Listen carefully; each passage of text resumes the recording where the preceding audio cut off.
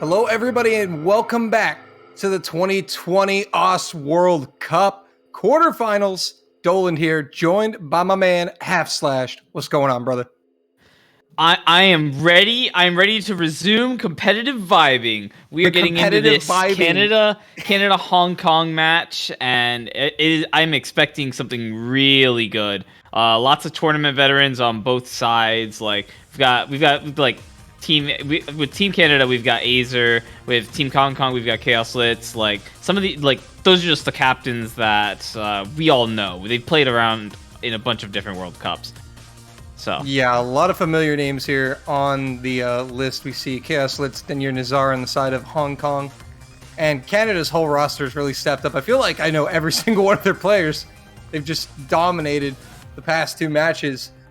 But should be an interesting match for the quarterfinals. A lot at stake here because it's a winner's bracket quarterfinal. That means the winner is guaranteed a spot in finals week in that top 6. So a lot on the line.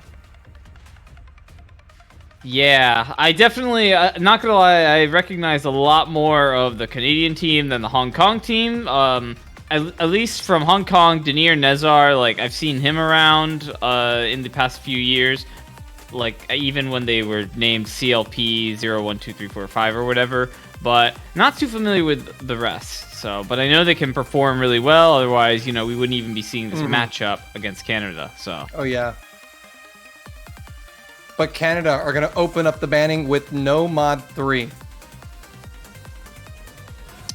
They have banned out the world's best VTuber. Oh, yep, that's right. Azer is having none of these VTuber shenanigans. None of it. Canada says no. Yeah, that's an F for the VTuber mappers. So I know they're out there. They're out there in that chat.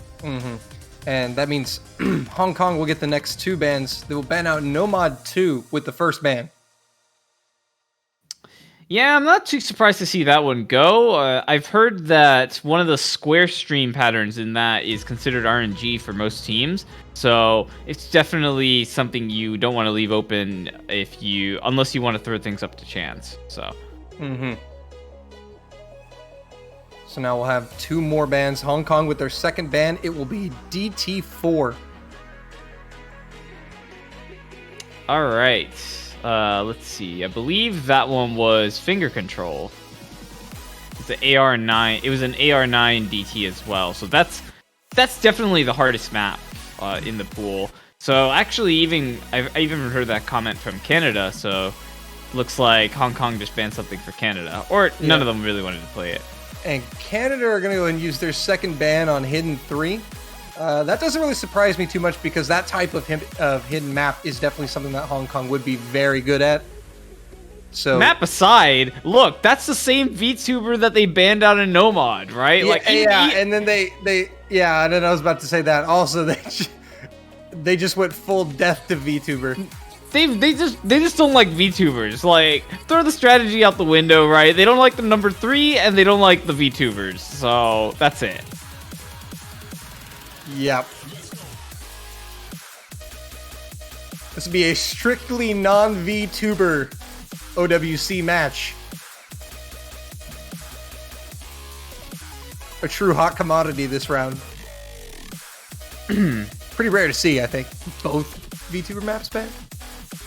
Is it rare? Really? Like, come on. Okay, if you're a team by that's the same confident, team though, by the same team. No. So if you're a team that's pretty confident, right, on being able to have the players for any sort of map, you pretty much can go into a tournament match and just kind of ban whatever you don't want to play. So maybe they're all just VTuber haters. Like, no one on the team likes this VTuber, I think that's a especially. bold claim. I'm sure there's look, knowing Canada, there's got to be some strategic value to it. I'm sure there is, right? But let's pretend that that's not the case. Let's just pretend it's like, this is like a pickup match, right? They're like, oh, there are VTubers in the pool. We don't want to play that. I think if I hear the word VTuber again, my mind is gonna break. Okay, it's okay. We won't be talking about it too much more because we're getting it all out of the way now. We're just getting it all the way now. Yeah. Because I mean, once we're out of this ban phase, right? There's nothing to talk about. It's not like we're gonna see that come up again. event. So true. But actually, what we do need to talk about is Hong Kong has been on the clock for quite a while now on their first pick. So actually, the bans may have affected them. Yeah, they weren't expecting it, but maybe it was semi-big brain move there. But it will be Nomad 6 being the first pick from Hong Kong. This is an interesting choice. That's a rhythm-focused pick, the first of its kind as the pools have expanded. And I don't know. That's I'm curious to see who's coming in for Hong Kong on that, because I know Canada's got an accuracy roster, so.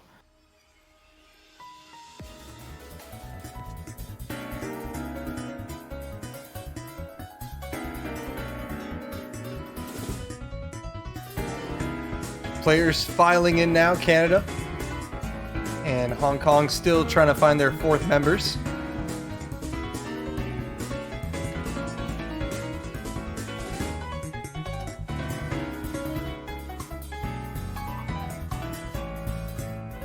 And it looks like it's going to be Sakura coming in for Hong Kong. And Stoof will be the fourth player for Team Canada. So it looks like this will be the setup to kick off our second winners bracket matchup of the weekend.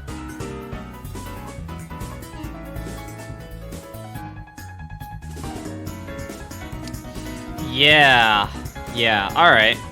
I at this point, I like I said, I don't have too much knowledge of this team. Right? None of the names I recognize are on the side of Hong Kong. I think what most people know about Hong Kong is some call them a team of quote-unquote D-rankers, but they're just kind of, lower-ranked players that play well above their rank, what the rank says, those just slightly underranked players, and they always tend to show up in big ways.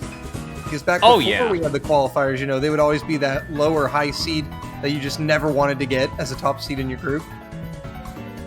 I actually remember, a few years back, right, we had players like Rizia, Nanako, Ming, all of those were all just as you described. So some things just don't really change, and even I guess that might be the case today even.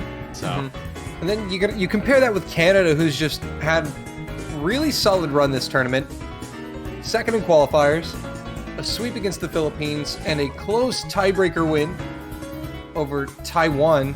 So they've been rolling, and it looks like we're going to get right into the first match. It's going to be Azer, Yummy, Ryuke, and Stoof for Canada against Dragbit, Saku, A21, and Sakura for Hong Kong.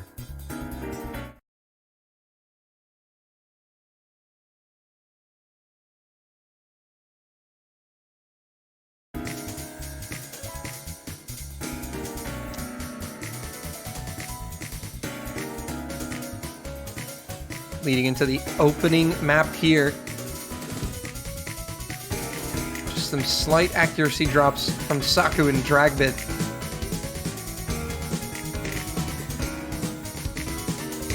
Yeah, it's all coming down to the accuracy here. I think it'll be a little bit before we see a miss, that's for sure. Overall, the accuracies are slightly higher over on Canada's side, but this is very subjective change as we are quite early in the map. Yeah, I think with these two teams, accuracy could be a very big deciding factor in this match.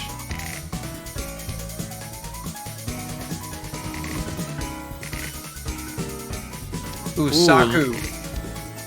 Yeah, that's the first break coming over from Saku. Meanwhile, over on the Canada side, Acer's still holding an SS, so...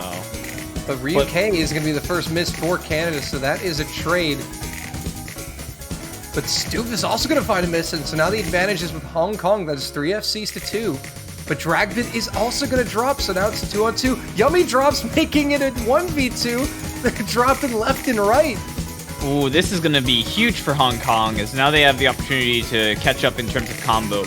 Accuracy-wise, though, I think Canada's still just doing extremely well. Azer's probably sitting at 1x100 right now, and the highest accuracy on Canada is 98.5, but that's dropping as the map goes on. Yeah, even though Hong Kong does have 2 FCs over Canada's 1, they're still going to need to hold on to that combo as much as they can, because Canada's accuracy is keeping them in this. But Hong Kong starting to grow that score lead now, still with about a third of the map to go. Yeah, that's the thing with these accuracy-based maps is, as if they're long, then it really matters keeping that accuracy up, just because of how Score V2 ends up working. Yeah, and Azer is doing everything he can to keep Hong Kong from running away with this. But also, look at these support combos from Canada right now, from Yummy Stoop and Ryuke. They are all right there. Those are significant combos. If we start to see misses, they are going to have pretty big impacts here. And Canada's still within reach. And there's a miss from Sakura, and there's one of the FCs down, and here comes Canada. This more or less decides it. Yummy just broke, but I don't think it's really going to matter. Even, like, I think Yummy's got the lowest score over on the Canada side. Hold up. This is actually could come down to the wire. Azer is starting to pull it back. Ryuke and Stoop with the combos there against Dragbit and Saku. And Hong Kong doesn't have a third player with a significant combo to back it up. And Canada are going to flip it back right at the end. Ooh, Stoop dropping combo, but I don't think it's going to matter. Yummy as well. Oh, Azer drops, wait a minute. Oh, this actually could give the advantage over to Hong Kong. Nah, but Ryuke and Stoop There's not enough map. Yeah, Ryuke and Stoof had the combo to negate Dragbit and Saku, and Canada steal one at the end there. Opening break point for them. That was close, that's for sure. I could definitely see why Hong Kong picked that one. But yeah, that was a very impressive performance from Hong Kong, but the consistency of Canada, and also you saw Yummy, Stoof, and Ryuke just immediately start building back big support combos. And when Hong Kong fell, Canada were in the right place at the right time to steal the point. Yeah, you don't want to mess with the accuracy maps. That's for sure. Not when they're this long and that dense. That's when, you know, having higher accuracy just becomes paramount. Azer had like 4 100s or something. That is unreal. So that contributes a lot to the score compared to like the average of 97% accuracy over on Hong Kong. Yeah, and also you want to talk about their accuracy. Their accuracy played a pretty big part in that win. But Canada is going to respond with their first pick. It's going to be DT3, Run Riot. All right. This is a bit of an Amy DT pick, as far as I remember. I definitely need to refresh myself on it because I remember the showcase and then.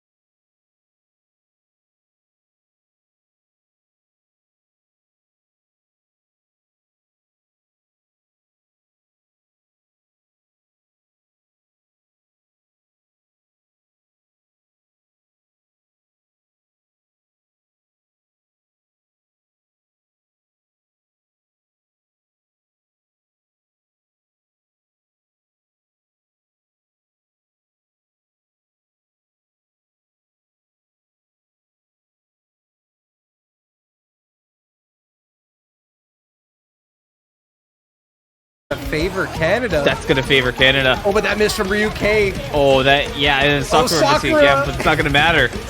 That There's lead is so close, though. Hong Kong is and Repursion. Oh, Repursion's dropping combo. That is actually huge. That is going to be huge for Hong Kong. Their lead is just increasing. That score bar Saku's still holding strong. Yes, Saku is really putting in the work for Hong Kong. It's only Zuniated for Canada with a combo. And down she goes right as I say that. Oh. Yeah, and it looks like coming to that last spinner, Hong Kong, squeezing out that win, by the skin of their teeth. Yeah, and a back and forth battle, seesaw battle there. Double miss at the end for Hong Kong, but it will not matter. They'll get their first point. 2-1. Yeah, that was some very impressive performance from Saku. That is something. For 200k lead on that, that's nuts. That's nuts, but once again, most of that lead didn't get built up until near the ending. Yeah. With these maps.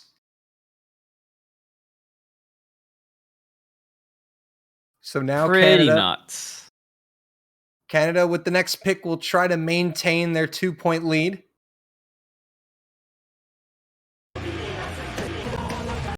And we'll see where they go in the map pool.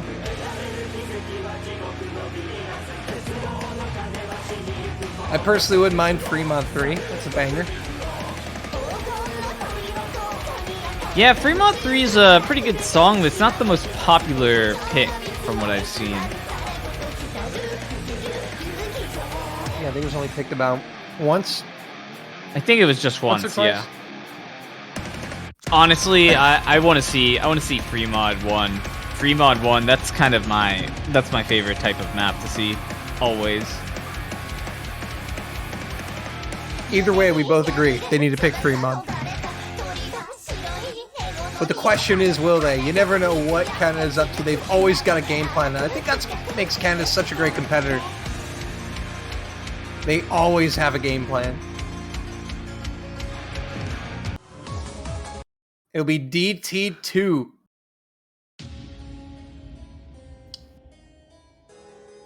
So they're going to stick with the speed here. Ooh. Always good to see that, right? Like, you just look, if you got the speed roster, you got to use it. That's kind of how that works. I mean, right? they won on DT3. Why not go for DT2? DT3, and they also won on No Mod 6, which is also kind of accuracy based as speed stuff tends to be. So Trev Rasher stepping back in alongside Yummy, Ryuke, and Stu for Canada. Then your Nazar, joined by iReady, making his first appearance in the match, or just Red. I think it's just Red. I'm pretty sure it's just Red. Yeah, just Red. The eyes threw me off, man.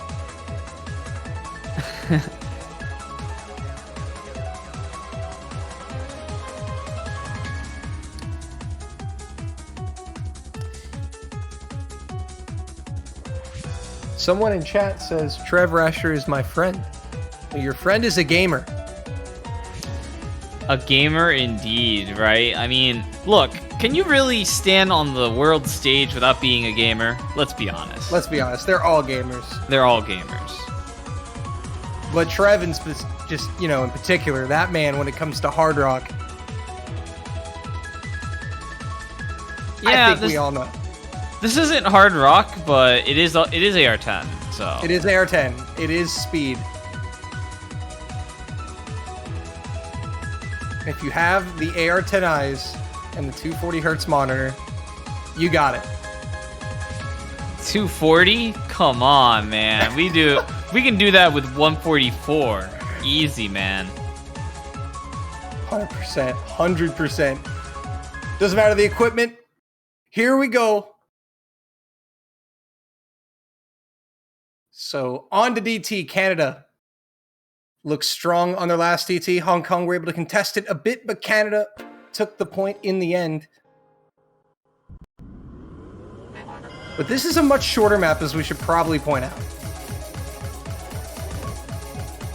So the misses are going to hurt a lot more. And that means so is the accuracy. It's going to matter a lot more here. And we already see that being translated on the scorebar. Ryuke with the SS.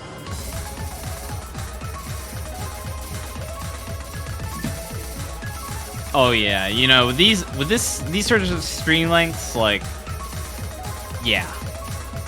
But Hong Kong's lone hope here. Oh, Red is going to find a drop. I was going to say Hong Kong's hope is to basically just FC, but Soccer will also go down in Canada, still rocking the 4-way FCs. That scorebar has already taken off to the left. Yeah, it's all going to come down to the stamina on this one, right? Like, I expect the scores to change a little bit more starting towards the end as fatigue starts to set in for some of these players. But hey, yeah, you know, maybe everyone can stream 230. TVK will go down for Hong Kong. They only have 1 FC remaining. 4 FCs to 1. And Canada basically have this one signed, sealed, and delivered. Yeah, especially as we get to the end, we're definitely seeing more and more breaks on some of those streams. But the section's pretty free. There's not really much combo. Canada just pulled off a domineering performance. That is a 4-way FC with 4.6 million points. Wow. The worst score on Canada? Worst score on Canada is 13,100s.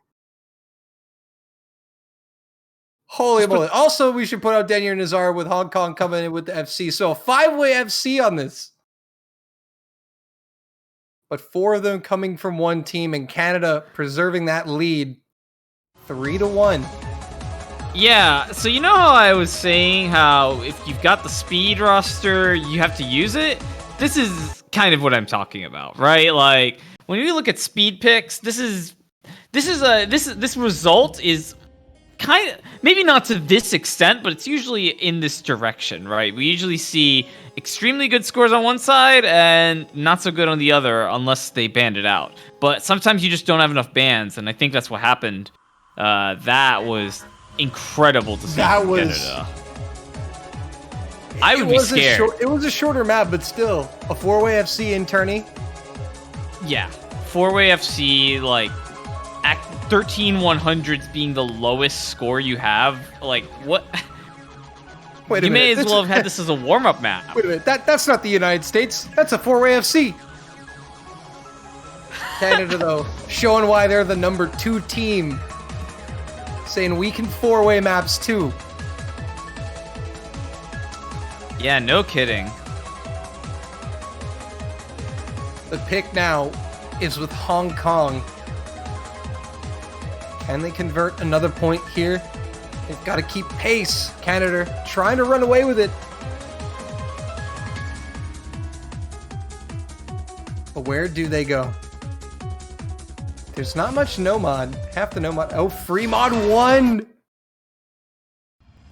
Oh, my wish list. My wish. I was waiting for you to realize that. My wish.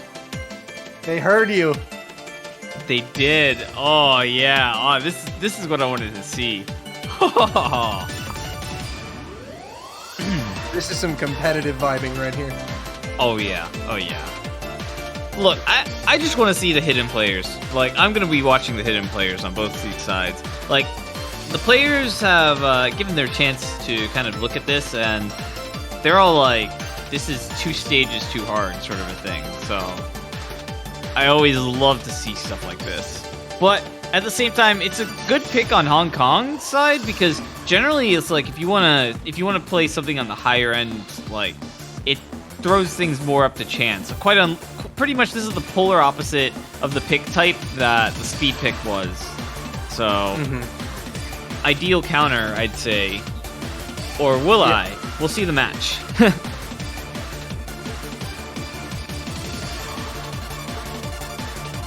Hong Kong going to slow down the tempo here, but this map isn't too long though either, only just over 2 minutes.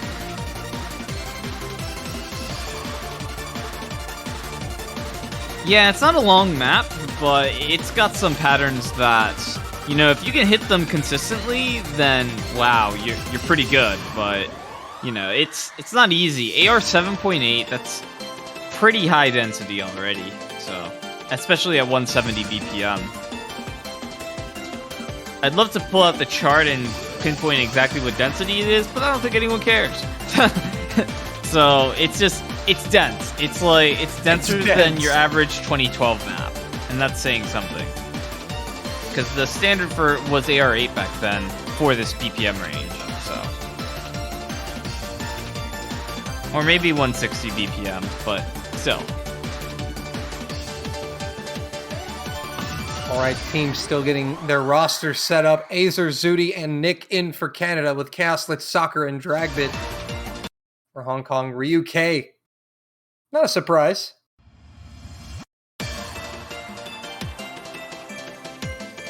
Hong Kong just need to make that break.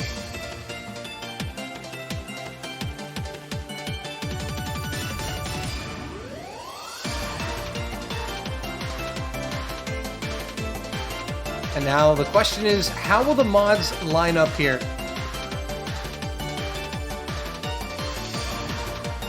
Will we see? I'm predicting Azer goes hidden on Canada. Ryuke with Hard Rock or Hidden Hard Rock for Canada. For Hong Kong, I believe Chaosless will probably do Hard Rock. Saku with Hidden, just based off of previous performances. So yeah. Well, let's see what it's going to be. The start command has been put in. The first free mod pick of the match about to get underway. It's going to be Azer with Hidden, Zudi with Hidden Hard Rock, and Nick with Hard Rock, as well as Ryuke. So Canada is over modding to the max. Sakura will go with Hidden Hard Rock, Chaos Slits on Hard Rock, and Dragbik with Hidden. Saku, the lone no mod. Yeah, look, I was just talking about the density, right? And people would rather just have those smaller circles than actually have that density. Especially on some of those zigzag streams, so they are quite a pain on Hidden. Yeah, so Canada has the mod advantage here, so they take the lead. No surprise. Azer will find a very early miss. And a double miss from Hong Kong coming from Sakura and Chaos Blitz is going to negate that completely. So Canada in the driver's seat early. Yeah, like I said, Hidden is just really hard on this. Dragbit 3 has been no problems with that over on Hong Kong. The Hard Rock team seems to be doing quite well Canada's side, though. Yeah, Canada really doing a solid job with Ryuke and Nick on the Hard Rock. Chaos Lit's going to drop once again. 3 FC still remaining for Canada. Here are these streams, the back and forths. Ooh, the zigzag stream, and we are seeing a break from Saku on that. Everyone else is holding quite strong, though. Canada until Azer actually is going to end up failing there, but he's going to get back on the streams. Chain missing on that, yeah, it's kind of rough. So, yeah, fortunately for him, though, none of his teammates missed. Yeah, he's playing the role of sacrificial lamb quite well, in the sense that, look at his accuracy, 98.7. That's kind of nuts with Hidden, so it's pretty much all misses and hits. So that's the best you can really do. Like, he's still got the supporting combo, so very good to see that. Still going to come in with over 500k, but Ryuke will find the second drop for Canada. Everyone kind of falls apart on some of those space triples amidst the burst. Oh, Zudi, no, she's not going to get the FC. At the very end finds a miss, but will still come in with 1,000,000 points. Okay, come on, close enough. Come on. That's the highest score on Canada's side. You got to give it. Nick coming in also with an incredible play. That's an actual FC from him. Yeah, that's pretty good. That's pretty good. I mean, Canada just they're not like putting up crazy scores like the US, but these are really good scores from Canada. I mean, what more do you want, right? Like, I mean, that's really good. This wasn't even on their pick. Yeah, that was Hong 3 Kong. points. So now Canada with the pick, really looking to run away with it. And now it's a scary situation for Hong Kong.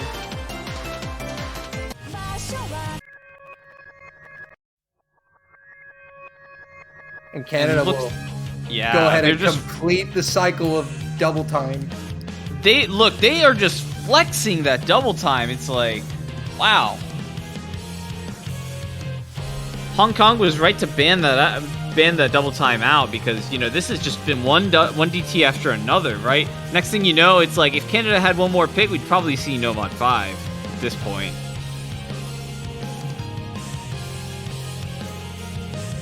Yeah, now Hong Kong's back really put against the wall here, but now we're going into a slightly longer map. I mean, even with DT applied, it's a fairly lengthy DT pick, I'd say.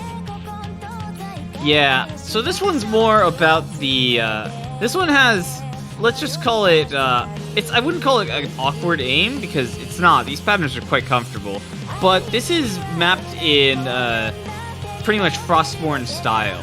So, it's not mapped by Frostborn himself, but it's mapped by someone who, imitates their style very closely. So you're gonna see, you know, just patterns, right? That's kind of patterns, the double time map. That's kind of what this is.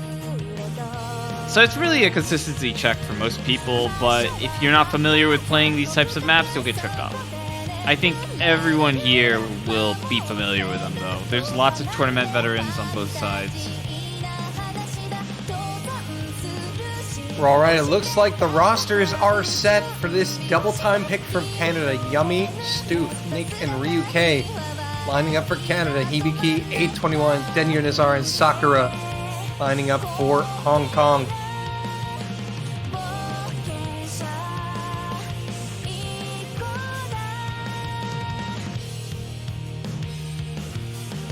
Now just waiting for the ref to get us started here. But Canada have to be the favorite. They've won quite handily on the other two DT picks.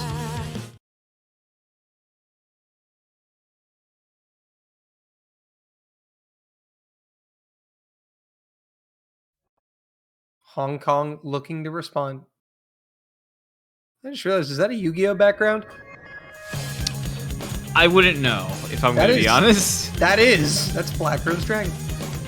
Oh, okay. Sorry, I'm a nerd chat, sorry. Anyway, double time. Let's go. Let's go.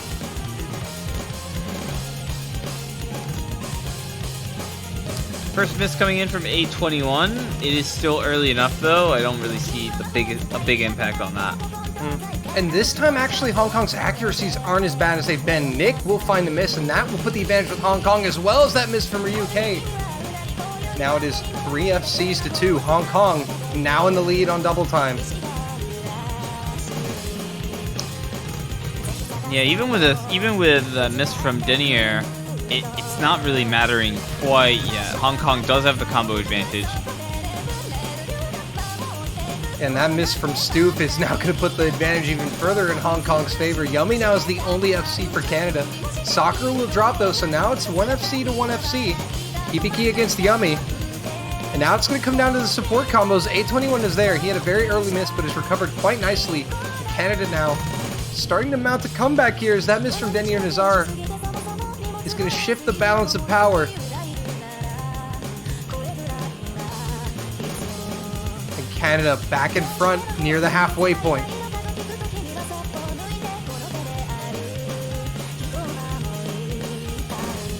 Hong Kong had it for a second there.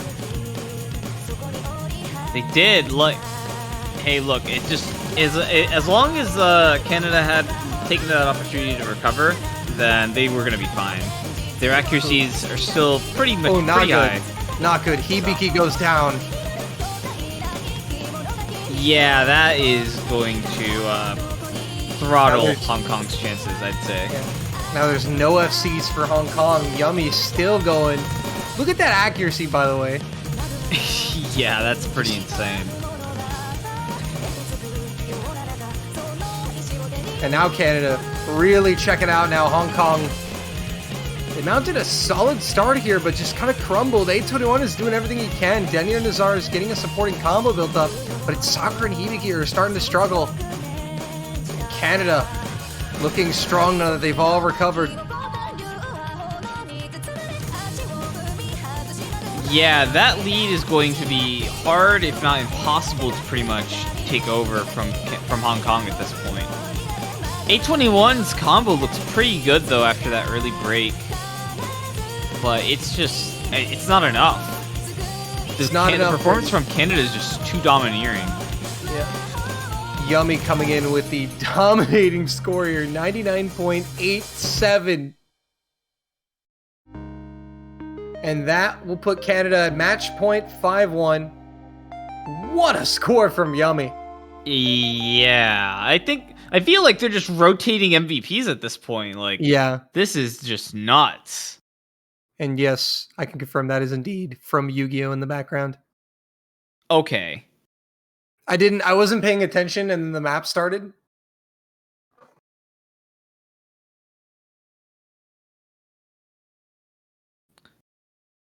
Yeah, just for a recap there, I think that's 5 MVPs by Canada. So I think the most we've had in a match is 6.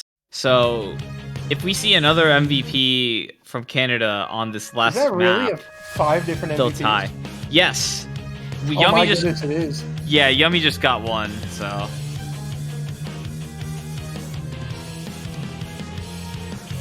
Look, this is kind of insane. I'm sorry, I gotta share this with the chat because one of our other casters happens to also be a Yu-Gi-Oh fan. Used to play Mr. BTMC, and he is so mad that he did not realize I was Black Rose Dragon. Oh, we're gonna have to revoke your Yu-Gi-Oh gamer card. I'm a little disappointed. I'm sorry, man. Look. In fact, I'll be stepping in to take your spot. Right? I got my Yu-Gi-Oh cards in the closet. Right? Oh wait, never mind. That's my closet. Calm down. It's getting too real.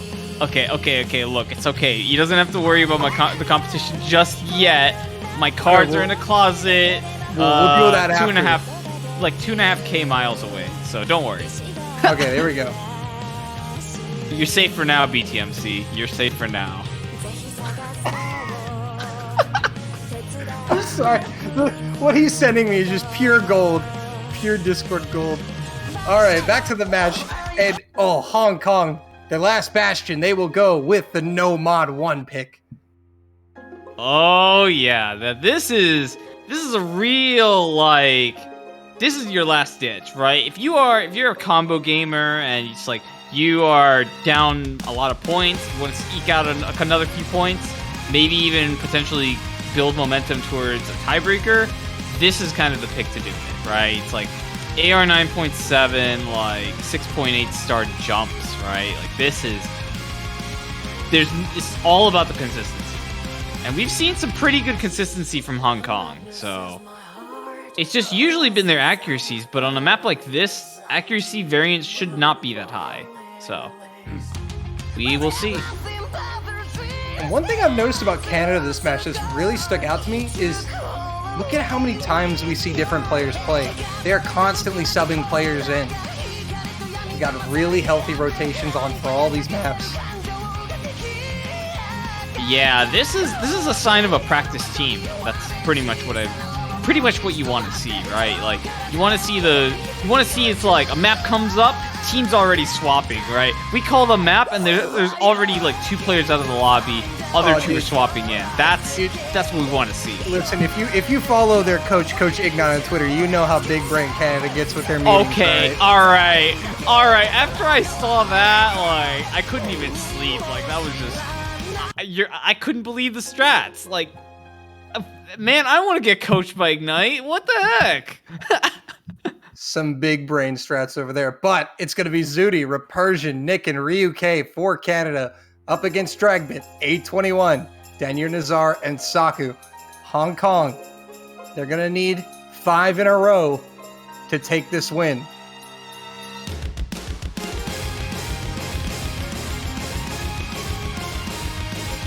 Yeah.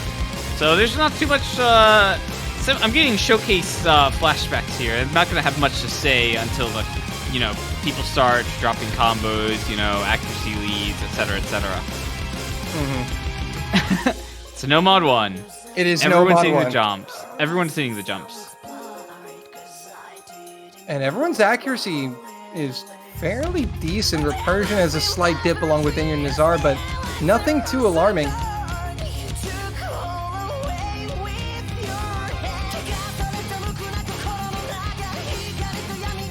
No one fooled by those jumps either. Nah, look, when the jumps come, it's like they're there. You know they're coming. It's no mod 1, right? Like wow. Players know this too. What a philosophical statement. When the jumps come, they're there. But that is the fact. And Saku will find the first miss for Hong Kong. Hey, look, sometimes the facts are what you really need to carry you through that match. But Hong Kong is losing their combo game. Rupert, though, dropping a little bit after, that he's actually going to give Hong Kong a fighting chance. Saku did break earlier, you know, we could see combo build up. It doesn't really flip the combo advantage because their combos are, it's a minuscule combo advantage, but it does stop the bleeding at least for Hong Kong. So one miss from Canada puts them right back in the lead. I think given more time, though, it will probably shift over. The accuracies are actually better overall on Hong Kong though this time, with A21 holding an SS, and it's just 1x100 plays from Denier and Dragbit. Yeah, honestly, it may just come down to accuracy, given, like, I think Saku and Recursion actually missed almost at the exact same time. I mean, this isn't even saying, like, Canada's accuracies are bad, right? The differences are literally a few 100s. And nobody else is getting caught out by the jumps at all. Still only one miss apiece.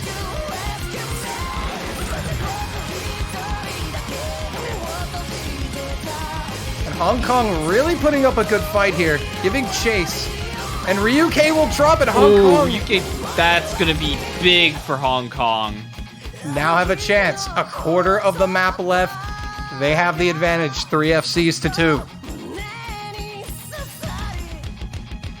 We hate to see those misses, but it's no mod 1. That's kind of what happens. Map is still not over. Here come the jumps. No one is caught out. Everyone just nailing those jumps. It's a 100k lead for Hong Kong, though, but it's all going to come down to this last jump section.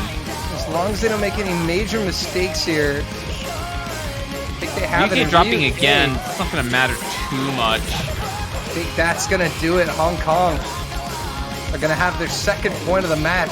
Oh, with Rupert dropping, Hong Kong, I think they've got this. Despite a brilliant effort from Zudinator and Nick with FCs, Hong Kong will be staying alive, taking another point, and they will live to see another pick. The FCs coming from Dragbit and Zudinator. Right, and I think, by the way, now we are at 6 unique MVPs by Canada at this point. So, yeah, because that was Nick. Was he MVP of the lobby? Yeah. Oh, he was? Yeah. Yeah.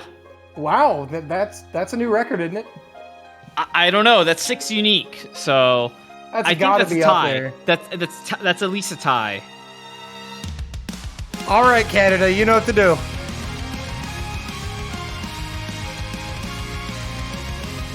Very good pick on Hong Kong's part, though. That is if like you're in a corner and you're backed out, it's like that's the pick you've got to go to. Hong Kong definitely needed that. And the good news for Hong Kong is there is no more double time. But we will see the first Hard Rock map pick. It has been left open. All 3 Hard Rocks have been left open until now. Oh yeah, I wouldn't mess around on this one. This is like, okay, this is like intro tech is what I like to call it. Therefore, it works well as like a tech aim map for Hard Rock. CS 4.4 base, so it has a precision element, but obviously not like precision. So that's the pick above this actually. It's something else. I'm curious to see what the rosters are going to look like on this one, actually. Also, you notice that Canada, they're picking the very short Hard Rock map here. So they're really going to force Hong Kong to basically three-way, kind of nearly three-way FC this almost. Well, I honestly, it being on the short side actually does favor Hong Kong a little bit. So right, because on the flip side, it could come back to bite Canada too if they find like a miss in the middle. Oh yeah, because Canada's been strong this match mainly on accuracy, right? So you want to look at like accuracy, like favored stuff. You want to look at the longer maps where it's like individual misses matter a little bit less than just can you maintain the accuracy. This map is going to be all about like a combo game, so very short.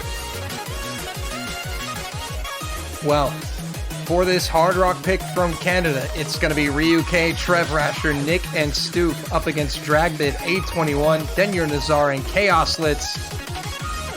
Hong Kong still backs against the wall. Canada, this will be their second match point. Can they convert it?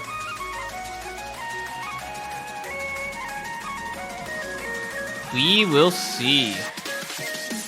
And there is the start command from the referee.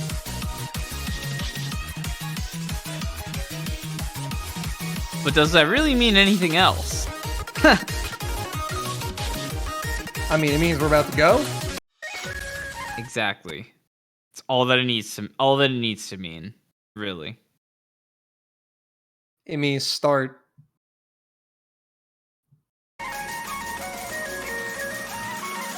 But here we go. The first Hard Rock of the match. And Stoop will find the opening miss. I see he's going with the Apraxia method.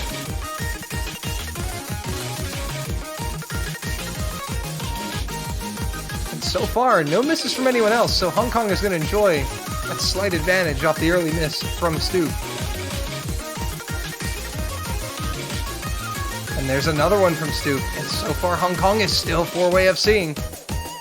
Yeah, this is looking like a more and more risky thing, but we're only halfway through the map, really. So there's still plenty of map left, plenty of intense things to come into play. Yeah, and this is where you don't want to miss right here at the halfway mark.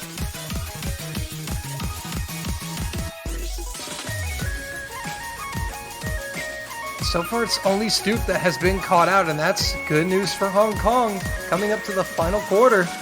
Oh, but then you're missing in the comp section. Part. And now it's all in Canada. Yeah, with this 200 is combo advantage. They're going to try to run it back, and Trev drops him. Dropping. Oh, Denyer, but A21 trades. Oh, A21. Oh man, that is Canada. Here comes Canada. Is still over on Hong Kong side, but Trev Rash dropping. It's still over on Hong Kong side. It's gonna come down to the wire. It's coming down to the wire. Canada's still pulling it back off the accuracy. When they flip it and they got it. Canada will steal it, and that's gonna do it. We will not see a ninth round. This will end here and now. 6-2. Canada stealing one once again for the second time this match. Will advance to finals week in the 2020 Aus World Cup. Top 6 for Canada. Well played, well played. Yeah, it'll be interesting to see that matchup. That, like, after seeing that performance, I really want to see the semifinals now. Like, there's no way it's that big of a difference, like, from quarterfinals to semifinals in terms of, like, these performances. There's just no way. This is nuts. Like, I don't know. Like, this is going to be a very interesting matchup against Canada. That's all I'm saying. Yes. Well, here are your winners. Canada in the quarterfinals. They are guaranteed a top 6 finish this year with this finish. They will move on to the semifinals to play the winner of China and Japan. That match coming up later this weekend. And, well, for Hong Kong, they will be dropping to the losers bracket, where they will play the winner of the United Kingdom and Indonesia. Oh, that's going to be a tough match. Although, I gotta say, it would be interesting to see Indonesia. They're not exactly favored, but I gotta say that that would be cool because they're very similar in composition to Hong Kong. Hong Kong having more veterans at the whole, like, 4-digit scene kings, but Indonesia kind of pulls the same strats, so. Well, but against the UK, that's a powerhouse. Woo! That is going to do it for this block. As you see on the screen, your next match will be Australia against Singapore in the losers bracket. They are playing for the top 12 positions. That coming up in 5 hours. Singapore, one of the breakout teams this year, really, upsetting Romania.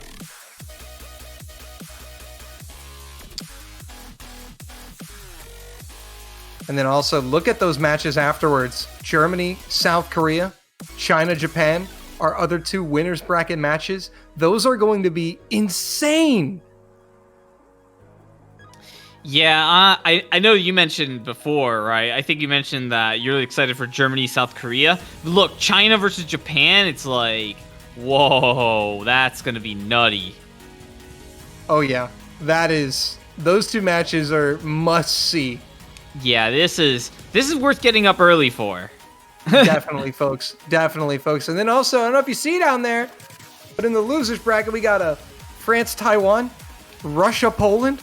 Huh. Yeah, I can't believe these matches. Like, we're going to see some pretty close stuff, I think.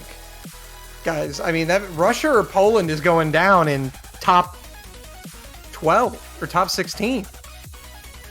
Top 16, yeah. Russia or Poland is going to be eliminated in top 16. What? Hey, look, I can't say there's no precedent for this, right? I think I remember like a year where we saw like this ridiculously stacked Russia roster and they didn't make it out of groups. So I also thought we saw a year where like Poland lost in a very early round. I don't know. So you can see it all. So even with top teams. Those are the matches we have in store for you for the rest of the weekend. But for Half Slashed and myself, that is going to be all for now. Any closing thoughts? No, just check out some of these killer matches that are coming up. That's pretty much all I got. You should do it. Oh, and you should buy a banner if you want to support your team in the Oz store. $2.50. Make your profile look beautiful and show your love for your favorite team. Okay, now we can leave. We've done the banner plug. Okay, all right, sell out. All right. All right. Thank you guys so much for watching. We will see you in 5 hours for Australia against Singapore. Don't miss it. See you next time. See ya.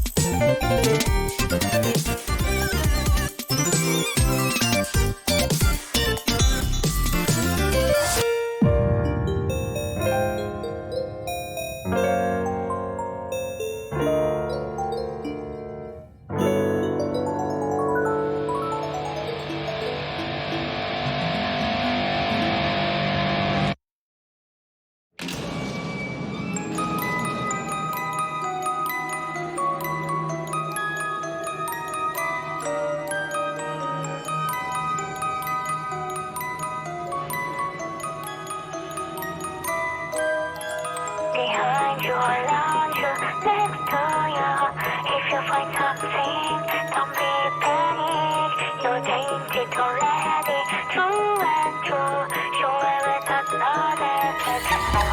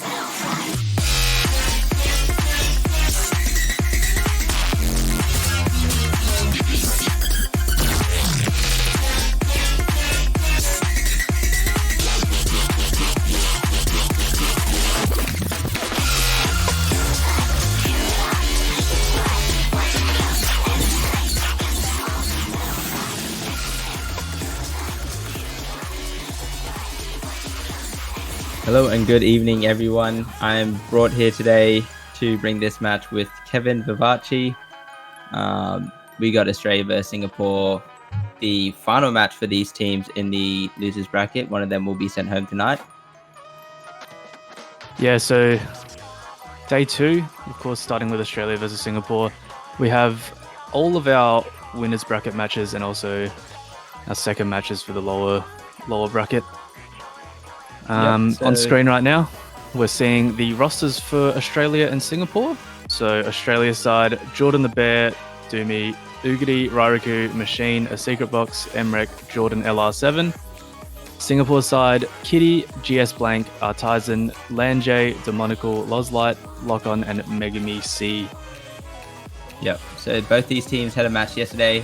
Singapore taking down Romania in a relatively good fashion. Australia obviously having a much easier matchup. I think Italy was missing a few players in Kurochi, Surfi, and Koba. So 6-0 for the sides of Australia, and I think Singapore won 6-4, 6-3. It was a very close match though. Yeah. Now, Singapore, I think, really showed up yesterday, came in with a solid game plan, and executed well, and they ended up winning.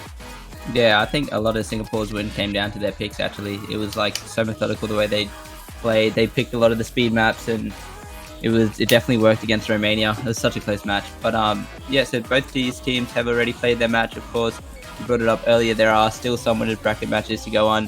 One I'm most excited for myself, probably that Japan-China match. Definitely want to watch that one. For sure, yeah. No, I think all the winners bracket matches this week are extremely high quality matches. A lot of close matchups there. Germany, South Korea as well. God, there's some great ones. So, yep, this is the first match of the night. If you're on that western side, of course, morning for some of you Europeans and Americans, rather in the evening. Getting a bit late here for some of these countries.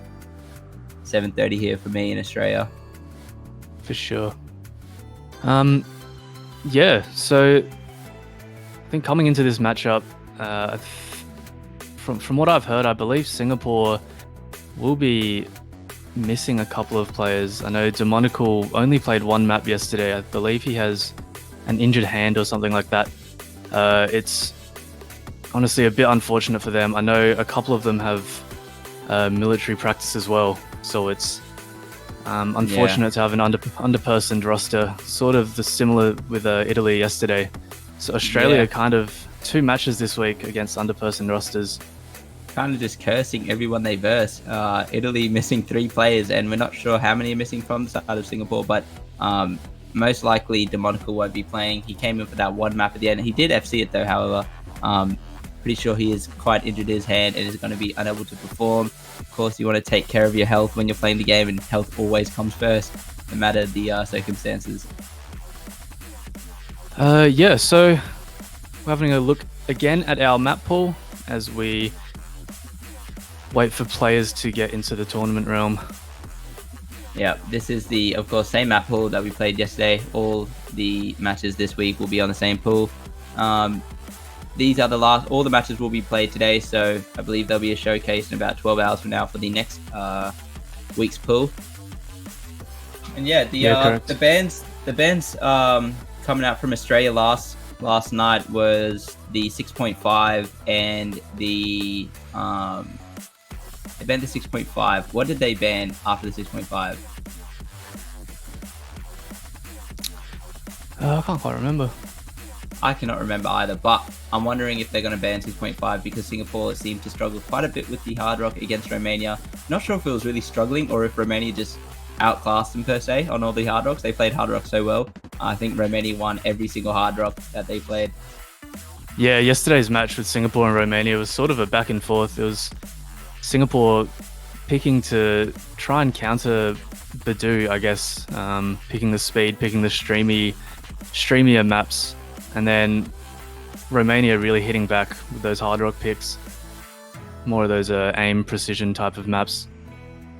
Yep, and just because Singapore might be missing a few players doesn't mean this match is not winnable at all or anything like that. You definitely see at the pool level of difficulty of this pool is around that of qualifiers. So most players in this tournament pretty comfortable and familiar around this difficulty of a pool.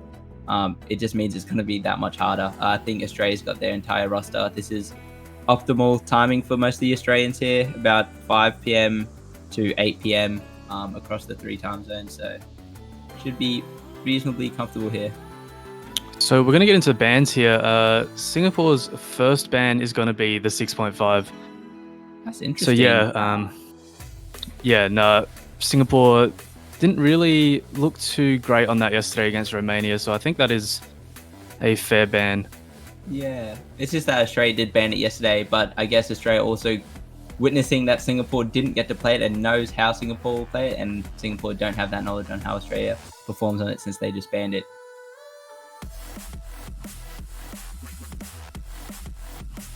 Waiting now on Jordan the Bear's ban for the side of Australia. He gets 2 bans in a row. It's a 1-2-2-1 system, so he'll ban second and third.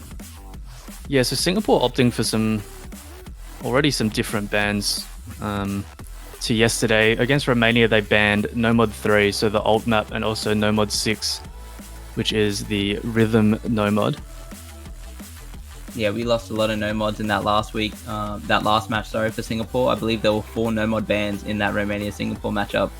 So it was quite intense. Maybe it was 3 because I think Ratko Shinden got banned as well, the DT4. Yeah, DT4 was one of Romania's bans. But yeah, Australia, yesterday's bans, Free Mod 3 and Hard Rock 2. And Hard Rock 2 already banned by Singapore. But Australia going to ban the Hard Rock 1, which is interesting.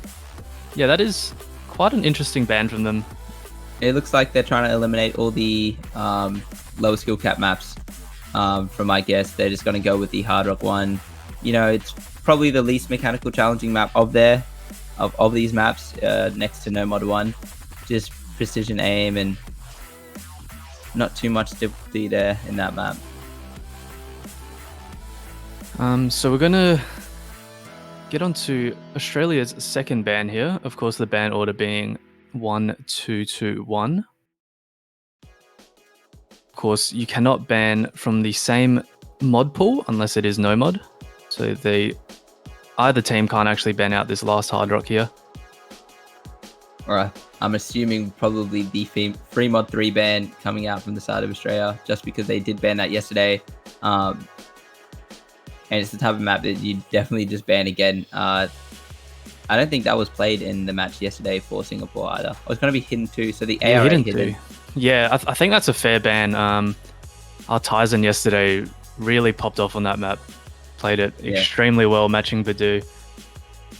And we did see Australia actually quite struggle with that one yesterday. I don't think they had any FCs on that. I think Machine was the highest score for the side of Australia on that map.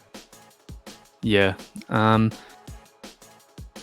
So Singapore are gonna have an immediate ban there, seemingly. Yeah, they insta-ban DT3 and insta-pick DT2. So very, very quick here. They know exactly what they want to pick and what they want to ban. And it's going to be the DT2. I'm actually seeing Demonical in the lobby. Hopefully he's here to play and here to stay. And not getting too sore. But, yep, so we're getting into DT2. We saw 2 people from the side of Singapore FC this yesterday, I think. It was really, really nitty-gritty map. They had really low AC, but were able to get really large combos on this map. Yeah, we saw the lineup yesterday for Singapore on this map was a Megami C, Lock-On, GS Blank, and Lanjay. Megami C and Lock-On both FC'd, but with relatively low ACs, 91 and 89 respectively. Today we're going to see quite a different roster from them. We're seeing Lock-On, Demonical, Kitty, and Lozlight. So it looks like Lanjay and Megami aren't here, considering they were both the FCs yesterday, right?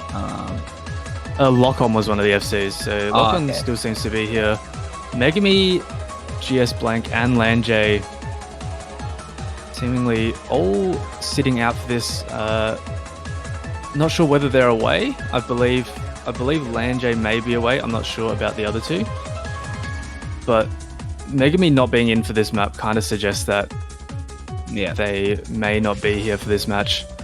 Man, that's just how it is sometimes. You can't gather all 8 players, whatever circumstances are going on. But for the side of Australia, we have Dummy Ugadi, John LR, and Emrek stepping in. So the 2 rookies right next to the 2 veterans for this map. It's very standard stamina map in this slot here, and it's quite fast as well.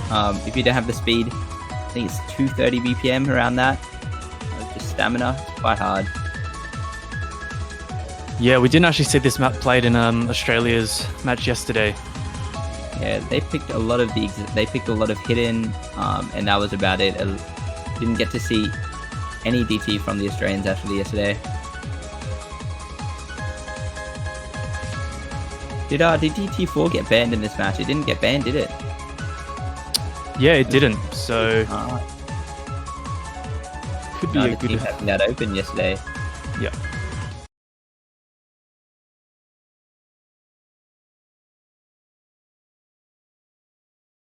We're going to get into our first map for Australia versus Singapore. Australia's lineup, Dummy, Ugadi, Jordan LR7, Emrek. Singapore's lineup, Lock-On, Demonical, Kitty, and Lozlight. Yeah, really keeping an eye on these Singapore players here. A lot of them are new to this map. First time showing it for us. Demonical wasn't in for it yesterday, and neither was Lozlight. So, of course, we didn't get to see Australia play it. No dramas from anyone at the start. Lock-On with a bit of accuracy, tanking, but that's alright. The map is actually relatively short, so early misses can indicate a loss of score.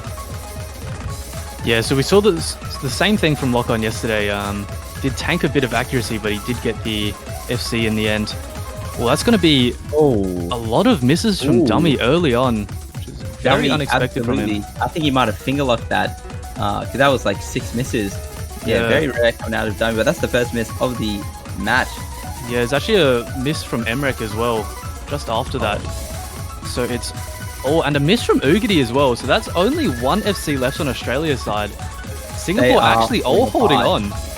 Yeah, everyone looking pretty comfortable on this map. Lozlight with the AC tank, but everyone on the side of Australia seeming to struggle a lot more than that of the side of Singapore. All below 95% AC. And Kitty. Dummy and Emrek holding on to some supporting combos to Jordan LR7 here, but Lock-On and Demonical still holding on to their FCs. And we're actually going to be at the end of the map. It's already way too late. It. Yeah, that's it. Very short map. Instantly left that one, but yeah, wow. Yeah. GG's to Singapore. They're there. 2 FCs on that map. Demonical with the 97%. Was way harder than any of that of the Australians. Certainly a good pick from the side of Singapore, and that's going to be the first point going over to them. Yeah, Lock-On pretty much replicating what he did yesterday. Tanking accuracy, but holding onto that FC. Lozlight probably filling in for someone away that would have played that map anyway, but he still did well. Only the one miss, despite the accuracy. Got a nice 550k score there. Yep, they couldn't have done it without him. Jordan. Yeah. Jordan LR7 there, getting the only FC for Australia's side. Yep, such an expert pick from the side of Singapore. They you just see Demonical say he was leaving now, so that would be tragic, but maybe they're picking the map he can play at this current time, and then he will have to entrust the rest to his teammates. Yeah, I think Demonical probably was really needed for the DT picks. I wonder if he will come back if any other DTs get picked. Cause, yeah, I hope so. Yeah, I hope so as well. But yeah, no, our first point to Singapore, which might come as a shock to Australia. Yeah, absolutely. On a map like that as well, they were very confident in their DT roster. I know that just from talking to the players that they were ready for any sort of DT that comes their way, and just getting blown apart in the first map, only one FC from the side of them. So maybe a bit of jitters here, a bit of nerves, not too warm or something, but they're going to go ahead and pick Nomad 1 first. Yeah, so Nomad 1, this was played in the Australia match yesterday. It was also... yeah, so it was played in the Australia match yesterday. I believe it wasn't picked in the Singapore-Romania match. No, I don't remember it. It could have been. I definitely don't remember it, though. I think they were on their last pick and they decided that this wasn't the one they were going to go with, so they went with the DT instead, and they wanted out on that. I remember they were talking about maybe taking a gamble. But we're going to see, Australia did play this yesterday, and it was Boogity missing at the very start, and then FCing the rest of the map, and I think it was Emrek who FC'd it for the side of Australia. Yeah, so some really solid scores from Australia yesterday. We had Emrek's FC, Ugity pretty much reverse choking it, Machine with a 700k score, and Jordan the Bear with a 600k score. Pretty interesting that Ugity's actually not playing this, considering he played it yesterday, but LR7 did FC that last map. We're seeing Dummy in here instead of Jordan the Bear. Singapore's side, you'd kind of expect someone like GS Blank to play this map. Yeah, GS Blank must... Wait, Megami is there, actually. Oh, yeah, so Megami is there, which is interesting. I think it might be GS Blank Lanjay, who might be away for the side of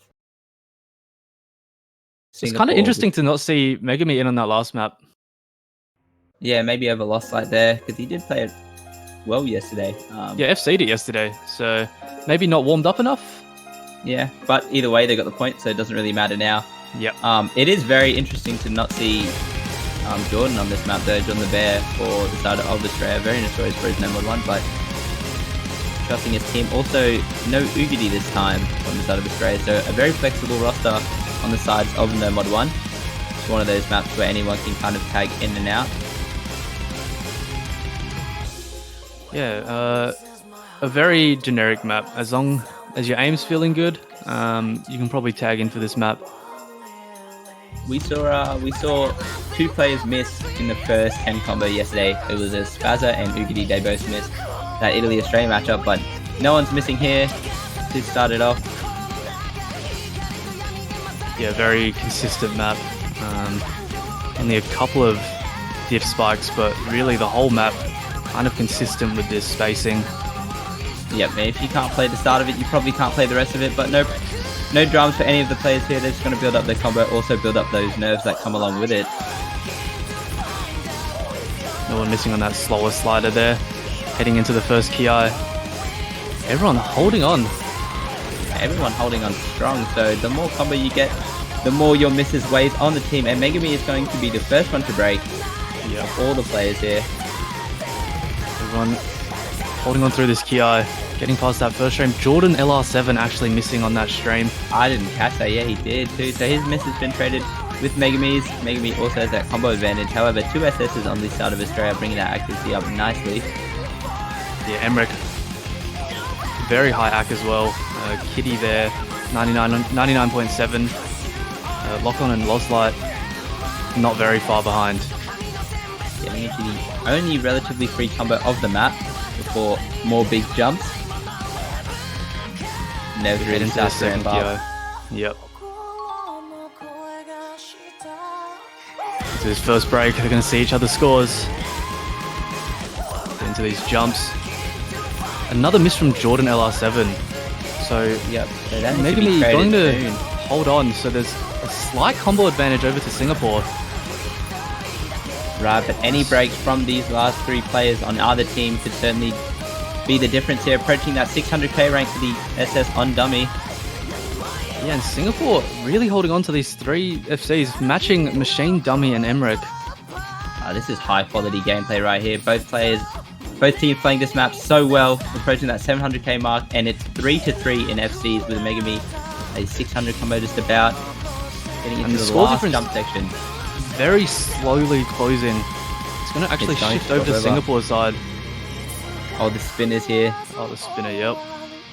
Both teams seeing the scores now. Within 300 points. Yep. 300 points of this second break before the last section of this map. No one missing that first jump out of the spinner. And it is, Megami breaking again. It Megami goes over breaking, to the side of Australia with that break, but still, any of these three players on the side of either team missing would definitely cause it. The score is so actually going to go over. Yeah, it's going over to Australia right now because of that Megami break. High arc players on Australia miss, but Kitty's going to be the first one to miss on those horizontal 1-2s, and that's going to be it by about 2,000. 2k? No, 20k. Around 50k at the end there. Whew. Extremely close. The poise on these players to FC, seeing through the break that you have to FC. You know, I don't know how they do it. You see, everyone is FCing at that point, and if you break, you're going to lose it for your team. And the poise of Dummy, Machine, and Emmerich to hold through and lock on and Lost Light. Credit to all these players. Phenomenal players. Every player really focused right now. Even though it's a 500k score from Megami, it was only the one miss. Yeah, exactly. But man, that is extremely high quality players, all above 900k from Dummy, Machine, Emmerich, Kitty, Lock On, and Lost Light. Yeah, I gotta say, I'm surprised with how high quality that matchup was. That was seriously 6 FCs until the end there, just about. So definitely got a high skill matchup on our hands here. Singapore giving Australia a good run for their money. Australia, however, winning that map just barely. Yeah, so one map apiece here. Both teams on pick. We go back to Singapore's pick here. Interesting to see what they go for. Yeah, maybe more double time, if that's the case. If not, probably looking at picks they picked yesterday, I believe they picked Nomad 2 in their last match. They definitely played Nomad 5, right, if that wasn't banned. And I think that was about it. Yeah, they definitely picked the Nomad 5 to counter Badu.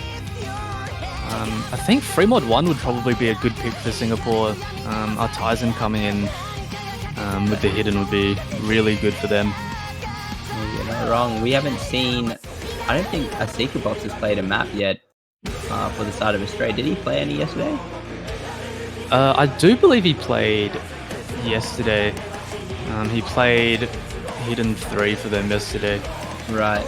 We'll be getting into Hidden 1, a pick from Singapore here, straight after Nomad 1, so the aim certainly feeling alright. If I recall, yesterday watching this was quite... yeah, this was actually... this was... the first map, right? Yeah, it was the first map that was picked by Romania, and Singapore actually took it from them. Megami was the only FC for them. Oh, it was Megami, yeah. Yeah, but they ended up winning the map by 300k. I think LR7 FC this yesterday for the side of Australia as well, though, so... Well, he had a relatively high score. This was definitely played in the Australian match. I remember he was wiggling those little star stacks or whatever. He was doing circles on all of them. It was played in Australia's match yesterday as well. Everyone over 600k, but no FCs. So maybe Singapore backing Megami here. See if Megami can get that FC for them again. So Singapore definitely missing GS Blank and Land Jab. Pretty sure you could confirm it at this point. They both played this map yesterday, I believe. Yeah, for sure. So instead of GS Blank and Land J, Lock-On and R Tyson will be stepping in for them.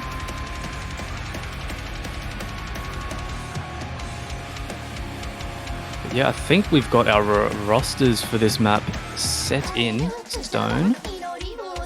Australia's side, Dummy, Machine, Jordan the Bear, and Emrek. Singapore side, Lock-On, Megami C, Kitty, and Artisan. It's such a different roster from the side of Singapore. You really do hate to see that sometimes. You just have completely different rosters, but maybe it'll work out for them. It certainly did on that last DP map where they won it, and their last performance on that No Mod 1 was really good, so maybe they can bring this one back.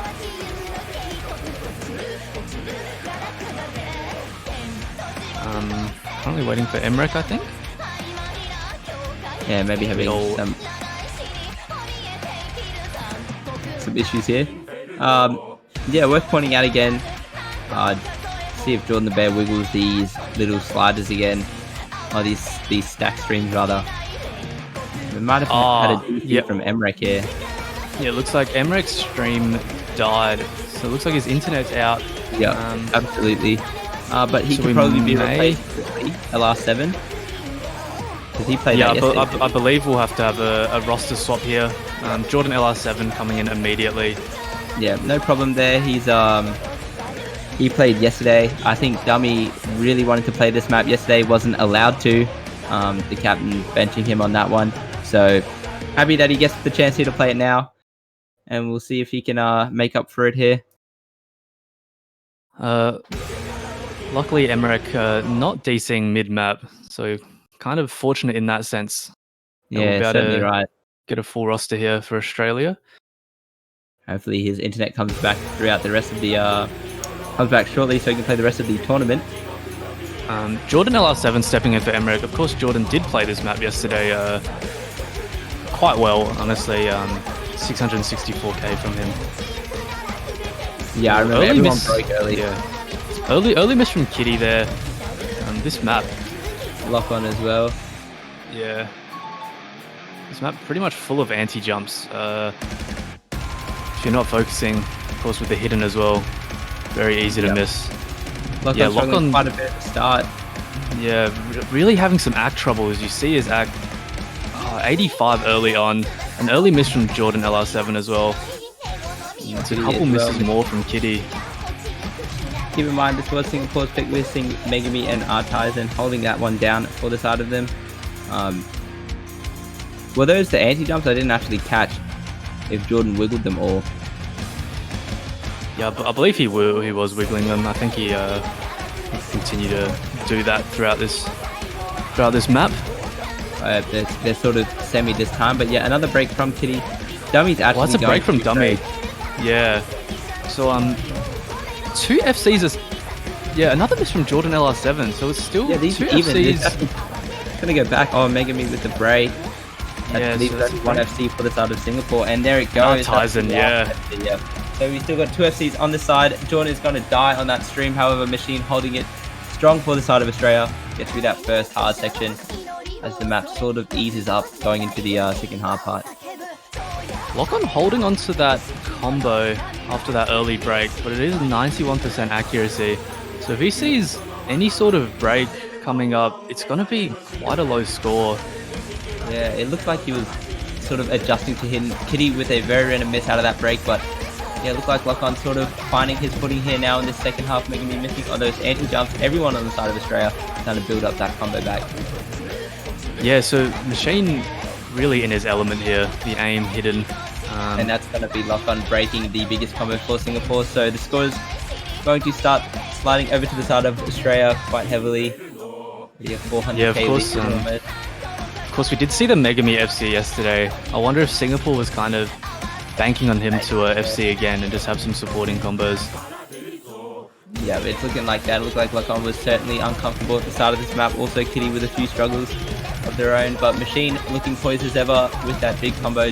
Dummy and both Jordans also holding it. Big good combos as well. Yeah. Combo resets for Artisan and Megami. I think it's fair to say this map is probably done as we head into this last section. Jordan's trying to wiggle them properly. Like he's no longer doing circles, he's doing little star patterns. Pretty cute there coming out, but yeah, over 800,000 score lead, and Machine is going to be the only one to FC, and Dummy breaking about 20% through the map, is going to get a relatively high combo himself. Yeah, so still some good scores on Australia's side. Singapore, I guess, yeah, really was banking on Megami to FC that again for try and carry them through this map. Of course, Yeah, and with this no FC, GS blank. Yeah, wouldn't have been enough. It's of course they're missing a lot of their roster. I feel like they had 2 core members on their team missing that map, and Australia missing out on Emmerich there, but it wasn't too big a deal. All scoring above 500k again. We only saw one on the side of Singapore and Artisan, so they were very close to each other. The Singapore side all within 70,000 of each other. and a very solid FC from Machine there, 99.2%. Yeah, that's such a machine map too. We've seen it. We're going to see it throughout the entire tournament. These sort of anything hidden really. Certainly going to see Machine play that. He is the hidden specialist for the side of Australia, so no surprises there. It's performing so well. We're getting into Australia's second pick. That's the first breakpoint of the match. So I wonder if Singapore's strategy there was they did match him very well on the no mod one. Yeah. Maybe try and match him again on the aim. Especially since Australia banned that Hard Rock aim map. Maybe you're thinking Australia's not too comfortable in aim today, and you're trying to attack all the aim maps you can. So I can definitely see the logic in that pick from Singapore. We're kind of running out of all the aim maps left in the pool. There's only really free mod 3, free mod 2, and what would you call DT1? Yeah, I'd say DT1's got a lot of that aim as well. So almost all exhausted here early. What do you think Australia picks here? I'm interested to see whether they'll go with the more difficult maps like No Mod 6 and DT4. We didn't see No Mod 6 be played in either matchup yesterday, but No Mod 6 is such a hard map, and if you're really good at it, it's really good. But we're going to see Hidden 3, the map by Captain 1, the VTuber song. Hidden Yeah, pick. so the VTuber song, of course, Dummy was probably pressing Jordan to pick it. Yeah, Although Australia honestly didn't have very good scores on this yesterday. Right, it was just Dummy holding it. He got like 1,000 combo or something. He held combo for so long, and no one else really there to support him. I think Machine ended up outscoring him in the end though, because his act was so high. I could be wrong, but I think it was something like that. Yeah, so Machine 660k, Dummy 630k, Jordan and Box relatively close at around 500. I wonder if this was they saw the scores from Singapore on that hidden map and were like, actually they can't really play hidden today. They're missing a few of their hidden players, and they just instantly picked Hidden 3. So maybe a bit of strategy coming out from the Australians here. Are we seeing any roster changes? It looks like a Jordan the Bear coming in, Emre? as opposed Or Emre? for Box, for a secret box there. Right. Yeah.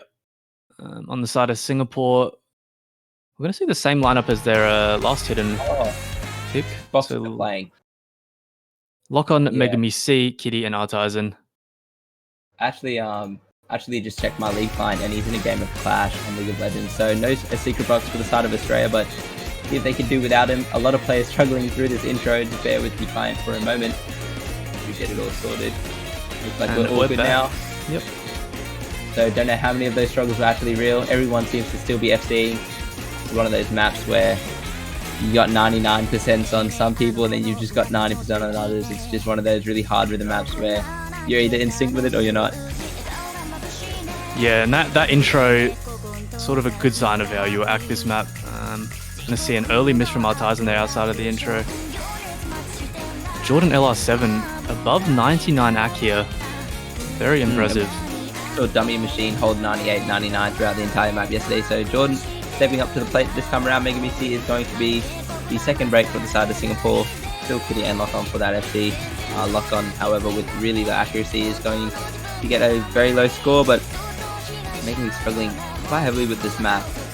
Yeah, seemingly a good pick from Australia here. Some of these patterns, especially the ones leading into the Kias, are very easy to over-aim and just miss the entire pattern.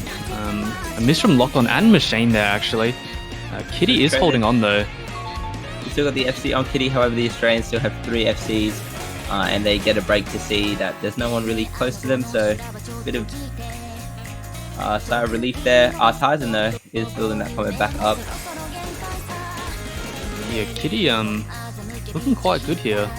No real struggles. The rest of Singapore having some act troubles. Tyson building up that combo to support Kitty here. Of course, Dummy did miss quite similar part of the map to Machine.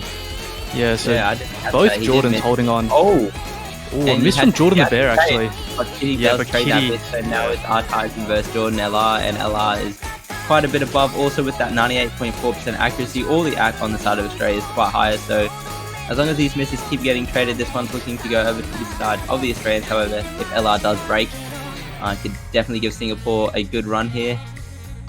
Get up to that break. Both players seeing they need to hold this one down for the team, carry it. Yeah, no really strong combos on Singapore's side besides Tyson. Lock on about 400, but that is matched by Machine and Dummy here.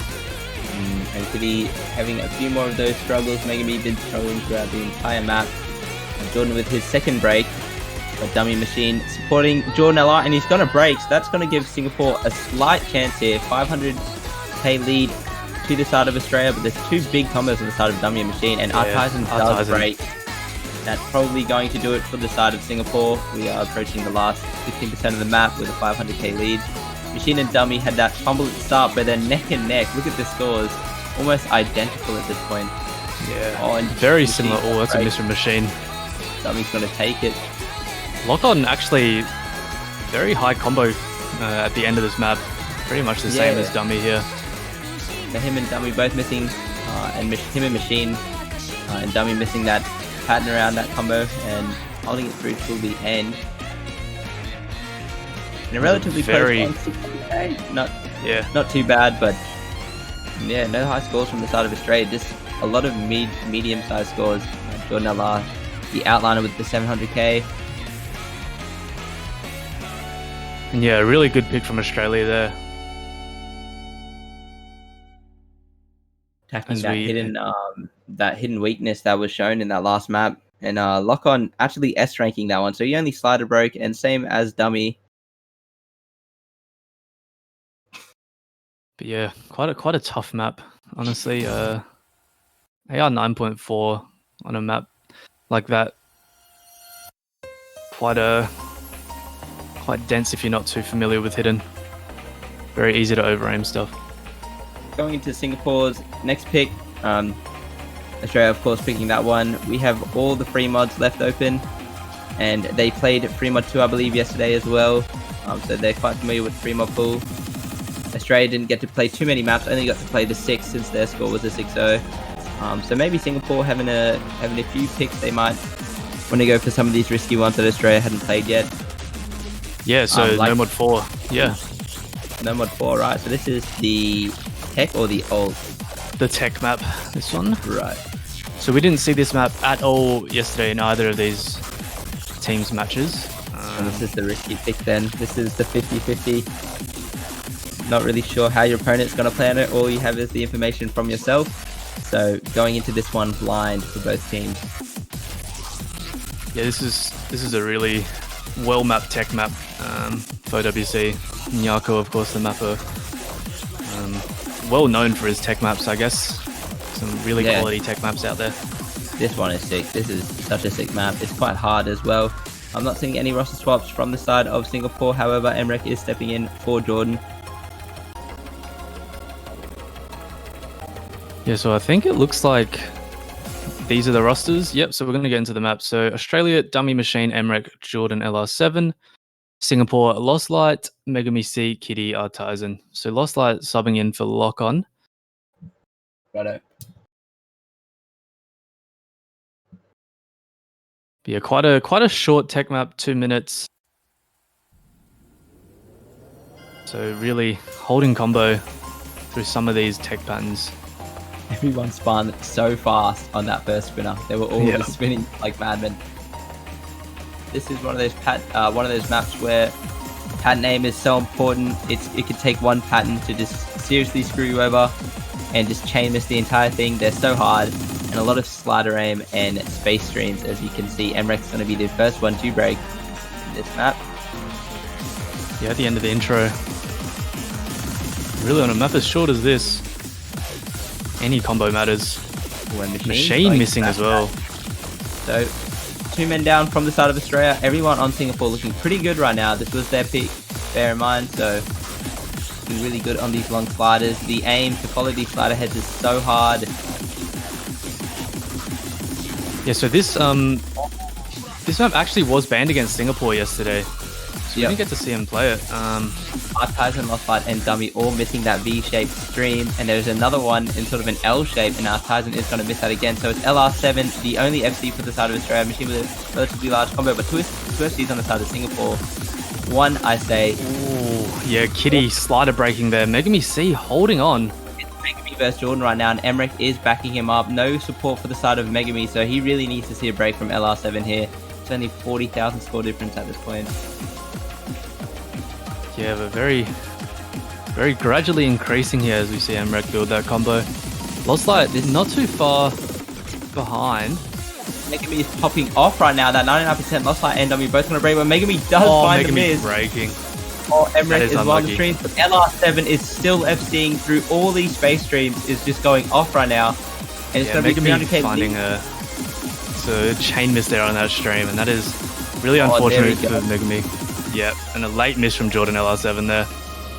If he held it, maybe, just maybe, he would have been around 900k. It would have been about 300,000 more. So maybe it would have done it, but it's hard to say. LR7 held on so long as well. That was doable for the side of Singapore. Very close, but LR7 with the debut popping off right now.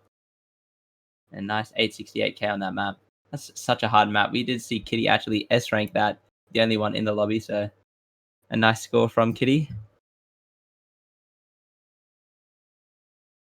So the second breakpoint there, going over to Australia as we head back to their pick.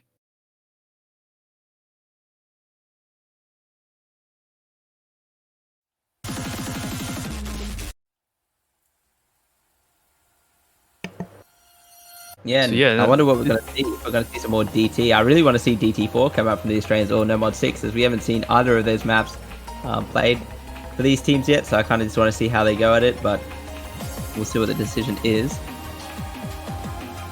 Yeah, that last map definitely not a bad performance from Singapore's side. It's kind of understandable why Romania would have banned that against them. Yeah, and that's including missing 3 players on their team, so I wish we got to see what the entire roster would have been like for the side of Singapore, but with that roster they had there, it was doable, certainly doable.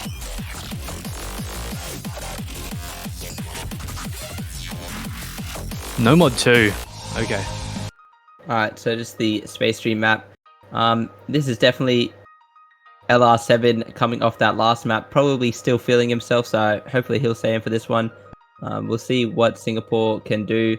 They don't have their whole team here today, and this map was played yesterday, so there'll probably be a bit of a roster swap on this one. Yeah, so it is quite a tough No Mod 2. Of course, this year, I believe the No Mod 2's star ratings are trying to match the No Mod 1's. Right. So a 6.7 star rating here. This, of course, custom map by Friends396. A very solid quality stream mapper. It is such a good song as well for it. Of course, Hune. Soul Wind. Yeah, love it. Love it. Absolutely love it. And the emphasis on the No Mod 2s of this OWC compared to the last one, there was a lot of complaints last year about the No Mod 2 slots being a bit too not hard enough. So the OWC mapping staff have definitely upped that and want to make No Mod 2s feel as hard as they should be. This map, obviously no slouch to that. However, it does have a lot of those linear aim patterns, and we actually did see a lot of the players on Singapore missing on the aim in this map.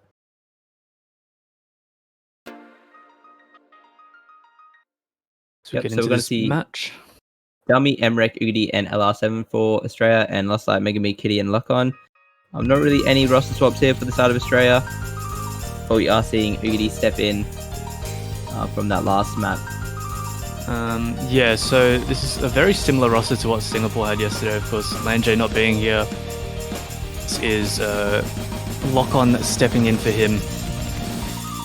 But yeah, one thing to notice about this map, the 1-2-3s after some of these stream patterns, the linear 1-2-3s, very easy to miss on if you're not reading the map correctly.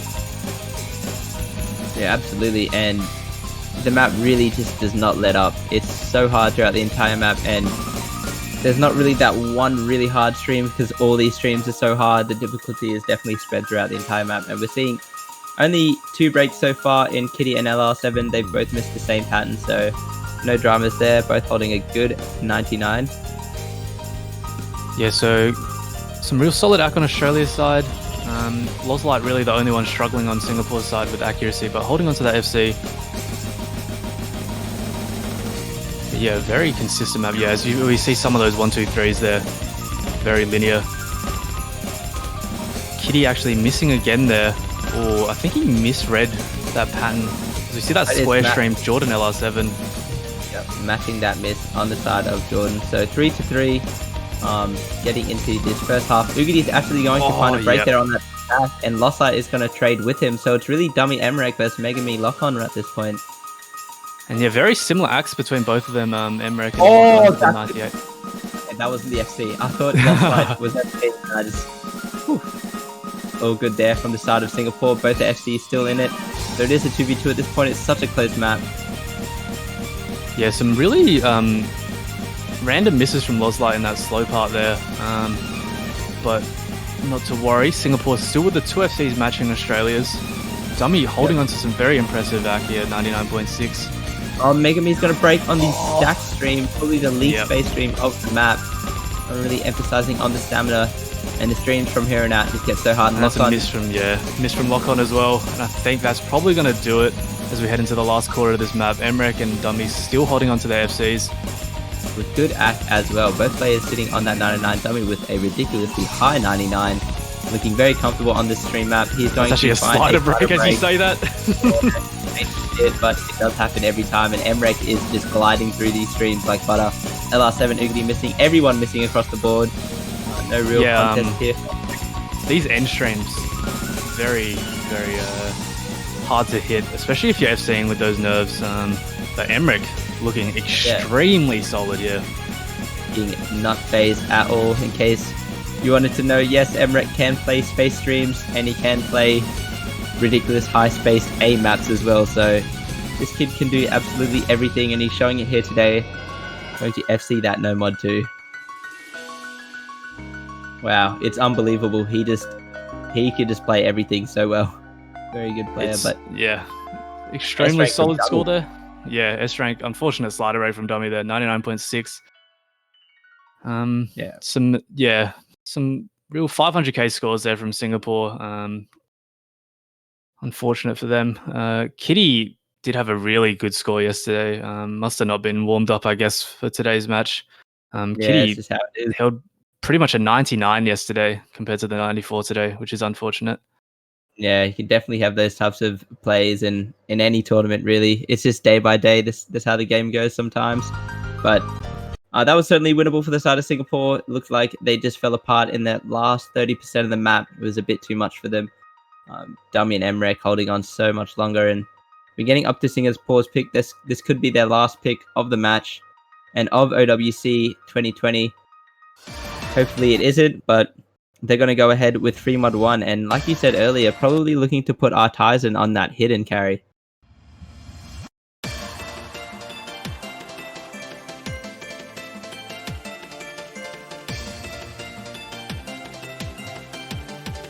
Yep, this is of course match point for the side of Australia, so winning this one would mean winning it all. So we did see this played in the Romania-Singapore match yesterday.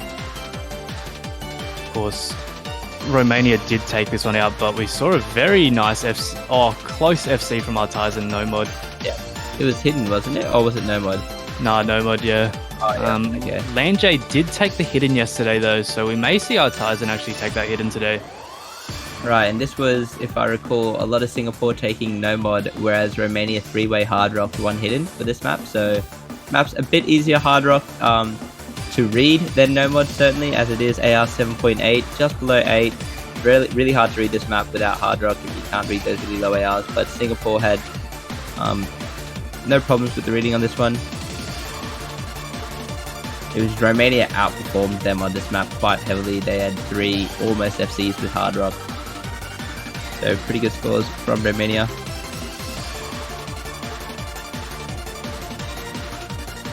Yeah, no, this will be interesting. I wonder if Australia will overmod this. Singapore, of course, will probably just take the hidden and the Hard Rock. They had the no mod yesterday. Currently waiting on Australia's last player. It's going to be Rairiku, so Rairiku probably coming in to fill that Hard Rock slot. Yeah, almost certainly filling in for Hard Rock here. I was just thinking, Australia not really notorious for their low AR plays, and with a secret box not here right now, more alluding to what's most likely going to be a 3-way Hard Rock or a 2 Hard Rock, hidden Hard Rock from Jordan and a hidden from Machine, if I had to guess. And probably on the side of Singapore, we'll probably see Artisan take that hidden for his team, but we'll have to wait and see. We have Hard Rock on Mega B, Lock On, no mod for Kitty, so it is going to be hidden from Artisan. Didn't get to catch the mods of the Australian side. It's going to be we're seeing an overmod. Yeah, I was definitely seeing an overmod from Australia's side. Hidden Hard Rock on Machine, hidden Hard Rock on Jordan the Bear, Hard Rock for Rairiku, and the hidden slot taken by Emrek here. I swear, if Emrek gets a good score on this hidden, there would just be nothing he can't do at this point. But we'll have to see it. Artisan performing so well on this yesterday. No early miss on that first burst by Megami there, yeah. We're seeing Rairiku step in, the Hard Rock specialist for the country. And Machine and Jordan quite comfortable on those hidden Hard Rocks. No mods on the side of Australia. Machine is going to die on that burst actually. Yeah. Yeah, all this HP gone there. Of course, we are running the no-fail, so it doesn't matter, but going to tank his act a little bit there, missing that entire burst. Yeah, no mods from the side of Australia. So Kitty's score actually mattering a lot here, as one of the mods has been missed from the side of Australia. Score currently flickering actually, but slowly going over to Singapore's side as we see another miss from Machine. That's a miss from Artisan though. Hope it matches from Machine. Emrek soon, because there's still 3 FCs on the side of Australia, and one of them is that hidden FC. Miss from Megami there. This is probably one of the harder sections here. Absolutely. It's only Rairiku holding on from the side of Australia, and he's matched by Lock On. Both Hard Rock only players. It really is everyone else just missing except these 2 players here. It's the 1v1 of the century, and Rairiku takes it on the Wiggle Streets against Lock On, but that isn't the map just yet. We still have quite a bit to go. It's a 150k lead, but Rairiku certainly carrying the Australians through this pick. Some of those pretty much everyone missing on that stream part. Yeah, Artisan holding on to that combo, but Rairiku really holding on to that FC. Probably going to carry Australia through this one. Another break from Kitty, and I didn't quite see it, but Machine's actually got himself a larger score than Emrek at this point. I swear I've only seen Machine break every 200 combo, but he's actually managed to overtake Emrek. It's going back and forth between the 2 now actually, but Rairiku just breaking at the end there, securing the victory for the Australians, and they will be advancing to the semi-finals next week. GG's to both teams rather. Yeah, it's 6-1 there from Australia versus Singapore. Singapore, of course, taking that first map. But other than that, good fashion too. It was really close the first 2 maps, but yeah, of course, Singapore missing 3 players and really good players for the side of their team in Land, JGS, Blank, and Demonical. Really unfortunate they couldn't bring their whole roster here, and this is how it is. Really unfortunate. Really unfortunate for Singapore. Of course, I think their whole team knew that some of their players are currently going through that mandatory training that happens on Sundays.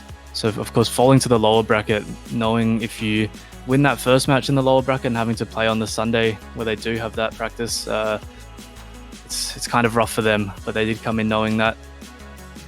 Still unfortunate, but yeah, good game to both teams. Australia coming out victorious, and they will move on to next week where they will actually play Hong Kong. Yep, so Hong Kong losing to Canada, securing that matchup. We do have more matches coming up 2 hours from now. Of course, Germany vs Korea, China, Japan. A lot of winners matches winners bracket matchups. But that's going to be it for us for the day. And GG's to both teams. Absolutely. Thanks for having us. Yeah, we'll see you all in 2 hours for that Germany-Korea match. Thank you for having us.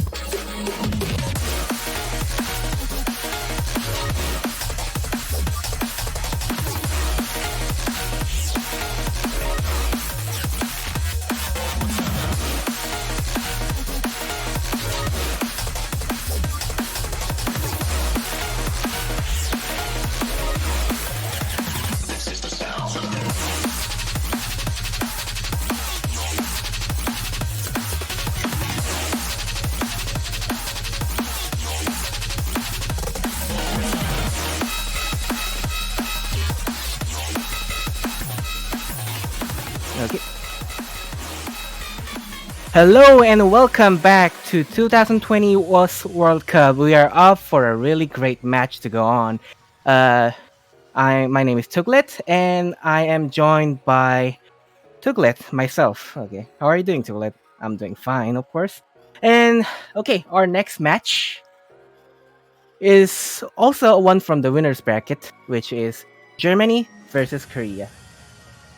Okay, so we have tough match coming up, and you have seen these two teams performing like a behemoth on round of 16. For Team Red, we have Germany. Let me read the names. We have Dust Ice, White Cat, Hollow Watcher, Neox, Rising, Marty, Umbre, and Okinamo. They have performed good, but their opponent, who was Indonesia, really put them to almost through the defeat, but they have climbed back from that tiebreaker. And on the Team Blue, we have South Korea, and I'll read their names for you. We have Karuna, Flying Tuna, Ponytail, Ryutel, Nelitoru, Archer, Nope KJK, and Zaisen. Okay, so it was quite a surprise for me to see South Korea beating United Kingdom by 5-2, and their performance was great. United Kingdom's performance was great also, but South Korea did a little better. Okay, so I think everyone is here except for we're not really filling the rosters yet, but we'll go to the band first then. Okay, so Germany's banning first, and then South Korea is currently deciding who will pick first. We'll see.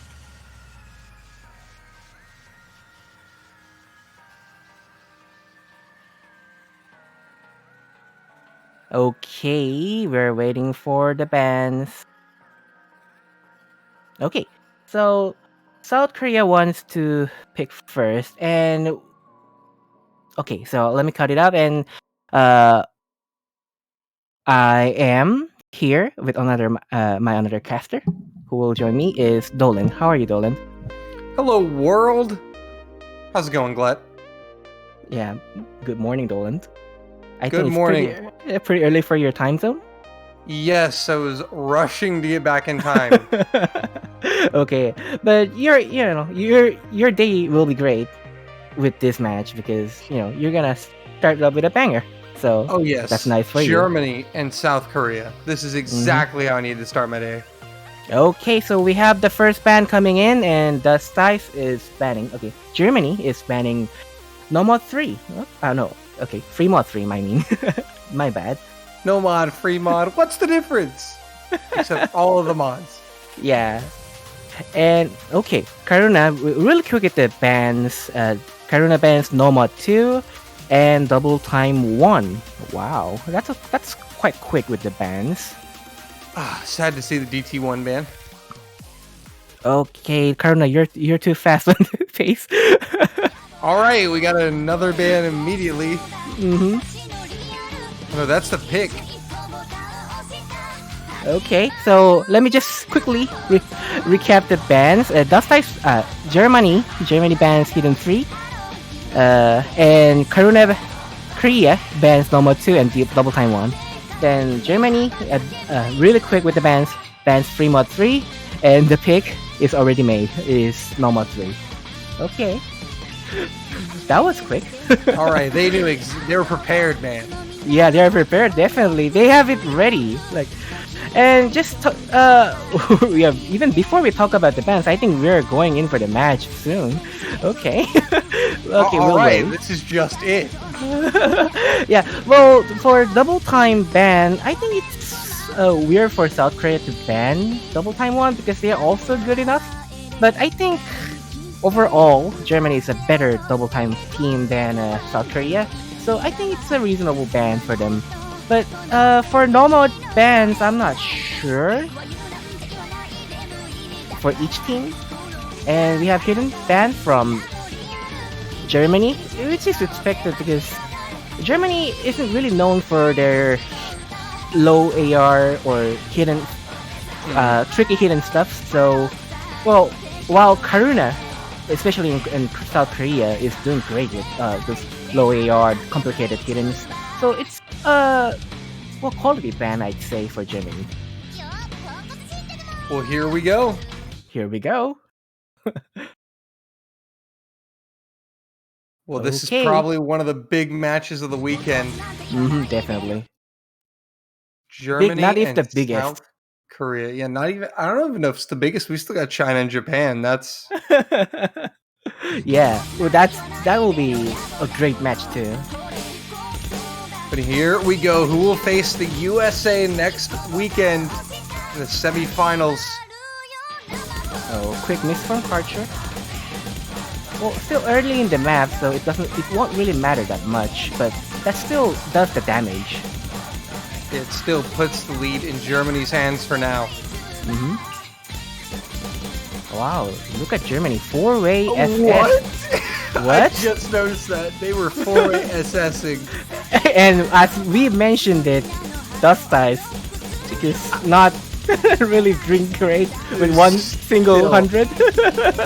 Just looked to the left and saw all 100s. Yeah.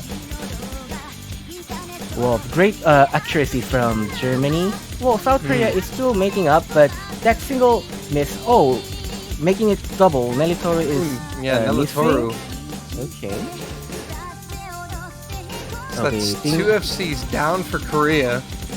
2-4, and Karcher with another miss. Okay, Karcher is not happy with his performance, but Germany, wow, they are. Okay. They're just 4-waying. But Whitecat, right as I say that, Whitecat actually does find the first miss. Okay, Caster Curse. The Caster Curse is alive at 6:30 a.m. Let's go. Okay. But still, Germany in a pretty good spot here. They've got 3 FCs to Korea's 1. What's even better is that they have the accuracy as well. Everyone is over 99, so that solidifies their leads.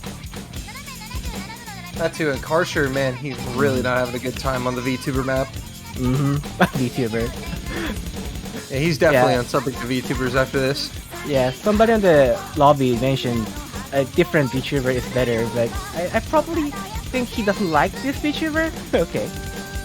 That's why he's... Okay. Fair enough. Fair enough, okay. Okay, Karuna is still holding the full combo, but it's 3 versus 1 when it comes to combos, and even accuracy-wise, okay, that's the missed, damage along is with getting Toru. pretty real. It's almost 500,000 points in favor of Germany, and there's only a quarter of the map left. I think it's safe to say Germany probably have this one. Definitely. I don't even know if South Korea would have enough time to flip it off the quad miss. Yeah, well, they're still climbing up when it comes to combo, but the combo deficiency is coming to real damage for the South Korean team. Dust Ice will miss, though. It's Okinawa and Hollow Watcher carrying on with the SS, or not the SS, is the FCs. Yes. I was so Okinawa is fixated also on doing that great. on Yeah. that quad SS at the start. It was beautiful. Okay. Hollow what you miss. This okay. Even Okinawa misses. Okay. Oh, there he goes. Karuna. No. Yeah. Unfortunately, he has no time, and there's 600,000 points. Germany does the work that needs to be done to take the opening point. That's a break point too. Yeah, actually. MVP goes to Karuna, but Karuna himself cannot really stop from South Korea to surrender a point. Well, Yeah, okay. was that FC from Karuna? Was it? I think it's a slider tick from the beginning, or Yeah, it on might the be a middle slider way? tick. That's what I was curious about because it didn't say FC. Yeah. Okay, Karuna going on a boss mod, but his teammates need to support him on this one. Karuna have performed fantastic on round of 16, and he's doing so too. But his teammates are a little still having nerves, I'd say. Maybe. Well, this is a big match. I think they know it. I think both teams are coming in with some nerves implied. Definitely. But Germany is going to be next up to pick. It's not a rare sight to see if Germany just picks the DT, and it is DT, by the way. What a shock! What a shock! Yeah, it's all planned from the beginning. That double time, and Germany goes all well alone. Okay. Grimoire of Blue. Yeah. The second Grimoire song we have on the poll. Well, first one is back in round of 32, but okay. So as I mentioned earlier, okay. So South Korea have banned the double time 1, but since they cannot ban more than one song from each bracket, they still have 3 maps open to Germany, and double time with Germany is just a natural disaster that you cannot really avoid. Yeah, natural disaster for the opponent. They come in at Hurricane Category 5 force winds. Oh, that's double time. That sounds devastating already. I lived through Harvey, I can tell you. It's devastating. Oh, okay. Okay, we're going in to the games, and let's see. So we see Umbre, Dust Ice rising in Okinawa for Germany against Karuna, Ponytail, Zazen, and Flying Tuna. Yeah, especially Dust Ice when it comes to those dreamy double time picks. He's been performing great ever since. So far, Korea, slight advantage off the start. Yeah, especially since Dust Ice, as I've mentioned, he's packing quite a bit of accuracy. That's what gave them the lead, but they're taking it back since Karim just missed. It's a very short map too, so Germany really pulling out the advantage. Umbre will miss though and trade it. He finds a second miss. Hold on, Korea's still in this. That was the pretty easiest part of the map. I don't know what happened, but always random misses can happen on tournaments, so not a surprising fact to see. And now it's back and forth. The accuracy swinging it, but Zazen is going to drop, and now Germany going to start to check out Umbre again, but he's already missed, and there's 3 FCs for Germany. 2 on Korea. 2. This is definitely not looking great for Korea.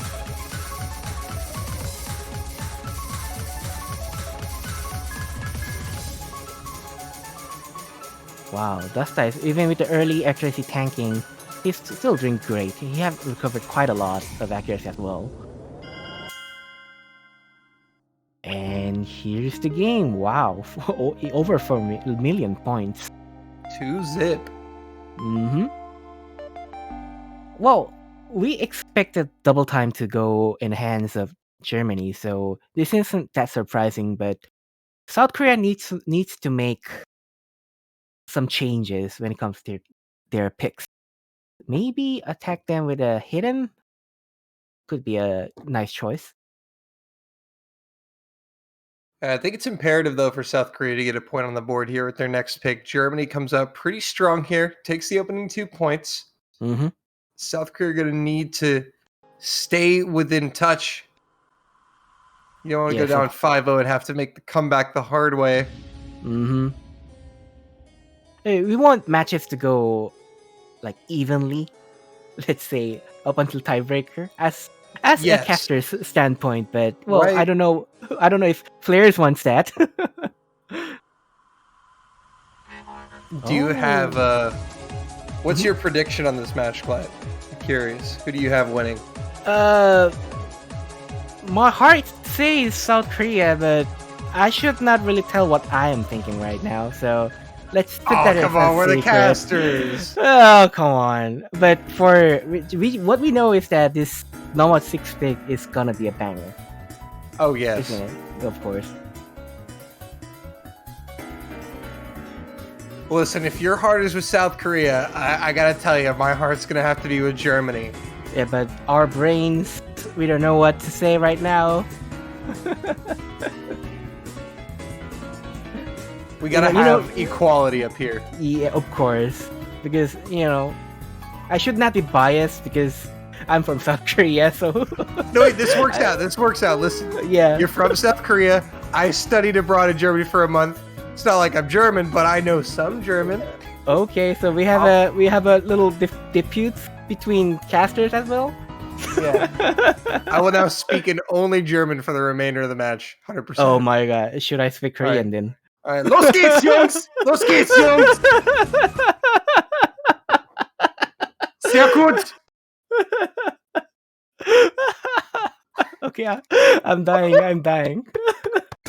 All right, now on 6. Okay, we are into the match. This normal 6 pick has been notorious for not letting players to have a high accuracy, even high combo. So we'll see. All right, a solid start here from both sides. We've seen a lot of teams actually. We've seen some teams struggle on this map. Okay, there's definitely the chat. Twitch chat is answering your German, Dolan. Hey, listen, I have to support. All right. Okay. All right, now you speak some Korean. Let's go. Oh, come on. Okay, after this match, after this song, Okay. after this song, okay. Before we go into the next song, I should probably try. Okay, but yeah, see, what's difficult with this map actually is that it has this standard metadata like CS4, not AR 9.4, but this rhythm. Okay, That's actually a triple miss for Germany, though. So now it's White Cat against Flying Tuna. Those big names still remaining full Big combo. boys. Yeah. These are all big boys. If one misses, then that would be pretty critical for each team. So, Yeah, miss right now would definitely swing the balance. And it's at the halfway mark, too, so that's exactly when you don't want to miss. And Hala will find the drop. Okay, the lead is slightly going to the South Korea, but the map is long, guys. We have 3 minutes of full swing rhythm, and we have 1/3, 1/6 coming in. So that's what basically makes this map so much hard for players to combo and accuracy. So you see, Yeah, you're definitely. seeing what you're seeing this map, but looking at this player, they're still staying above 96, which is phenomenal, I should say, for this map. Yeah, we've seen people struggle in terms of accuracy on this map before. And again, it's because of that unique rhythm you mentioned earlier. Okay, everybody's slowly climbing up from their miss. Well, Hollow Watcher had a little late miss, so he's climbing up a little slowly. That's what's basically giving South Korea the current lead they have. He will drop. Oh my god, Hollow. It's And Korea critical. now sprinting to the end. The map is going towards the end, and Germany needs someone from South Korea, especially Flying Tuna, to break if they want to get this map. Oh, but Okinamo's gonna find the drop Oh. instead. And Karuna will drop to trade it, but there's not enough time. Korea have done a beautiful job Oh, White Cat will Oh, give up White the Cat. Okay, that seals the deal for this map, I'd say. Yeah, Korea is going to return fire here. Make it 2-1. Okay. Just as you said, they need to keep in. They need to get in touch with Germany. Just let him know. Yeah, and then they delivered. Okay, so Flying Tuna with a full combo, I'd say, or maybe slider tick. Flying. That is a phenomenal score from him. 950k. Indeed. Wow, just insane performance from Flying Tuna. Well, White Cat with a really sad miss right before then, like 100 combo before the Yeah, song actually just ends. couldn't quite make it to the end. Okay, Unfortunate. so next team to pick is Germany, so we know what's coming. And Dust Dice is in, and we know what's coming. Call me crazy. Yeah. But I think they're gonna pick DT. Oh, that's a crazy game. Oh, wait, Or actually, no. never mind. Oh, wait, I guess wait. you could have called me crazy. Yeah, but it's still along the line with Double Time because Nomad 5 is just similar with Double Time 2. The BPM is similar. The ER is slightly low, I'd say. They're about the same. So it's basically Double Time pick in disguise. So Double time pick in disguise. yeah, disguise as That's a Nomad. brutal, man. Like they start with 5 Double Time maps with 1 getting banned. This match is rigged, I'd say. Oh my goodness. Okay. So we have Dust Dice coming in. This is more of a bursty, I should say, bursty normal pick. What I say is really true because this is really similar with Double Time 2 when it comes to the map elements, I'd say, and also the speed. So they can just play it as a Double Time, but it is normal. By the way, where's that Korean? Oh, come on. I thought you forgot it. You thought I forgot. Okay. He doesn't have to be a lot. Okay. When they go into the match, I'll say. Okay. I'm ready. I'm hyped. Let's go. Okay. Chat. More Oh, hype come for on. Too Glad No. speaking Korean. No, The you're actual killing me match. right Oh. now. You're Am I doing killing you, or am I making you stronger? Okay. Hango fighting. Hango fighting. Yes. Yes. Okay, I'm done for Korean. He did it. All right. He did it. I did it. Oh God. Dolan Give is him some killing me. love, chat. Give him some love. Let's go. All right. On to the burst pick. Mm-hmm. That'll be an Well- early drop from Ponytail. Okay, his first map on this match, and he's not pretty warmed up, I'd say. But definitely, looking at his best performances, of course, Ponte is known DP player, so he's gonna swing slide this through with no problem. And we have a Okinamo missing on the earlier parts. Yeah. That's gonna let Korea get right back into it. Still early days here. Mm-hmm. But 3 FCs to 3. Okay, so well, nothing much to say at this point because everybody is just doing fantastic. Yeah, these accuracies are actually insane across both teams. Yeah, actually, Flying Tuna is a little bit suffering with his accuracy, but 98 is still serviceable. And Korea actually do have that slight combo advantage because of the timing of those misses. Ponytail has a higher supported combo than Okinamo. Yeah, when it comes to tournaments, it's better to miss early than late because the combo means a lot. It still means a lot in score rate as well, and also it just alleviates your let's say nerves if you miss it.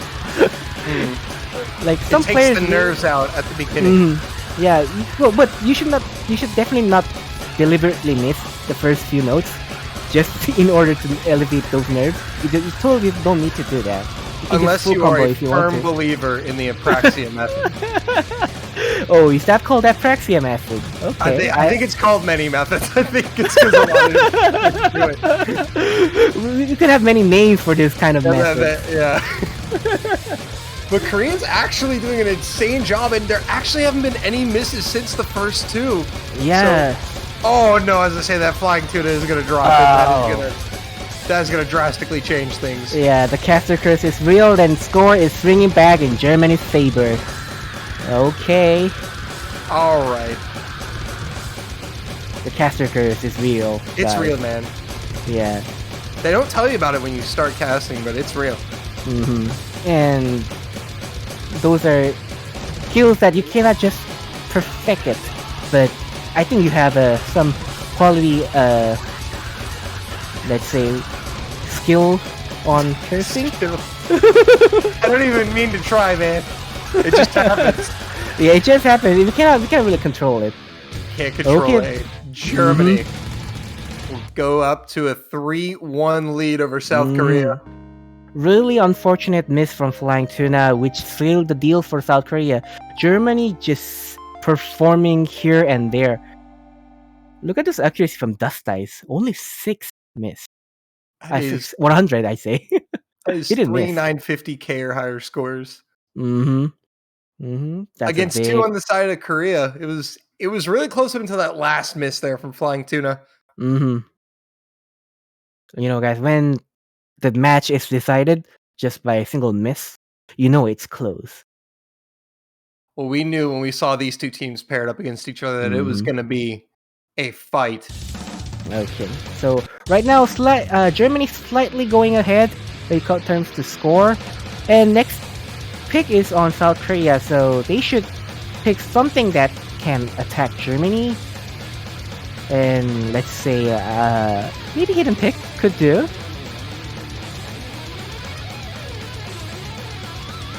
You know, something that I found odd is this is the second match that I've cast in a row where Hard Rock is just being left open. It's not even banned, it's not even picked, because these two teams know each other so well that their expectations of these Hard Rock picks are just not there, because they fear each other, that they'll play great in Hard Rock. So they just don't want to pick it right now. And it is going to be hidden too from South Korea. Yeah, definitely. If South Korea's gonna pick that can attack Germany's picks, it definitely should be a hidden. And I told you that hidden. AR8 hidden, and Karuna is beast on that. Well, Germany also does great on hidden, but as Germany excels in DT, I think hidden is in slight favor of South Koreans. Yeah, it's probably the one area that they would have on paper that you could probably advantage. But this song, Tori no Yuru, is not actually a easy pick because it's low AR and it's stacked. We're actually going to see Nope come in for his first appearance of the match. I don't know how to say his full name, so I'm just going to say Nope. Nope. Nope. Nope. Okay. That's a beautiful name. Actually, that I think the KJK on his back of the nickname is actually his initials for his actual name, but I do not know. So you can just read it as Nope KJK. I think it'd be funnier if he misses it and we all just say Nope. Nope. Full combo denied. Okay. Full combo denied. Nope. He is the caster curse. Yeah. And look at this overlapping. And this is the tricky part of this map. Oh, yeah. Oh, it'll get Okinamo, Halo, and Karuna. Wow. Probably not who we thought was going to miss, but that's 2 misses for Germany to 1 on Korea. So Korea looking good right now. Since they have bring this pick in, they should have been prepared, I should say. Also, there are players who can just play well with stacked notes, and we should see few, especially Nelly Toru, who is notable because he has been playing also Droid, which you see the notes are quite stacked. So he's playing well with those stacked notes.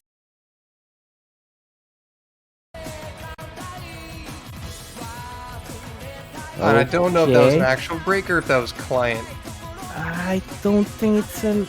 Okay, we'll see. Well, if it doesn't reset soon, that might have been an actual break. That was an actual break, folks. That is an actual break. In the middle of the map, that is not good. And Dust Ice is going to trade it. That's a pretty big miss from Dust Ice. Yeah, he might have just followed that stream too soon. Okay, so for currently 2 full combos to 1. Well, Hollow Watcher and Okinamo have recovered from their miss, but Dust Ice missing it right in the middle of them, right in the end of the map, probably is gonna cost them real damage. Yeah, Korea are now starting to put this out of reach. Just unfortunate timing for Germany. They really built up some nice support combos, but fortunately for them, even though Korea does find the miss, I don't think it's going to be enough. Well, yeah, I think it's not gonna be enough unless someone missing in South Korea. And there'll be Okinamo dropping. Oh. And that is gonna do it, Korea. Putting another point on the board. Actually, securing their pick is really good for their momentum, rather than having a break. So, wow, Nov KJK coming in and just delivering that performance. You know what it was? It was because you called out to them in Korean. They heard. They heard you. You're going it again. Oh my god. Maybe it's your time to speak German again. Oh no! Listen. We already both did it once. Yeah, once is enough. Okay, once is enough. Yeah, I totally agree with you. A multilingual stream. Nobody understands except for those Germans and Koreans. Got one guy casting in German simultaneously with the guy casting in Korean. Okay. So next pick is Germany. So we know what to come. I'd say we have actually one double time and one double time ish pick. So maybe we're going for double time 3. I'd say. I mean, we thought they were going DT last time. Yeah, but that was actually a DT pick, just to be fair. Was it? I mean, I see NM next to that map. Yeah, you just erase it a bit and you will see a DT hidden. Okay. You just change it to make Hard Rock too. We're actually going to see some Hard Rock gaming. Okay, we're going into the unidentified territory. And it's Hard Rock 2 Cross Time. The song is totally a banger. But Germany are pulling the trigger. Wow, 3-2. Yeah, exactly what we have expected from before the match. And we are seeing a great match right now. Yeah, and Smarty coming in for Germany. Smarty has been performing really great. Smarty on the tournament. Especially stepped up big against Indonesia. He came in for that tiebreaker and just in place of White Cat though. Yeah, and Top scored it. Yeah. Oh, Smarty is quickly moving on to South Korean side. No. I think he's just seeing what they're talking about. Maybe he's trying to pick up on some info. Okay. Trying to eavesdrop. Fair point. But Karuna and Karsher will wait for some teammates, and there's Ryutel. Okay, Ryutel, probably a Hard Rock specialist on side of Korean. And probably we'll have Zaysen, I should say, coming in. Yeah, it wouldn't surprise me too much if Zaysen stepped in here. I think Flying Tuna is kind of quite underperformance right now. I think it's either Flying Tuna or Zaysen coming in. Well, Ponytail is probably reserved for double time picks. It will be Tuna. It will be Tuna.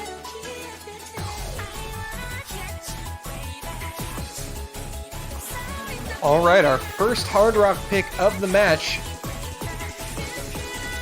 And this would be a prime position for Korea to take a break point and tie this match up. 3 versus 2 is the ground right now, and South Korea wants to make that ground even by winning this pick. But will Germany let them do it? We'll see. Well, here we go. On to Hard Rock 2. And this map is not that long, just over 2 minutes. So misses are going to be punished pretty severely. Yeah, and look at that CS. It's CS5 Hard Rock. Ooh. That's a small circle. Can you click those circles? I think Ryuto couldn't, so he missed. No, that's the Apraxia method once again.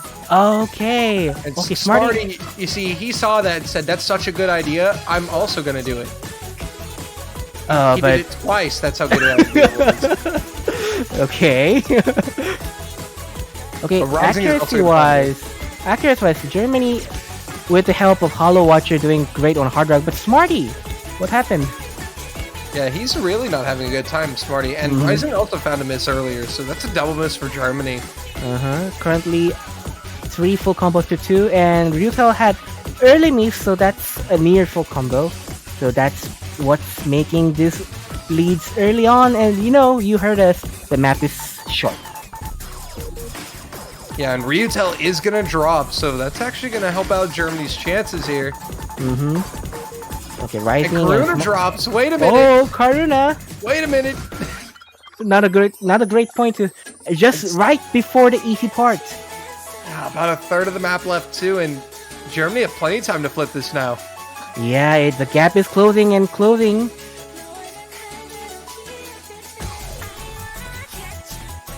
You see, I told you it was the Apraxia method he was using earlier. Look at the score now.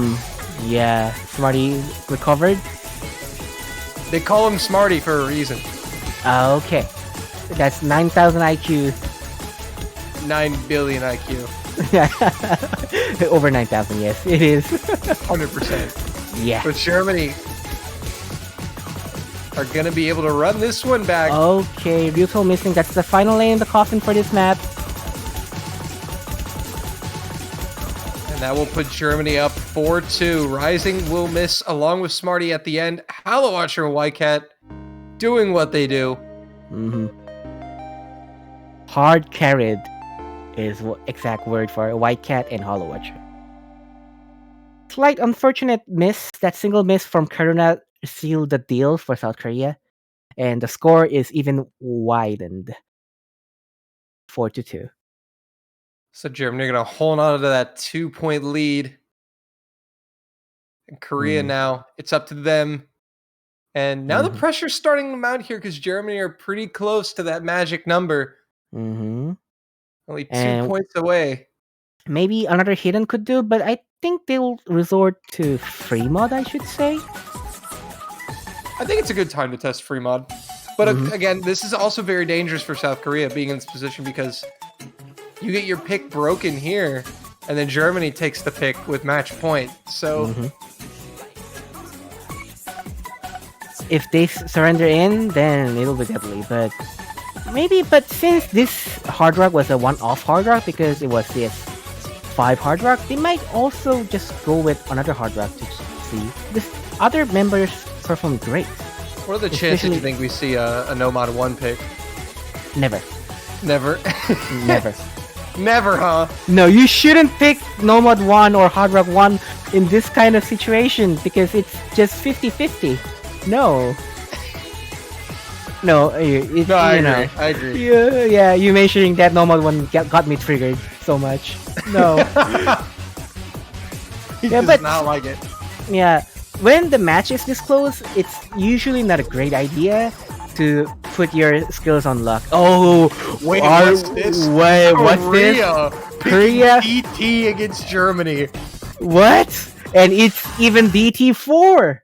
I like this. Yes, I love this match already. We're seeing DT4. You cannot just see this anywhere because there are just bans after bans. But now we are seeing it. Alright, Korea. You are off for some crazy ride.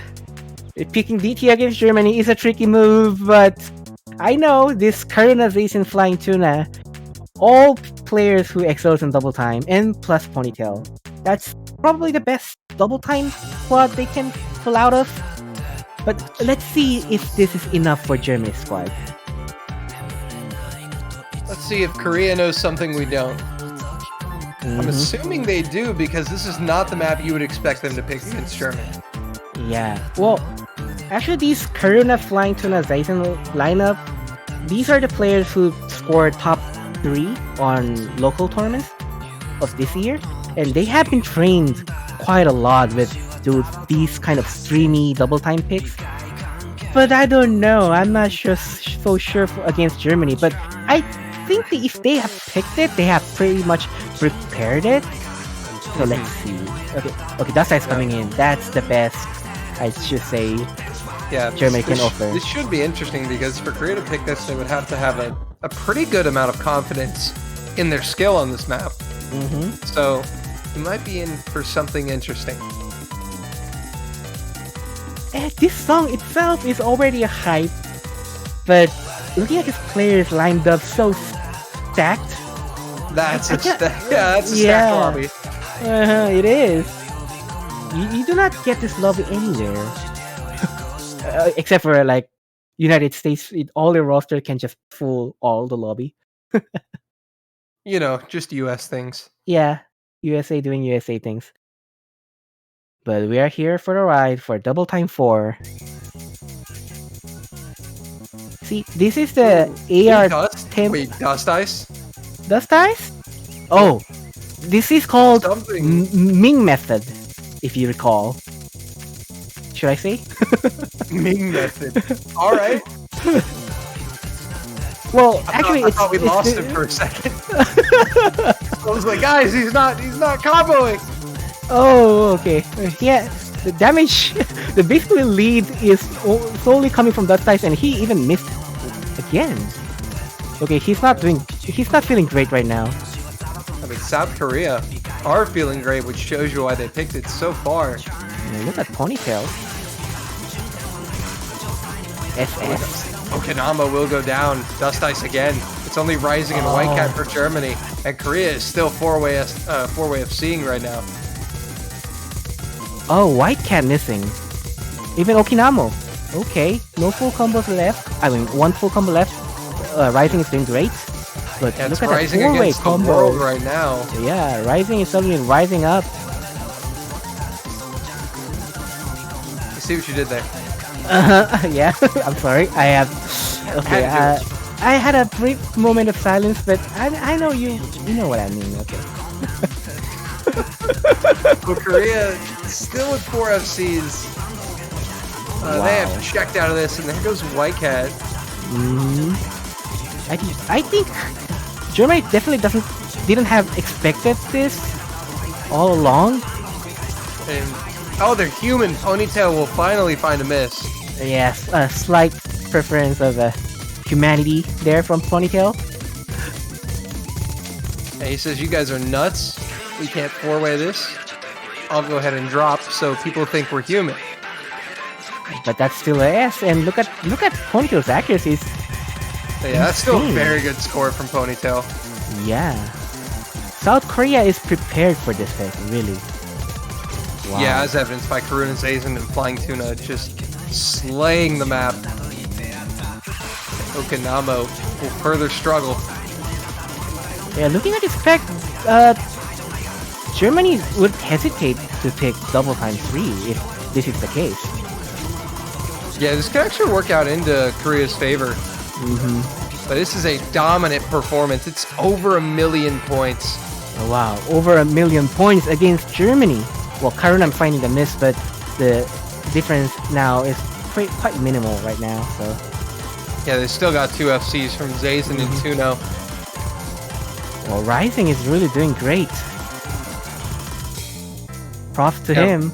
Yeah, props to Rising for carrying on the FC for Germany, but alas, to no avail. Korea with 2 FCs. Oh, I'm flying! Oh! Look at the last slider. Flying to that just thought that the map was over. Oh no. Hello. When the tuna stops flying. Oh no. We can basically count that as a full combo. Maybe we give him a consolation prize. Maybe That's like a reverse apraxia method. Right yeah, there. reverse Missing at apraxia. the Why do you even need nerves? You can just miss at one end. Yeah. Weird champ, yes. But that is a big point for South Korea, keeping them in this matchup and putting the pressure back on Germany. And now Germany, as you said, they may think twice before picking DT3. Oh, Dust Dice turning mouse buttons on. That was the problem. Oh no. Yeah, we all know the feeling, chat. We all know the feeling when you press F10 on accident. I remember one moment on the Mania World Cup where someone just set the slider velocity. Oh, like didn't set the scroll speed right? Yeah, scroll speed, that's the word, yeah. That's always funny. Yeah. Okay, so what's the pick? So I think it's definitely fair to say that Germany will pick Hard Rock. I should say probably Hard Rock 3 is a good pick for them. Oh, no, what? Mod 1. What? Let's go. What? What am I seeing?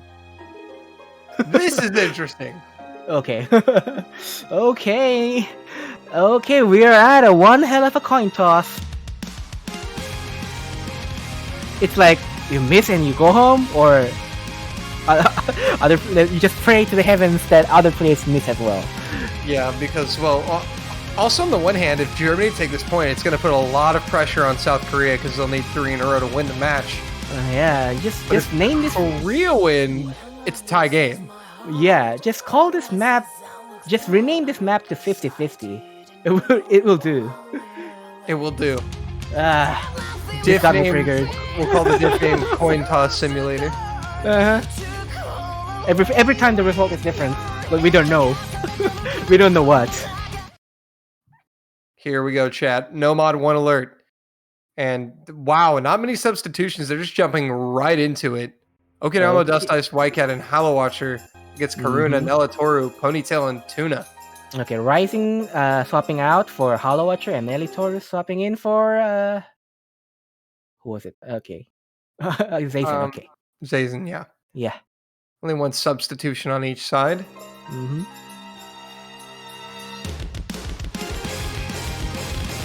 You don't want to miss on this earlier part, definitely.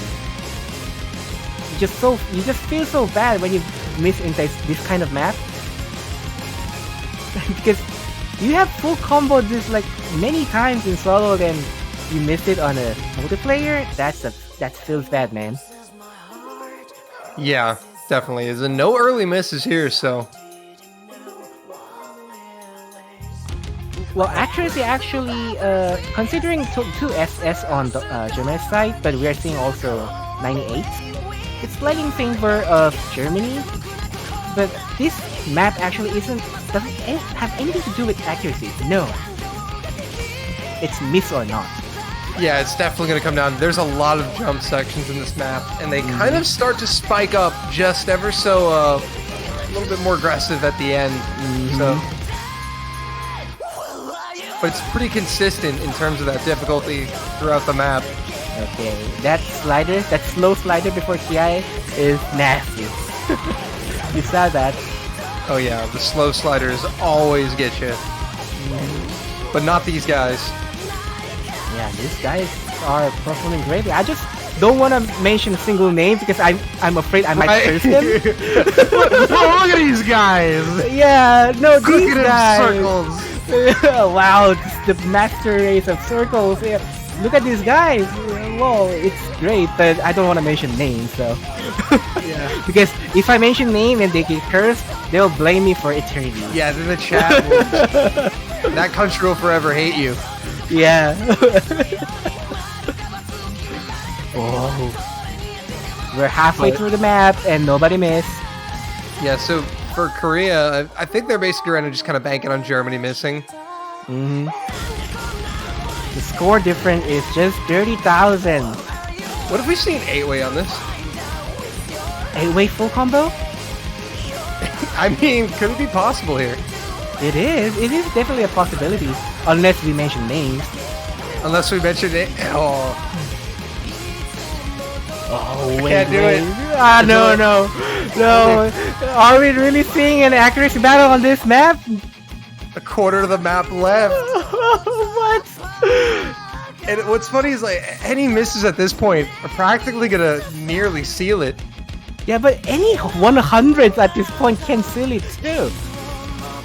Yeah, Germany, they have a pretty significant accuracy advantage though. But Ponytail will drop. Ponytail, The no! first miss.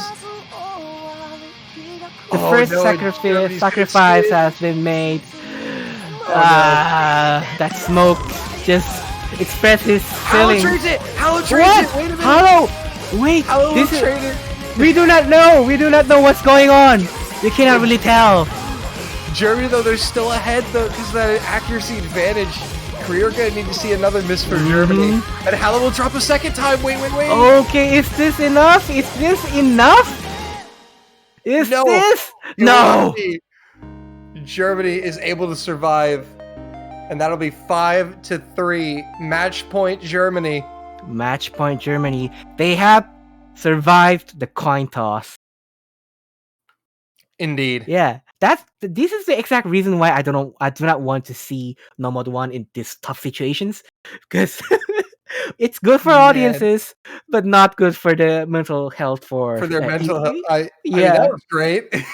That was great. Yeah, I for don't think us, we of said a course. single person's name until Ponytail missed. Yeah, we didn't curse it. We didn't curse it, definitely. We just couldn't curse it. We couldn't do it. Yeah, we tried our best not to curse, but the coin toss is always a coin toss, so we do not know. Okay. And now South Korea, they are down, backs against the wall. They are going to need to win 3 points in a row here. So they are going to have to win their pick, and they're going to have to get a break point against Germany, and then they're going to have to win tiebreaker to take the match. Yeah, I think it's either double time 3 or hidden 1 at this point. They definitely don't want to go with Hard Rock 1 because it's another coin toss basically. Well, Nomad 4 is not actually getting that much love from any other countries as well, so we'll definitely see. We may get a twist for free mods, but at this point, I think that's a no-go. Probably. Yeah, I don't think they're gonna pick into Fremont here. Yeah, I think it's either hidden 1 or double time 3. Oh no, it is gonna be Fremont What? 1. Wow, that's I didn't a think they twist. would pick into Fremont here, just because I didn't think that they would let Germany have the advantage to put whatever mods on you. Free mod that kind of allows your team to be flexible in some areas. Yeah, but actually this free mod is really a smart pick because look at the AR of this map. That is true. 7.8. If one map that whole Korean squad can prevail, probably is this. And we're gonna see some spicy overmods, I'd say. I don't know if we will though, given the situation or given the current scoreline. Korea, we could see overmods from Korea. We also could see Korea play it safe and go with minimal modding. Yeah, but actually this map really don't go well with just Nomad because its circle size is small but maybe they prefer a higher AR. If they do, then they'll go hard rock. But Or they could just be like Canada, who literally had almost every player on mod. okay, we have spoilers from the chat. Nelly Torre is hidden, and Karcher just mentioned that we have overmods coming from Germany. Look at that, we got a translator. Okay, I can read that, and I'm getting some spicy spoilers for this. He's got the inside scoop. Well, here we go. Neox is going to come in for Germany. Okay, overmods coming in. As well as Okay. Karcher. Karcher is on hard rock. Oh, the Nelly Torre spicy unhidden. German overmod. It's 3 hard rocks, and White Cat will be the sacrificial hidden. And Korea is going with the bare minimum here. Yeah, but is it a safe choice for Korea? Because if let's say if we get 8-way full combo, Germany can just outscore them. That would be nuts. Oh, and Nelly Toro finding the first miss of the map. I think also Germany is over money, right? And although they are a team that, they're certainly capable of White playing Cat. very well. But, we see early misses from Nelitoru and White Cat. Neox is also going to drop for Germany. We see we're already seeing these drops for Germany. It's now here's the advantage of the light modding comes in. Karuna and Flying Tuna on no mod. They just have to worry about clicking the circles and not worrying about these mods. It's all on Karcher and Nelitoru for Korea. Yeah, this is the light and day and night for when it comes to overmod. You have the score advantage, of course, if you can full combo it. Since it's only Nelitoru just missing on the South Korean side. Oh, Karuna. Oh, Rising will trade it though, so Korea still. But this is the spicy part. Yeah, the spicy part. Neox is going to get caught out. He recovers. White Cat is caught out. Rising is caught out. That's a triple miss from Germany. Halawatch is the only one with combo. Nelitoru gives it up. And it's Karcher and Flying Tuna against Halawatcher. Yeah, if Germany wants to win, Karcher or Flying Tuna have to miss on this point, but it is not likely happening. Look at this accuracy from Karcher and Flying Tuna. Even Karcher is on a hard rock and he's delivering. Korea had a game plan going into this pick, and it has worked out beautifully for them. Yeah, I just want to know who the mastermind is behind all of this. I just want to know. Germany, you got to give it to them though for at least being bold with the mods there. They went for it all. They're going for the Grand Slam. Yeah, but as we have mentioned, this slow AR stuff is definitely a pick for South Korea. But Germany did at least try to match it with a hard rock. Okay, the match is going spicy. But final gateway to the tiebreaker. Yep. South Korea needs to win against Germany. Yeah, and this is Germany's pick. They will have the final pick of the match, and South Korea will have to win it to send this one to tiebreak. Germany are looking to put this away, claim a top 6 spot, and a date with the United States next week. Okay, I think if this is the case, it's okay to go with Hard Rock 1 or Free Mod 2. Well, Double Time 3 is not really a good pick right now. Oh, okay. Actually, a Karcher with a Hard Rock full combo with 99 accuracy. Thanks, Onion. Thank you for mentioning. Well, there we go. Okay, it's either normal Free Mod 2 or Double Time 3. We should... or maybe Hard Rock 1, because they have excelled... not excelled, but they did miss on Nomad 1, but it went in their favor. I'm thinking either... I feel like it's either got to be Hard Rock 1 or Free Mod 2. Free Mod 2 it is. The Azer map. The Azer map. Yeah, the Azer map of the pool. Guys, time for you to spam. Someone take in my chat, energy.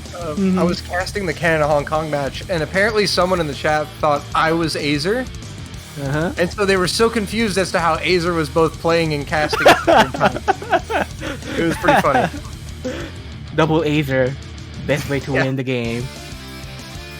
You know, like, Azer just can't do it because he is Azer.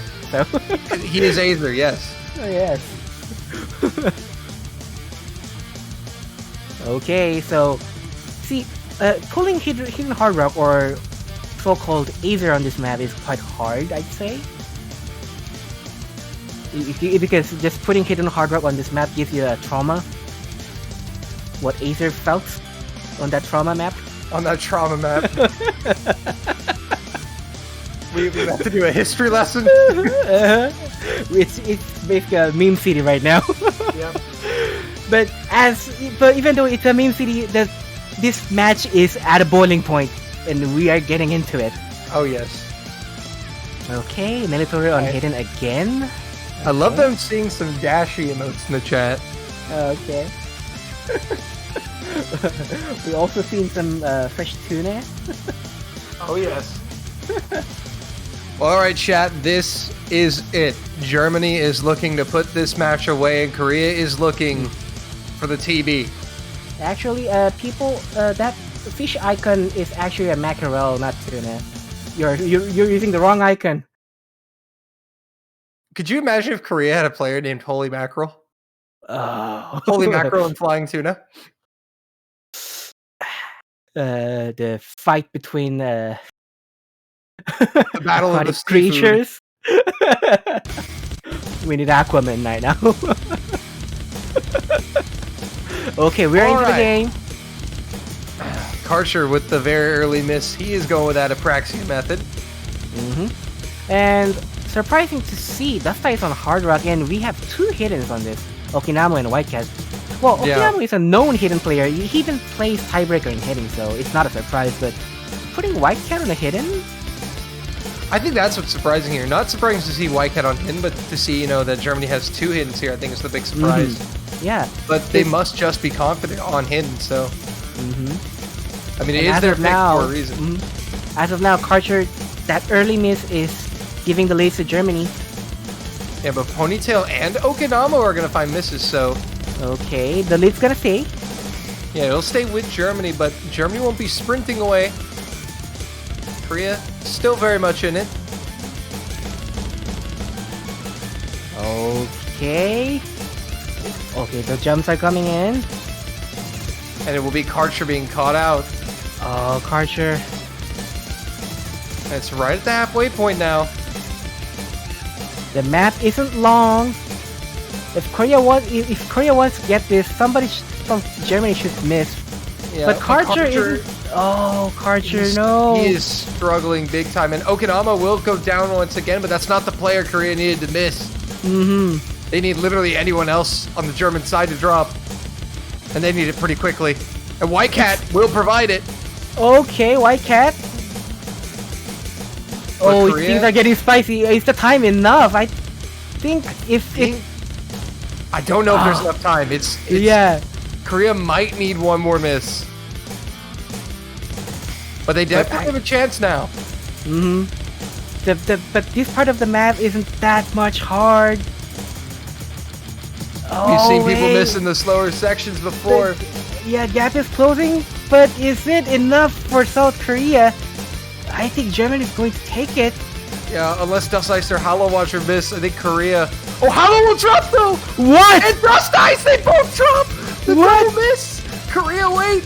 Wait! Why can't this... Is it enough? It's not enough! No! It's not enough time! Germany will take the win! 6-4!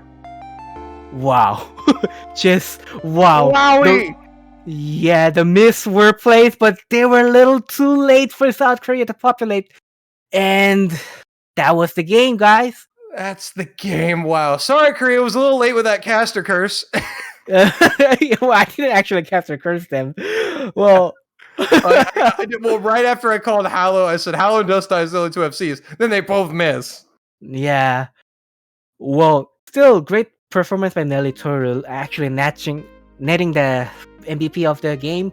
Yeah, that was a very good match. That lived up to the expectations. Wow, definitely. This was what a match to see. If you have missed it, you have to tell others to watch the VODs.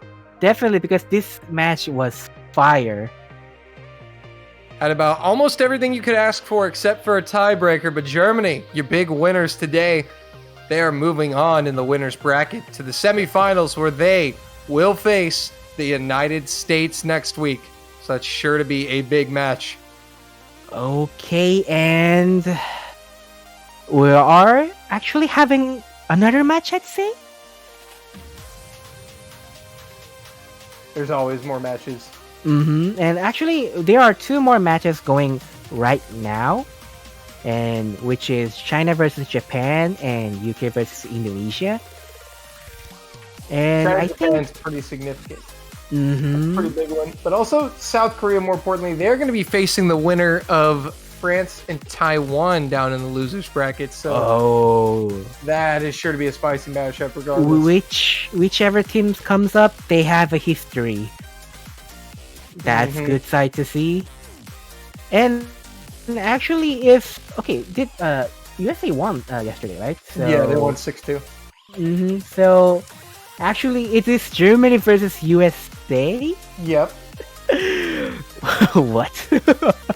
Yeah, that's pretty big. That's going to be a pretty insane matchup. I think the community's going to be pretty hyped for that one. Okay, I think we're gonna switch anytime soon. Any stay minute now. Yeah, stay guys. We're not over. We have more matches Yeah. coming in, and which will be fantastic. Okay, so let me just spoil the result at the moment. China versus Japan, and it is. Wait, should I spoil it or not? Well, I mean, I don't know if it'd be called spoiling it if it's just like the match is ongoing. And okay, right now Japan is leading 3-1. 3-1. And Ooh. and I think they made a break on China's pick. It means they were like trading blows, then suddenly Japan made a nice hook on China's face. It's time for China to punch them back, and Punching. Competitive circle clicking. It gets intense. clicking physical. You need to click each other's face hard. Okay. Wow. Meanwhile, United Kingdom versus Indonesia. You see, Indonesia has performed great last round, so it is kind of expected or unexpected for the pick'ems, I should say. But Indonesia is currently leading 3-1. Okay, we have switched.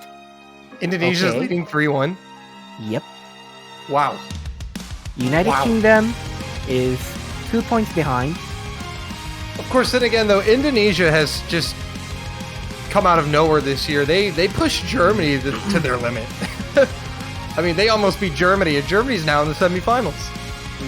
But well, coming out of nowhere is also it goes to these two teams, China and Japan, because well, China have participated last World Cups, of course, but they were not the first to reckon with. But right now they are competing with Japan. And then Japan, after the golden times on 2014, actually winning the World Cup, like they rapidly went down. And wow, what are we seeing the double time for it already? Double time 4 Is it? coming out from China. It's quickly kicking up in pace. Yep. And you saw Crystal in the lobby in there for a second. Crystal is probably my favorite Osu player. I'm not gonna lie. If you say Dolan, what's the Osu player you fanboy over the most? Crystal, 100%. No, okay. I should ask, do you speak Chinese? No. I can speak both languages at a Ooh. but I don't want to shout out for any specific team, so I won't do that. I won't do that. No, stop, Dolan. Translator for the chat. Let's go. Stop, Dolan. No.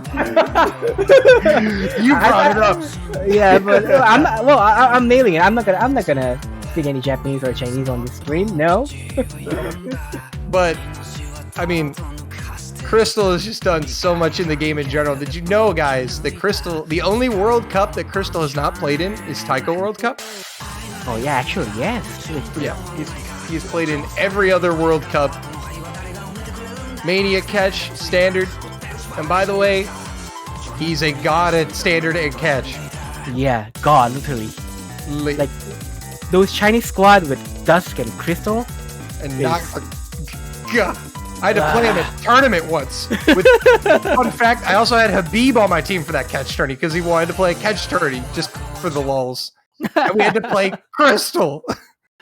That's a lost cause already. It didn't go well. Okay, so we're going into double time 4, and Japan is actually leading 4-1 right now. And wow, we expected this match at the pregame that it is gonna be crisp match, but Japan is quite leading at this point. Yeah, Japan has definitely come out swinging. We thought this was going to be a little closer, but of course, Japan sweeping Russia, that was a result that I think no one expected. So Japan are here to shatter your expectations into oblivion, and they do not care. Yeah, if it was last year, then somebody tells you, in 2020, Japan will shut out Russia. Then they say, I'll just go to sleep. But it happened, and Japan is performing with it. Like they are trying to take their golden times back. Actually, they're doing great. Varvelian is gonna miss though. That is gonna be canceled out by the miss from Burger Fox. But Burger Fox's miss was much earlier, so now he's got a higher supporting combo. Actually, how do you say that name from one player for Japan? Varvelian, Rollpan. Oh, Chankoma and Hangman over here. It's a 4-letter word. We're trying to guess it. Okay. We're having DT, so we have D and T out because it's not filled in. What do we call him? That is. Hey chat, if somebody knows, please fed us with the information. Line? I'm gonna call him Line, because Line is also a 4-letter word. Okay. Until I, find the actual name. Okay, we have /hyphen. Milk Tea is gonna find a miss for China. And Japan actually, though, on this one, that's a double miss from Japan. I was to say that from Varvelian and Chankoma. But actually, Japan has 2 full combo to China's 1, so actually combo advantage in favor of Japan right now. Yeah, Japan are still looking. Actually, no, it's not. That score is flying back there. Yeah, actually, The line misses. And now it's only the FC for Japan. They have no supporting combo, and China do. Because remember, Burger Fox, he's only 200 combo behind the FC, so he's basically still good for one in China. Pulling it back now. Okay, they're back. But we still have a quarter of map left. If they miss, okay, I think they're going double miss. for the. What? Double miss from China. Hold up, this is gonna come back. Hold up. Oh, MRDXC! MRDXC, why? Japan says bring it back. Line with a miss. Chankoma with a miss. Pika with a miss. Is it? No, it's going back on Japan's favor, and Rollpan will come in clutch with the lone FC, and China crumbles at the end when they had it. And Japan will lead it 5-1.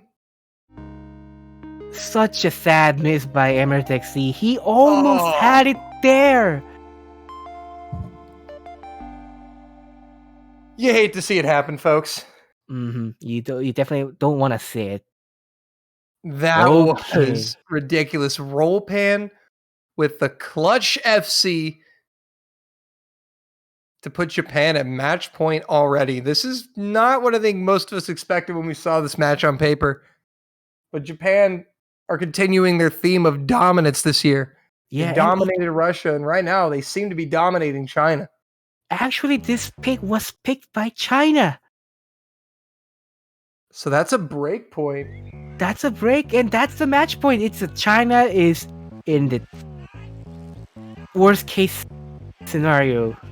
But they need to do it. They need to pull the 6-5 if they want to advance to the winners final. Semi-final, I'd say.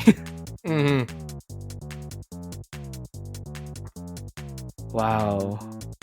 I think if Japan won DT4, then they just can roll with DT3. You see, Rollpan and Varvelian also 2 great double time players, so it is not a surprise that they just roll with double time. Or maybe Twist, maybe Normal 3, just because it's fun map. What reason? What reason for Nomad 3, huh? It's fun and it's Japanese song, so maybe they just want the momentum. Momentum. Momentum. Is that the name of your favorite VTuber? Nope. Nope. With a big question mark. Question mark. But serious talk, probably this will be double time 3. Oh, what? They said no. We're ending it with a banger. Or at least that's what they're gonna try to do. Yeah, banger. I'm not against this. This is a whole vibe right here. Yeah. And also, Fremont pick. And Bellis coming in is a good sign. But remember, at round of 16, David performed on like those mode maps, so we can expect best of him. And we have Crystal back. Along with David Q. Mm-hmm. Actually, And he performed really well on round of 16, so I expect high of him. look at all that cat jam in chat. Yeah. Okay, keep the hype going, guys. We're in for a ride.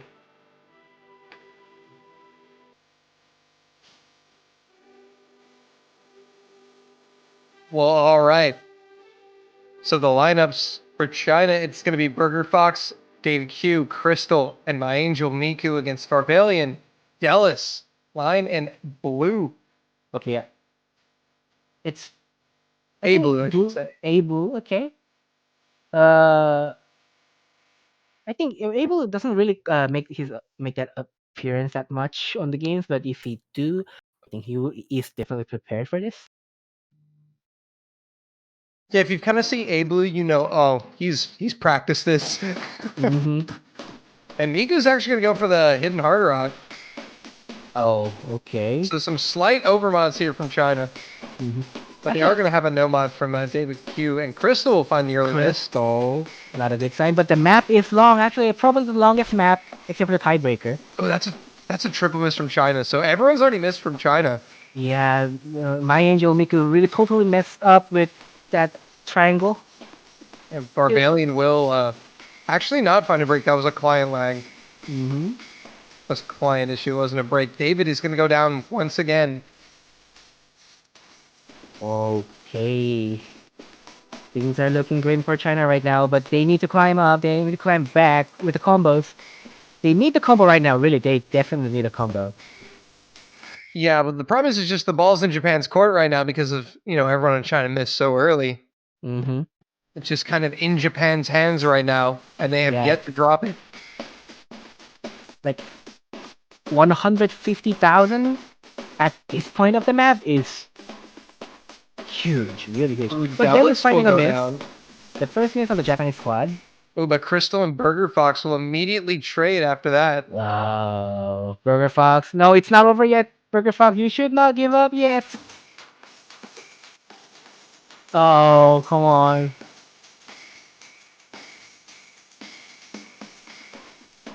That China doing everything they can, but Japan have just come to play.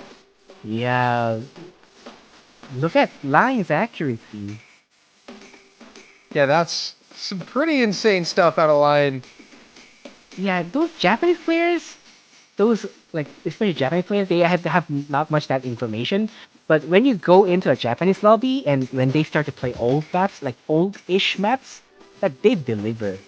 So this kind of picks is perfect for Japan, but you see at this they are even performing more than their expectations. Halfway through in Japan. Look at that score lead. Yeah. Well, my Angel Miku, even with the early miss, he's still staying strong with the hidden hard rock. But two full combos and look at that accuracy. It is so, it makes me speechless.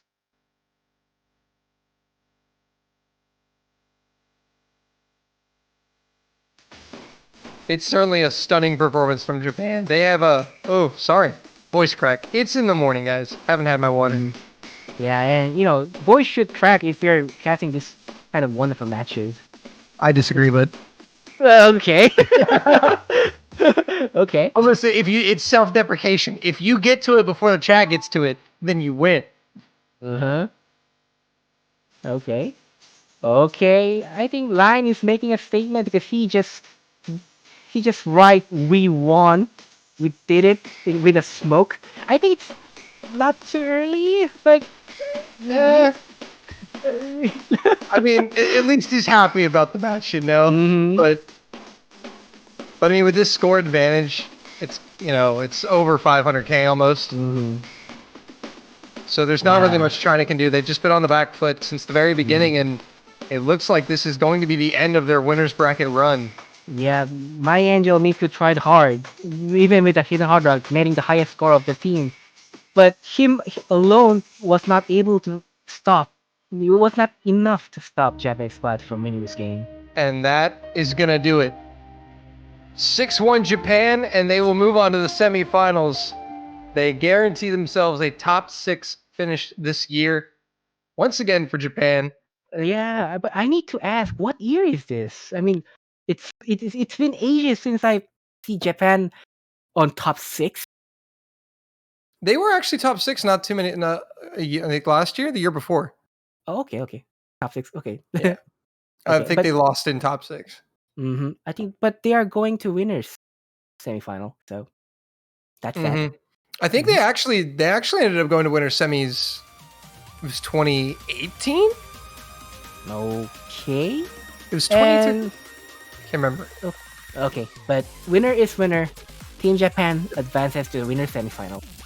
Yep, they will get to play Canada in the winner semifinals. So we now know our semifinals. It's going to be the United States against Germany, and Canada will face Japan. Wow. What a stacked matchup. I definitely don't want to miss any matches, if possible. You got to stay up to date with all the action in the OFS World Cup. Oh, So China, they will fall to the losers bracket. They're not eliminated. China are going to play the winner of Australia and Singapore. Oh, okay. That's gonna be another crisp match. Whoever comes up, it will be a sweet match because Australia and Singapore. Looking at the paper, Australia is slight favorite to win the match, but Singapore have delivered and Australia slightly struggled on their matches. So Yeah, Singapore coming off that upset win over Romania. Mm-hmm. But also, you mentioned earlier about that Indonesia-UK match. Well, there's the updated scoreline. Indonesia on top 4-2. Probably not what most people expected. And that, folks, is a loser's bracket match. The loser is out of the tournament. Okay, so we have... Well, sad, but we cannot stream the match right now because we have another match coming up 8 minutes from now, which is France versus Taiwan. And the winner of this match will face South Korea in the loser bracket. Pretty big match coming up in about 8 minutes. And I think this is up for us. Are you staying, Dolan, for the next match? Or Yes, I am. Okay. Oh, Indonesia just got their 5th point. okay, are they gonna make it against United Kingdom? We'll I see. mean, they took Germany to tiebreak, so they're no joke this year. Okay, so I think that's it for me. It was a great time casting with you, Dolan. It was some meme city, I should say. It was good fun. Yeah, it was good fun. We'll see you next time, and stay chat for more matches coming up. You see, we'll still have fun, more fun from now on. Okay, so totally signing out. Bye bye. Bye.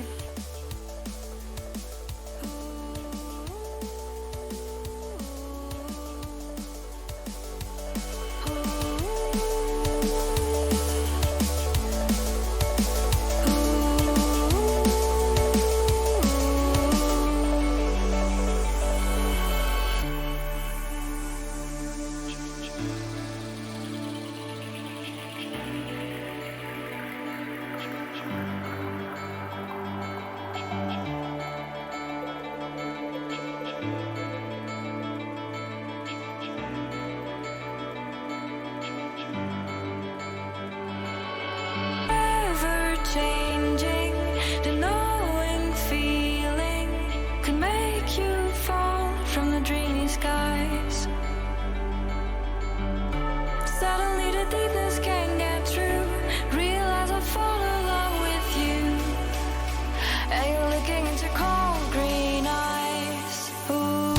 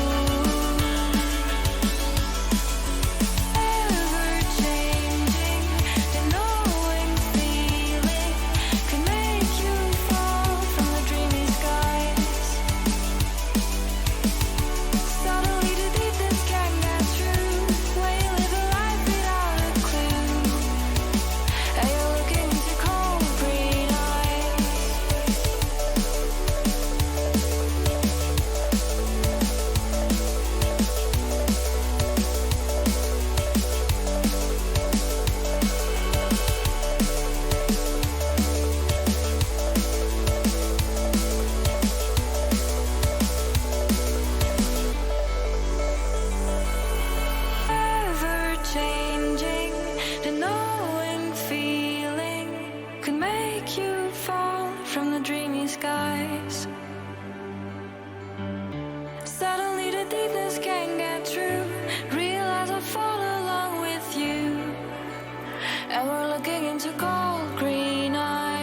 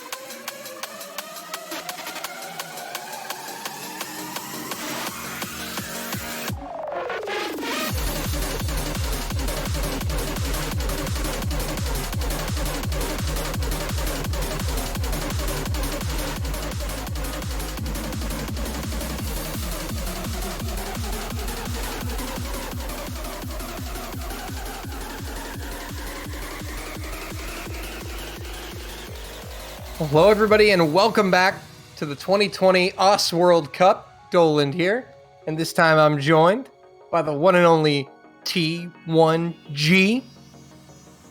Hello, good morning. Good morning. It is bright and early for us. Yeah, a little dark and early here. Got some rain going on, but won't let that affect the fact that we've got some really good matches to come. So very excited. Yes, and an interesting match ongoing. Unfortunately, we're not going to be able to get to it because our scheduled match is scheduled to start any second now between France and Taiwan, but the UK and Indonesia getting into a scrap, and Indonesia leading actually at match point.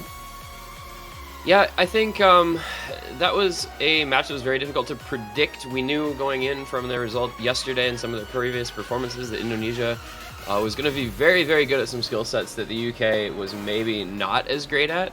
And they have been using that to their fullest advantage so far in that match. So definitely one to kind of keep an eye on that MP link, because that is a what I think many would consider a pretty major upset in the works if Indonesia can pull that one off. Yeah, but right now on stream, it is going to be France against Taiwan in the losers bracket. Yeah, and this one, a very, very close matchup on paper. France, of course, pulling up another great roster this year, bringing in a big win yesterday over Sweden, 6-2. They looked very, very strong on a lot of picks. They made Sweden look like a much weaker team than they actually are, I think. Meanwhile, Taiwan really kind of struggled with Chile. That one went all the way to 6-4, and they lost a lot of the maps that they played in common with France, if you compare their scores. So, they do get Shina Noriko back today, who was absent yesterday, a very big loss for their team if he's not around. So I think this matchup becomes much more even with him in than just looking at the previous scores. But I would like to think this is a very, very close one that could definitely go the distance. Oh yeah, definitely on paper, and even looking at the seeding and just how these guys have played, Taiwan opened the tournament pretty well, but they did struggle against Chile. You mentioned that 6-4. Whereas France showed up quite nicely against Sweden. Yeah, Taiwan, is kind of one of those teams that feels like they have really on days and really off days. Yesterday they kind of got carried pretty hard by Riser, who's one of their premier players. They have so much strength on that roster across the board with guys like Noriko, Flask, Shield, GFMRT. I mean, there's a lot of talent on that roster. But France showed up to their match. They took care of business, ready to move on. I know, talking to their captain Musty, he felt pretty good about their chances going into the next match, but I think Noriko felt similarly. I think he felt that they at the very worst had a fighting chance. They're teams that match up very interestingly with another because they have some very similar skill sets in common. You see a lot of very strong hard rock, a lot of very strong aim players. So it's going to be very interesting to see what we end up getting in the pick and ban phases of this match, because the strategy of it, is always fascinating with teams like this, where they have some overlap in skill sets, and they have some skill sets that neither team are really all that good. I don't think either of these teams super great in speed, for instance. So it's very interesting to see if either of them feel comfortable enough with it to maybe pick into that to just make the opponents feel even more uncomfortable. And also, we should point out the UK have taken another point against Indonesia, actually a break point, and it's now 5-4. UK have the pick. Yeah, UK. UK is a team that obviously you can never count out, no matter whether they're down or not. Indonesia going with the Nomad 2 pick, the stream map in the Nomad pool, and UK taking that one. I think that was a bit of a toss-up pick. Indonesia, as I said, really, with the pools being the way they are, right? They had the United Kingdom banned one double time map, but then that left all three of the rest up for Indonesia, and they swept those, as well as winning Nomad 5, the speed pick in the Nomad pool. And then after that, they kind of start to run out of picks a little bit, would have been my concern. Against Argentina yesterday, it wasn't to worry, but today here against the United Kingdom, the UK has a much well-rounded roster and can win on some of those other picks. So Indonesia may be running out of picks at the end. They're not having the greatest option for their last pick on Nomad 2. Very interested to see what UK picks to try and send that one to a tiebreaker, because that would be a very exciting moment for them, to be sure. But we, unfortunately, as we said, do have the France versus Taiwan match just getting started, so we will not be able to catch the end of that match as we get into the rolls here. And then the bans And I'm very interested, like I said, to see what the strategy ends up coming out of these two teams between France and Taiwan, because both of them have stuff that I think they won't want to play, and both of them have stuff that they will really want to play. So how they play that out in the bans is going to be fascinating. Indeed, and we see a pretty solid roll from Musty there with the 70. Yeah, the roll strats, Flask, I think, was the one who rolled yesterday for Taiwan. I believe they won the roll there, but Shinonori go back today as the captain, so he'll be the one hopefully taking back over the rolling duties. Rolls 55, does not win, so that'll give France choice of who wants to pick first. Taiwan the choice of who wants to ban first.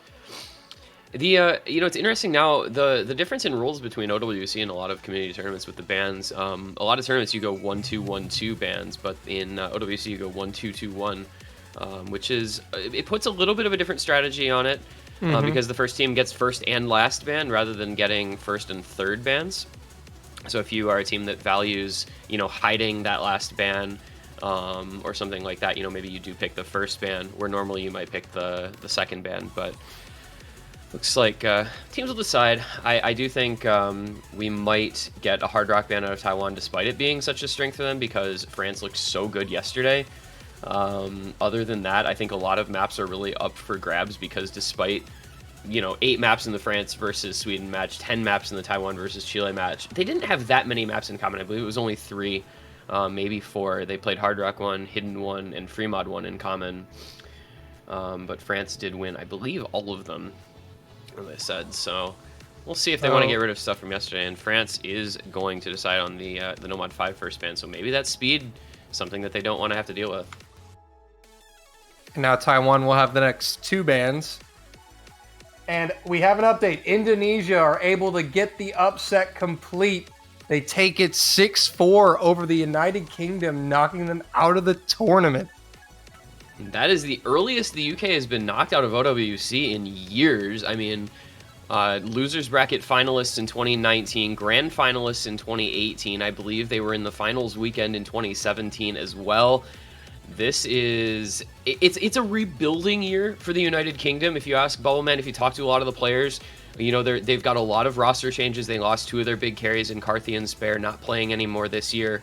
So that is not a wholly surprising result, but at the same time, I think it's shocking to a lot of people who are used to seeing the UK playing in the last weekend or one of the last couple weekends of OWC every year. But they're going to go home at the hands of a very strong Indonesia team who showed just how good they are at their premier skill sets in that match. Oh, and Indo has definitely showed up this year. I mean, taking Germany the distance, that was a result most didn't expect. And obviously, they've done a fantastic job in getting this win. Good work to them. And we will see them against Hong Kong next week. And that will be a heck of a matchup. I think Indonesia, again, will be able to flex their speed, because we saw last night in their match against Canada, Hong Kong really not very good at DT compared to a lot of other skill sets. Indonesia, obviously, that's their main strength. So they might just be able to continue rolling the same strat through another round, unless the pool somehow favors Hong Kong much more than this pool favored Indonesia. So that'll be very interesting to see what happens next week. Yep. Meanwhile, back here, of course, Taiwan with the DT4 ban, and they do end up banning a Hard Rock out. It's Hard Rock 2, so they're going to get rid of Cross Time, which, not a big surprise there. France looked very good on that map yesterday. And then another DT ban as well. So double time number 2 coming out as the last ban from France. That's 3 DT bans is what that is. So as I said, both of these teams not really super great with speed and DT in general compared to some other skill sets. And they do get rid of a couple picks from that pool. And it's going to be Nomad 6, the opening pick for Taiwan. Yeah, they did play that yesterday. I believe it was either their last pick or the last pick from Chile. It was the second last map of the match either way. They put up a not amazing score, but not a bad score. They put up 2.3 million. And I think that's a score that they can improve on, and I think they probably feel that France, more of a mechanical team, will not be quite as great with the rhythm type of maps, and I think we'll get to learn very early on if that strategy is valid going forward in this matchup. Because Taiwan has some really, really good rhythm players, guys like GFMRT, guys like Shield, very, very strong in that skill set, and I think they probably feel that France is a little bit weaker.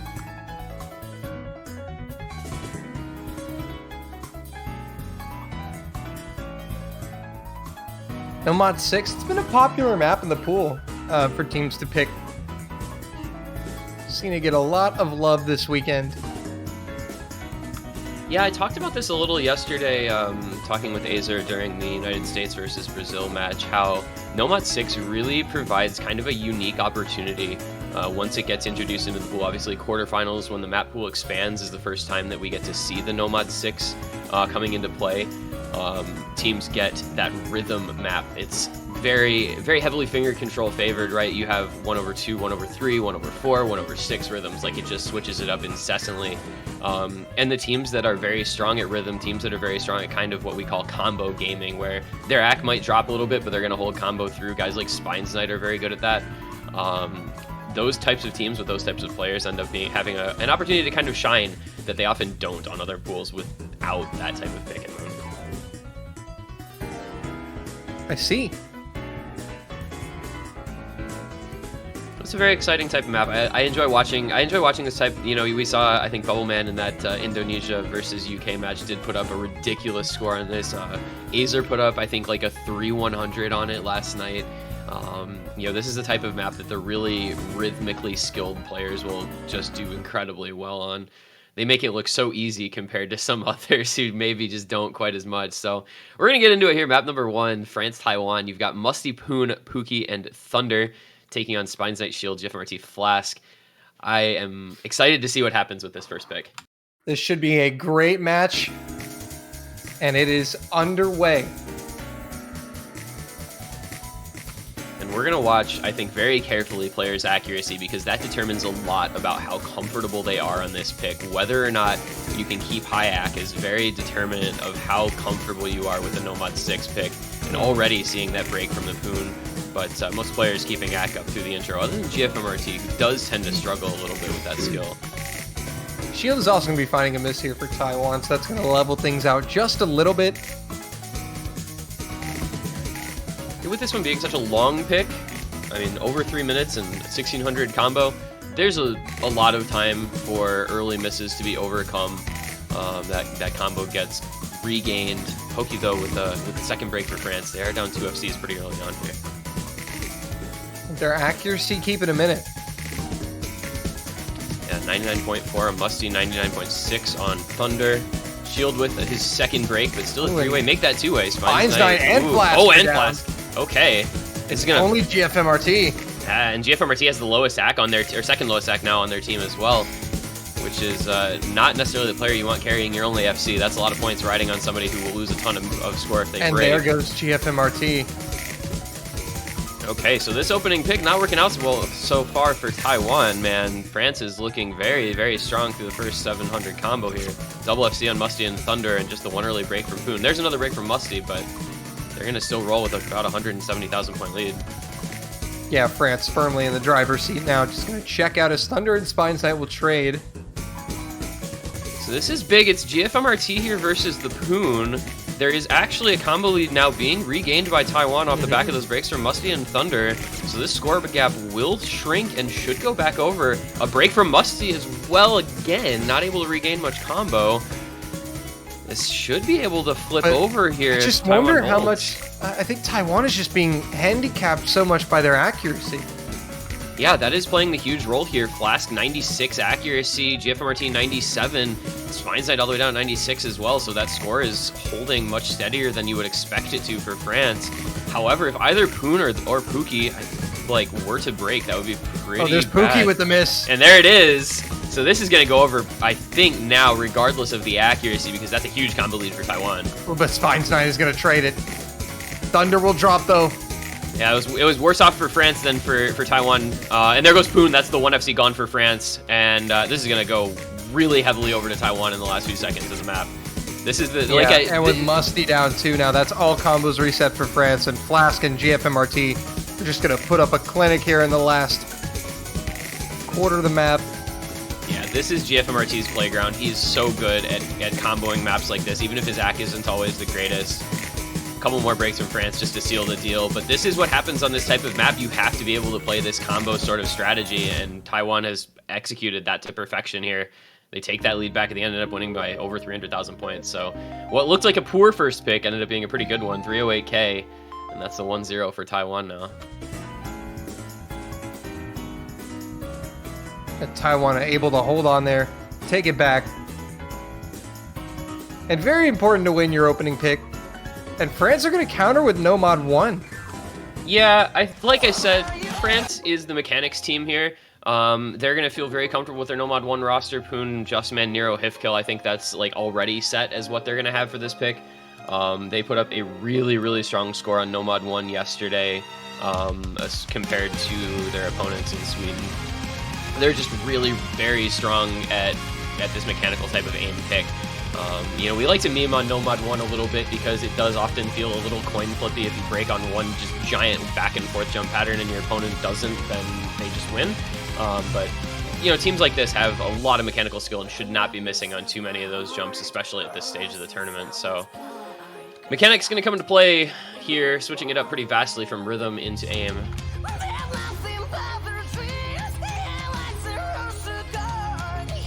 To see the Taiwan roster for this. They did not play this map yesterday. They didn't really, the only really raw aim map they played, I mean, I guess if you consider Double Time 1, but that's more of an older style aim, otherwise was Hard Rock 1, and France actually outscored them on Hard Rock 1, so showing that their aim is pretty good.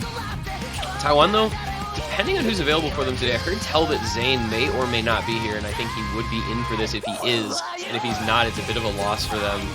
So we'll find out what their roster ends up being. I think this is a very good first pick for France, though.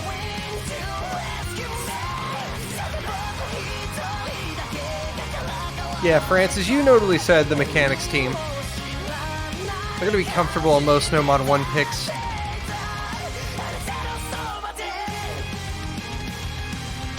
And guys, Flask.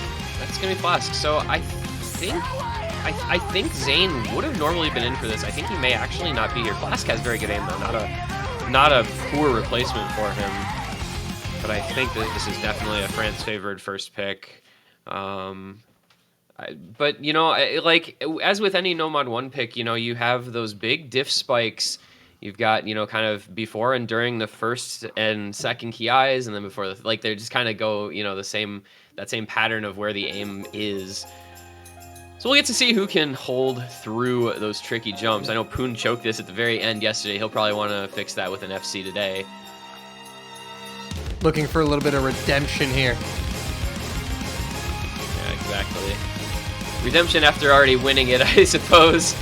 Want to win it. Want to put up an even better score and win it by even more than they did yesterday. But Taiwan, no slouch when it comes to aim maps, so they're definitely going to put up a fight here on this one. I just think France overpowers them a bit on this type of map. We'll find out. Everybody holding through the intro just fine. I don't know that we've been able to say that previously. I think we've normally seen at least one break in that first couple hundred combo. Lots of jumps in the intro, but you get some comfort into that first chorus as you have 3 SSs on France. And 2 on Taiwan. We were seeing 5-way SSs. The nice thing about Nomad 1 is it's rhythmically not very complex, so it does lend itself to higher accuracy plays. You're gonna, you know, you might see as many misses as you see 100s. It is OD 9.4, but for these players on a map like this, that's really not that bad. But Nero is going to be the first miss, and that's going to give the advantage to Taiwan here. Yeah, early enough into the map that he'll be able to make up for it. You know, it's only into the first key eye section here, into the first chorus.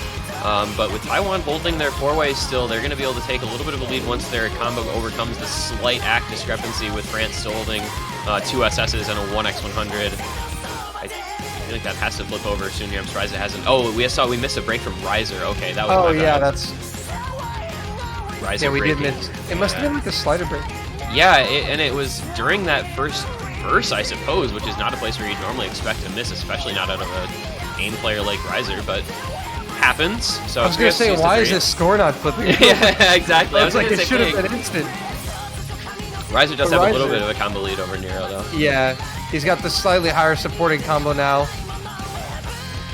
Shield still holding onto the SS as well, which is very nice, but a little bit lower accuracy on Noriko and Flask compared to Poon, Justman, and Hipkill, who are at, what, Nero breaks 1x100s. right after the break. Oh, another break. Did he get And that was psyched on the out? stream, too. That was on that burst, too. That wasn't even on the aim. That's where you don't want to break on a No-Mod 1 type of map. If you're going to be breaking anywhere, you expect it to be on jumps in this. But that's going to give the lead over to Taiwan. We'll see how long they can hold on to their three-way, full combo. Yeah, now's their chance to really build up some advantage here as we go into these jumps. Oh, but Shield is going to be the one caught out for Taiwan. I think it's not the end of the world, fortunately, because he has a couple 100,000 point advantage over Nero, and it's not a big combo difference. It's only about 150 combo after that break from Nero. The score is going to stay really close, though. France banking on their accuracy right now, where they do have a pretty noticeable lead on those FCs. This could get very close to this last Poon and guy. Riser will trade. Okay, well, we're coming into Things are the... getting pretty close here. Yeah, it's all tight. 7,000 points, you know. And actually, I think that combo is going to be going back over to France ever so slightly. But Justman is going to break. Oh, that's heartbreaking. Okay, that might seal it. It is all on Noriko and Flask. If they can hold on through the last moments, Shield breaks, but that's not the one that matters. It's all Noriko and Flask holding their FCs still into this ending. And they got it. Taiwan are going to come away with a 2-0 lead. Wow, that was a big break point for them. I did not expect that to be a Taiwan favored map, but that late slider break from Justman kind of just sealed the deal. Flask and Noriko, the double FC, very, very impressive performance from them. Two players who maybe not 100% known for their aim, but definitely can show up with big performances when the time calls for it. And that's an early break point for Taiwan as well. They're going to feel good about that. Oh, yeah, absolutely. That's going to put some confidence in you, put the wind in your sails. And now Taiwan have the pick. A chance to go up 3-0 here. And now you've got a little bit of a decision to make because you won the aim map, so the inclination might be to go Hard Rock 1 here. You are a team that's very good at that type of map, and it's the most similar to the Nomad one. But of course, you also won the Rhythm map in Nomad 6, so you probably don't feel too bad about, you know, going to something a little bit more rhythmically challenging as well. I think Taiwan have some options open to them. I think the most obvious pick here is probably Hard Rock 1. But I don't know if they would maybe be a little scared off by how good France can be on that pick. Yeah, they might be a little scared off here just because of that match was pretty close. And at that final little break before Nero broke on the burst, both teams could just see how close it was. That score was 7K difference. So it might lead Taiwan to at least think twice about picking Hard Rock 1, or it might lead them to pick it.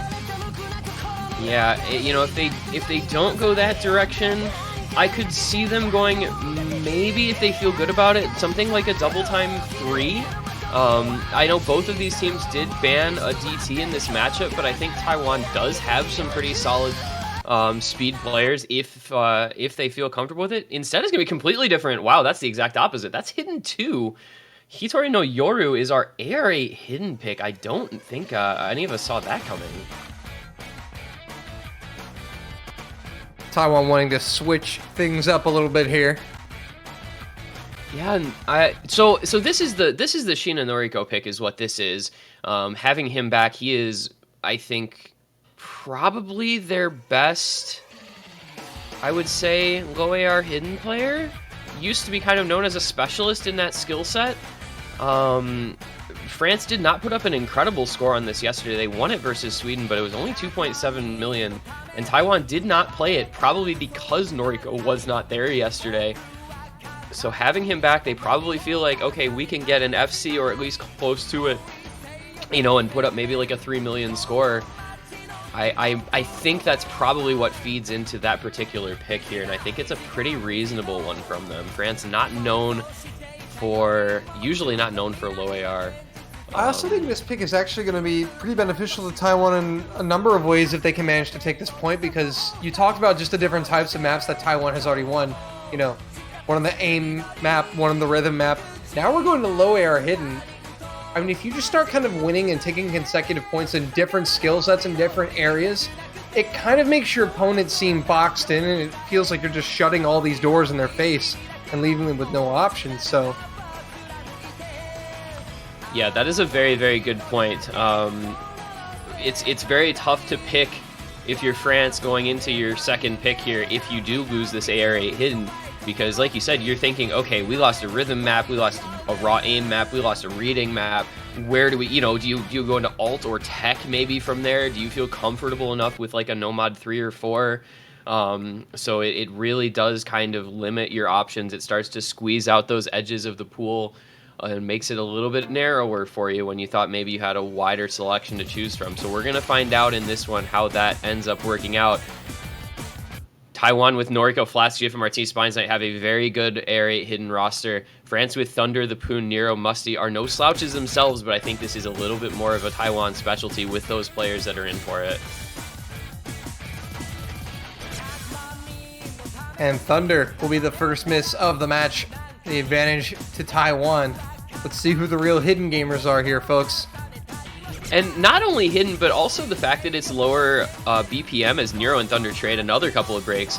You're going from a 140 BPM map with a lot of different rhythms as Spines Knight finds break to like a 200 BPM map. And now you're dropping all the way down to 170. And France has already found Sheena Noriko will drop. Okay. This is a bit of a fiesta here so far. We're only a quarter of the way through, and it's not a super note dense map. Your big streaks are not going to be there. It's only 830 combo or so. So Musty's going to try to hold for France, but GFMRT and Flask with the double FC is Spines Knight another break. Spines Knight really struggling here, but fortunately for him, his team has a 1 FC advantage, and Poon will find yet another miss. So does Noriko. So it's really, as you said, all on GFMRT and Flask. Yeah, both teams, unfortunately, kind of running it here a little bit, as we say. But Flask and GFMRT keeping strong. GFMRT's AC very, very good, 99.4, matching Musty perfectly. The Thunder and Nero combos, though, are starting to grow. If I Taiwan was about to mention, I think France is actually starting to pull this back a little bit. Musty also dropped, though, with Flask. That's actually better for France, though, because Thunder and Nero both held. There's only one combo now on the side of Taiwan, and it is GFMRT. So if Thunder and Nero can continue to hold on, France will be okay here. There's not a lot of map left. We're already 2/3 of the way through. Yeah, we're at the final quarter now, and Thunder does drop along with Flask and Sheena Noriko.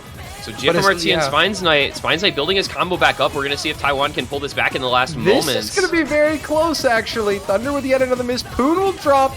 Nero doing everything. But Spines Knight broke as well. It's Nero versus GFMRT, and GFMRT has the combo advantage. He has about 200k score left in this map. Nero has a bit less than that due to his break. And Musty and Flask are going to be the next highest supporting combos for each of those teams, respectively. Oh my god, this is going to be so close! Really close, folks. It's coming down to the wire on AR8 hidden.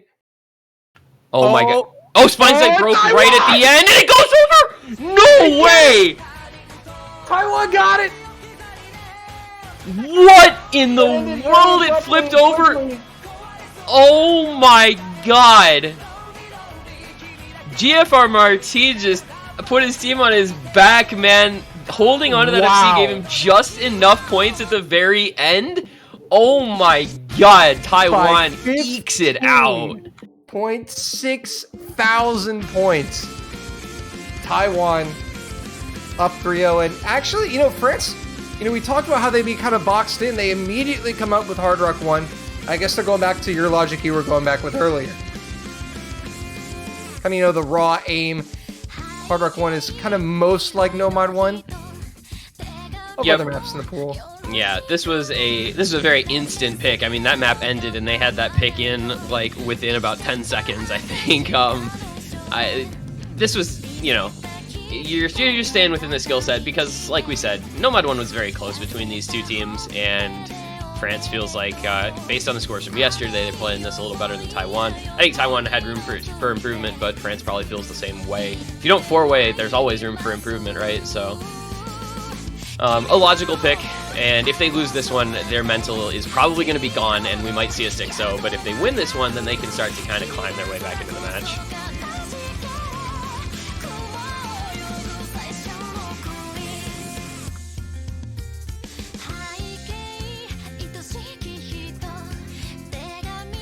And so now, just waiting on Taiwan to fill the final 2 roster slots. Yeah. Taiwan, I mean, I guess France maybe a little unhappy that Taiwan is taking the timer to have their players in and readied up, but I mean, that's just part of strategizing in the game, so that's how it goes. This is still, I think a relatively, no matter what, this is, I think, going to be a very closely contested pick, so. Yeah, definitely should. And for France, this has to be the turning point for them. I kind of feel like I feel like we're already at kind of the point of no return here. Yeah, if France loses this pick, I am pretty sure this match is kind of over, because besides the fact that they'll be down 4-0, knowing, and I'm not flaming, but knowing kind of the occasional mental problems that we've seen from French teams where they get a little down on themselves when they get behind in matches, I think that's not a great spot for them to be in, especially if they lose their first 2 picks on maps that they feel very good about. But, that aside, they're still going to be playing the map, and they're still going to be putting forth their best effort on this pick here, and they're going to try to get their first point on the board here with the 3-0 deficit staring them in the face. Yeah, they definitely got some work to do, but the good news is that it's only 3-0. It's not completely impossible. But they definitely need to get the ball rolling ASAP. Yeah, I think we're in agreement that, like, basically France this is a must win. Oh, and that is a bad under aim from Poon. And he was nowhere close to that circle. In the player chat that the Poon was a little upset with, how the Taiwanese players were using the timers. So hopefully he's able to get his emotions and thoughts under control here. Hopefully that won't affect him too much. But a very early miss from the Poon is going to put Taiwan on top for now. Yeah, and I mean, it's within the rules, so it's the sort of thing that you shouldn't be upset about, because it's literally in the rules that there are those allowed timers to be in the map or in the lobby and readied up. So, I mean, Taiwan it's a little bit of gamesmanship if the other team is ready very quickly, but it's also still within the rules. And we do see a break from Noriko, so the combo lead is going to go back over to France as Poon has recovered since the beginning. Now France in the driver's seat. Yeah. A third of the way through, still very close and kind of hard to tell who's going to be able to take this one. I think a big thing to look at is the accuracy here. You've got Riser 99.5, Shield 99.5, Flask 99.3. Nobody over 99% except for Justman on the France side. So Taiwan's accuracy advantage is keeping them in this one. Oh, and okay, that's weird. His accuracy updated on my screen. I swear it didn't say that. I looked at it, I swear I thought it said 98%. Anyway, so it's like, I don't know, it's very close. Any break, especially at this juncture in the map, is going to be very, very bad. But if everybody just holds on to combo, France is going to continue to grow their lead just a little bit. Yeah, France, at this point, they've done a pretty good job. If they're able to hold till about, quarter of the map left, they'll be in a really good position. Yeah, this one could get very close. If anybody breaks for the rest of the map, there's some big jumps, and everybody makes it through that section. In the last third of the map. Noriko is going to go down. That break from Noriko, if France just holds on a little bit longer, will actually just end the map. And Noriko breaking again, I think that might have just pretty much sealed Taiwan's fate. Very well could have, unless we see just a insane double miss from France or something like really quickly. But Taiwan would literally need that to happen, like right now. Yeah, I think with it being a 200,000 point lead, there's already pretty much not enough time. France would have to full combo reset. This was expected to be a good pick for them. I don't think Taiwan is going to feel too terrible if they end up losing this map, which it looks like they will here. But France is going to feel better about getting back on the board. There is a late break from Justman, but it's right at the ending, so. As well as a Flask and Shield also going to break, but as you said, doesn't matter. France did the work that needed to be done, and that'll be their first point on the board in this match. And 4 million, actually, a very, very good score just on its in its own right. I mean, that's a big improvement. They, I think, improved by about 620,000 points, 630 or so, from their score yesterday. So, France getting themselves into the match here a little bit, getting the first point on the board. But now the question is, where do they go next? Because that's kind of all there is for that, raw aim type of map. Hidden One is a very different style of aim. So not going to have another map that really compares directly.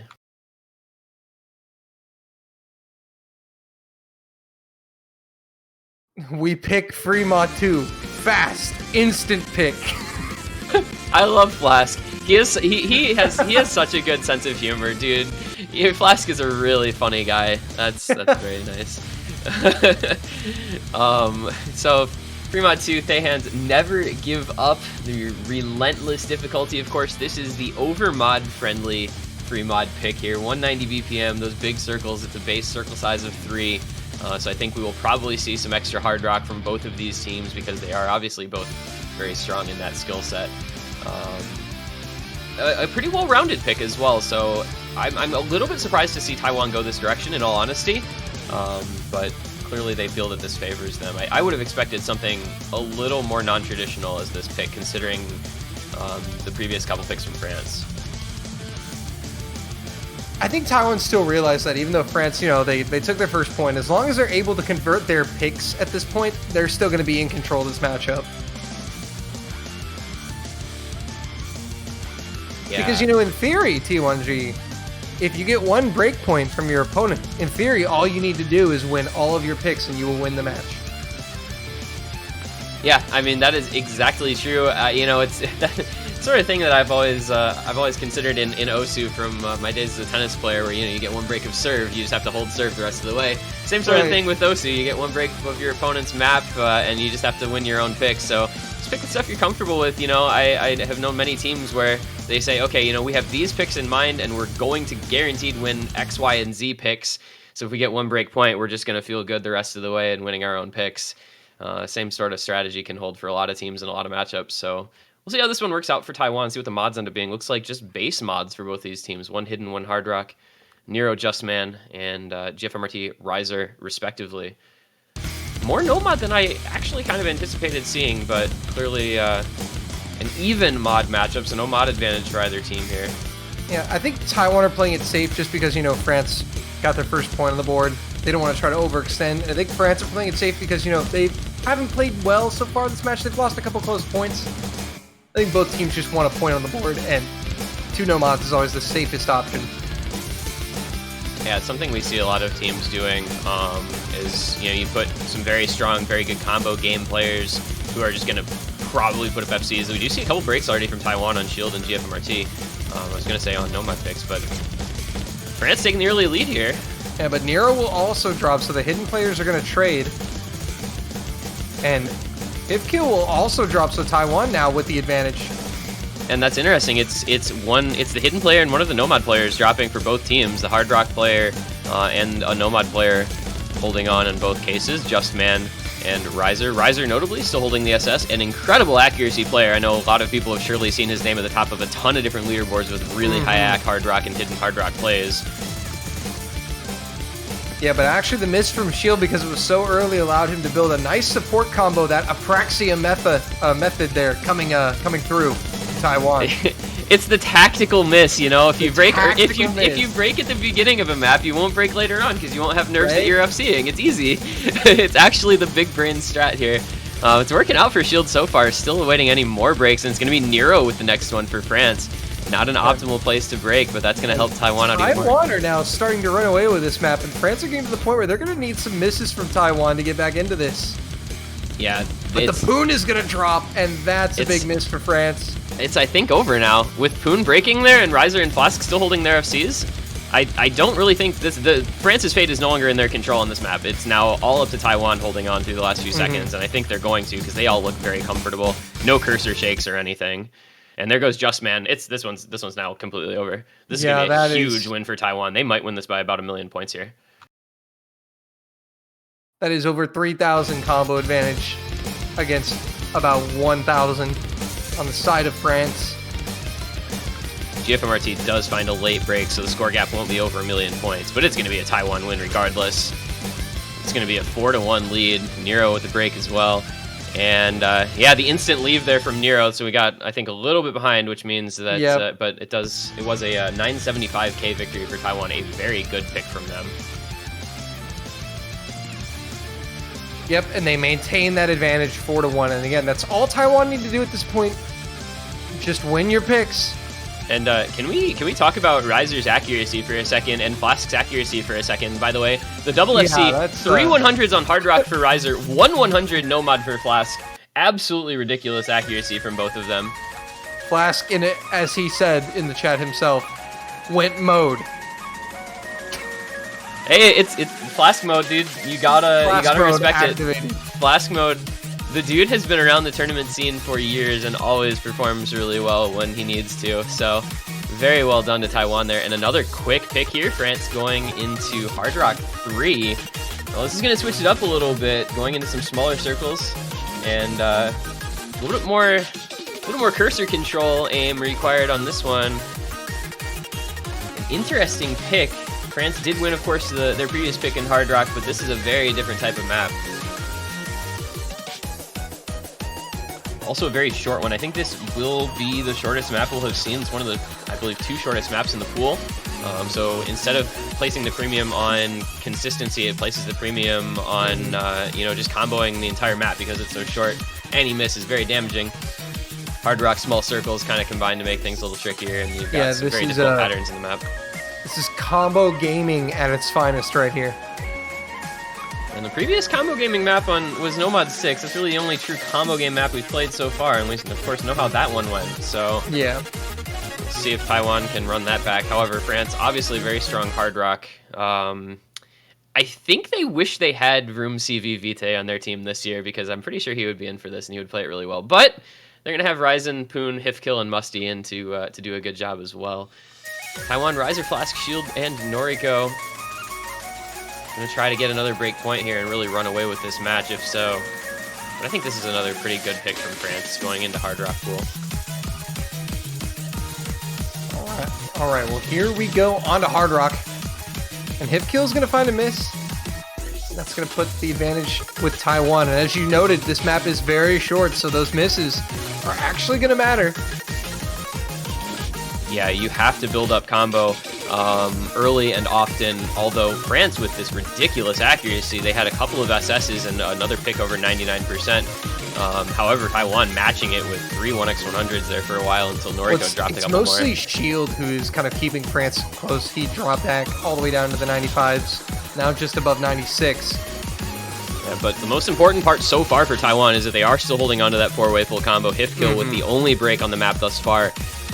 It's going to remain very close, as you mentioned, because of that accuracy from Shield. Oh, that's such a bad place to miss. Halfway through on a minute 47. Okay. And Flask lost a lot of accuracy. He missed an entire stream. Yeah, that actually is going to help France out, because the act loss is going to keep France in striking distance here. Taiwan simply have to go back to combo gaming and preserve the advantage. But, it's going to flip over that accuracy lead for France. There's still only been the one break for Taiwan, but France is just going to win off the back of accuracy if they don't break at the ending. They're trying to pull it back. Hifkill with another miss. Wait a minute. Is it enough combo from Flask to bring us back? Oh, it's not. That's going to do it. Hifkill with another miss. It's not going to be enough. Riser breaking. Flask and Musty. Ryzen will also miss at the end, but France survive and take a second point. Wow, that map just goes from 0 to 100 real fast in that last couple hundred combo. The slider break from Noriko. Poon with the only perfect FC. Shield with a couple slider ends dropped and a much lower accuracy, but man, France, the accuracy, look at that. 99 from Ryzen, almost 99 from Poon and Musty. Meanwhile, the 97s from Flask, Noriko, 96 from Shield. That played a lot of a big role in that victory, because it was only 153k, but those late breaks, you just can't afford it, unfortunately. But it is a France pick, and that does exhaust the Hard Rock pool as well. So again, the pool just continuing to shrink down farther and farther. Yeah, and it feels like France are just going to have to kind of aim for free mod afterwards, almost feels like. Or no mod. Just because of how Taiwan have played this match. Yeah, I think... Where do they go from here? Right, I'm thinking that, and it's tough. They've got 3 no-mods, 2 hiddens, 2 DTs, 2 free mods, so a decent amount of picks still available. It's just a matter of what they feel the most comfortable on. We've seen 2 picks in the Nomad pool so far, so if either team, maybe feels good about, say streams or about alt, they can go Nomad 2, Nomad 3. Give me that DT1. Yeah, honestly, I think DT1 would not be a bad pick here. Taiwan looked good on it yesterday. They put up a 3.3 million score. France didn't play it, so they don't really have a basis of comparison, but instead they're going to go Nomad 4, Bleary Vagary. That is an interesting pick that I don't know I necessarily quite expected here. That's not a map we've seen picked a ton this weekend. Yeah, I mean, it's been here and there. It's not a constant by any means. Taiwan did play it against Chile. They put up just over 3 million points. I believe they won that map. They have some players who are good at this type of pick. And maybe this is kind of, again, going back to Taiwan wanting to favor the kind of more gimmicky niche skill sets over France's more mechanics-based team. This is a map where I think players are enjoying it as a Nomad 4 kind of tech map more than some of the previous ones. You've got some very just raw big slider aim, as well as some very, very difficult aim streams. The ending of this map is quite difficult. And I think Taiwan has some players who feel very comfortable on this type of pick. Guys like Spinesight and Shield especially. Yeah, and you also mentioned, that Taiwan put in a 3 million plus score on this against Chile, so that's pretty good rationale for picking it. Yeah, I mean, you're going to have a hard time matching up to what the United States did on this map against Brazil, where they put up 2 1x100 FCs on Fiery Rage and Kablaze plus the FC on Vaxei. But, if you can even come close to a score like that, I think you'd feel pretty good about your chances. So Taiwan going to look to just continue, like we said, just continue winning their own picks, because that's really all they have to do. Yeah, they are only 2 points away, but if France are able to steal this breakpoint, that would be massive. So we should point out Taiwan are not out of the woods just yet. They only have a 2-point lead, which can easily be overturned. Yeah, and a map like this, in any tech map, there are certain places where you can just kind of expect to see possible breaks. And this map is no exception, with the very tricky streams and the very tricky sliders. So He's actually going to find a miss. Yeah, and that's something that we've seen happening on that intro. Shield, though, matching it with a break just before we get into the first drop here. This is where we're going to learn how comfortable these players are with this map, because we've seen guys putting up really great accuracy in this section, and that's not an easy thing to do. Spinesight is going to go down, too, so that's 2 FCs down for Taiwan. France now in command. And this is where things can start to become a little worrisome if France doesn't find some breaks for Taiwan. Almost at the halfway mark already, and it's still a triple FC for the French Thunder will side, find but a there goes miss at Thunder. the halfway mark. The worst place to miss. There's still a decent amount of map left, though. The entire second half of this, and the ending is so note dense. But no, oh man, Thunder struggling quite a bit there with another couple of breaks. So it's going to be a combo slightly in favor of France, I think, still. Shield and Spinesight about matching Musty's combo, and the double FC from Riser Noriko matching Ryzen and Poon, but Ryzen still with the SS, notably holding that that accuracy lead. As long as Spinesight and Thunder are going to trade, Shield will drop, and I think that's going to be enough for France here. Ryzen does go down along with Noriko and Musty. Poon the only one holding. It's Poon against Riser. And I think Poon and Riser both just FC this, and France has probably kind of secured it. Unless Poon would have to completely fall apart at the ending. Yeah, he would have to die have here. a chance, and it's not going to happen. So that's going to be a break point here. And that's a pretty big one. Wow, and that's such a big moment in the match to find a break point. 4-2, back to 4-3, potentially able to get the 4-4. And then you have just one pick left per team. I don't think it was a mispick from Taiwan. It was just an underperformance more than anything else. You see that I don't think that was a mispick. Shield just not putting up the score he needed to, and France putting up some very solid performances. And Poon able to deliver that FC. So now France with a real big opportunity. You notice they don't have the pick ready immediately this time. They're going to take their time and think about this one, because they need to tie the game up here. And this is and this is going to be a big thinking point because the maps left are very different than most of what we've seen so far, right? You have a stream map and an alt map in Nomad. You have the awkward aim and the swing rhythm map in Hidden. You have a pretty straightforward map as DT1, very fast map as DT3, and then of course we know what Fremod 1 is, just crazy, couple breaking that low AR, high circle size. I don't know that it's going to be Nomad picked here. 2 from France, though. Yeah, I think out of what's remaining, I can understand going to Nomad 2 here. It's a comfort pick. It's a more mechanics. You know, it's just, can you hit these streams, basically. This is a map that I feel like we haven't actually seen a lot of in this pool either. People, I don't think, have been picking it all that much relative to some other picks. But obviously France here feeling good about streams and thinking this is how they level this match at 4 points apiece. If they can win this, well, there's one pick left per team, and that would be a pretty scary spot to be in. And we have not seen anything streamy so far in this match at all. You know, the Nomad 5 got banned out. The streamy DT picks have not been played or have been banned. We do see Unha coming in.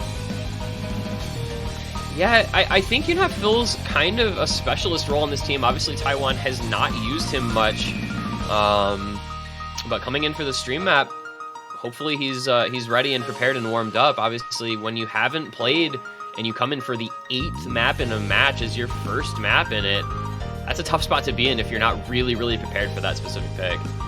Yeah, definitely, 100%. But the match is really going to be determined here, essentially, because if France are not able to convert this and Taiwan get that breakpoint back, they will be at match point with the pick.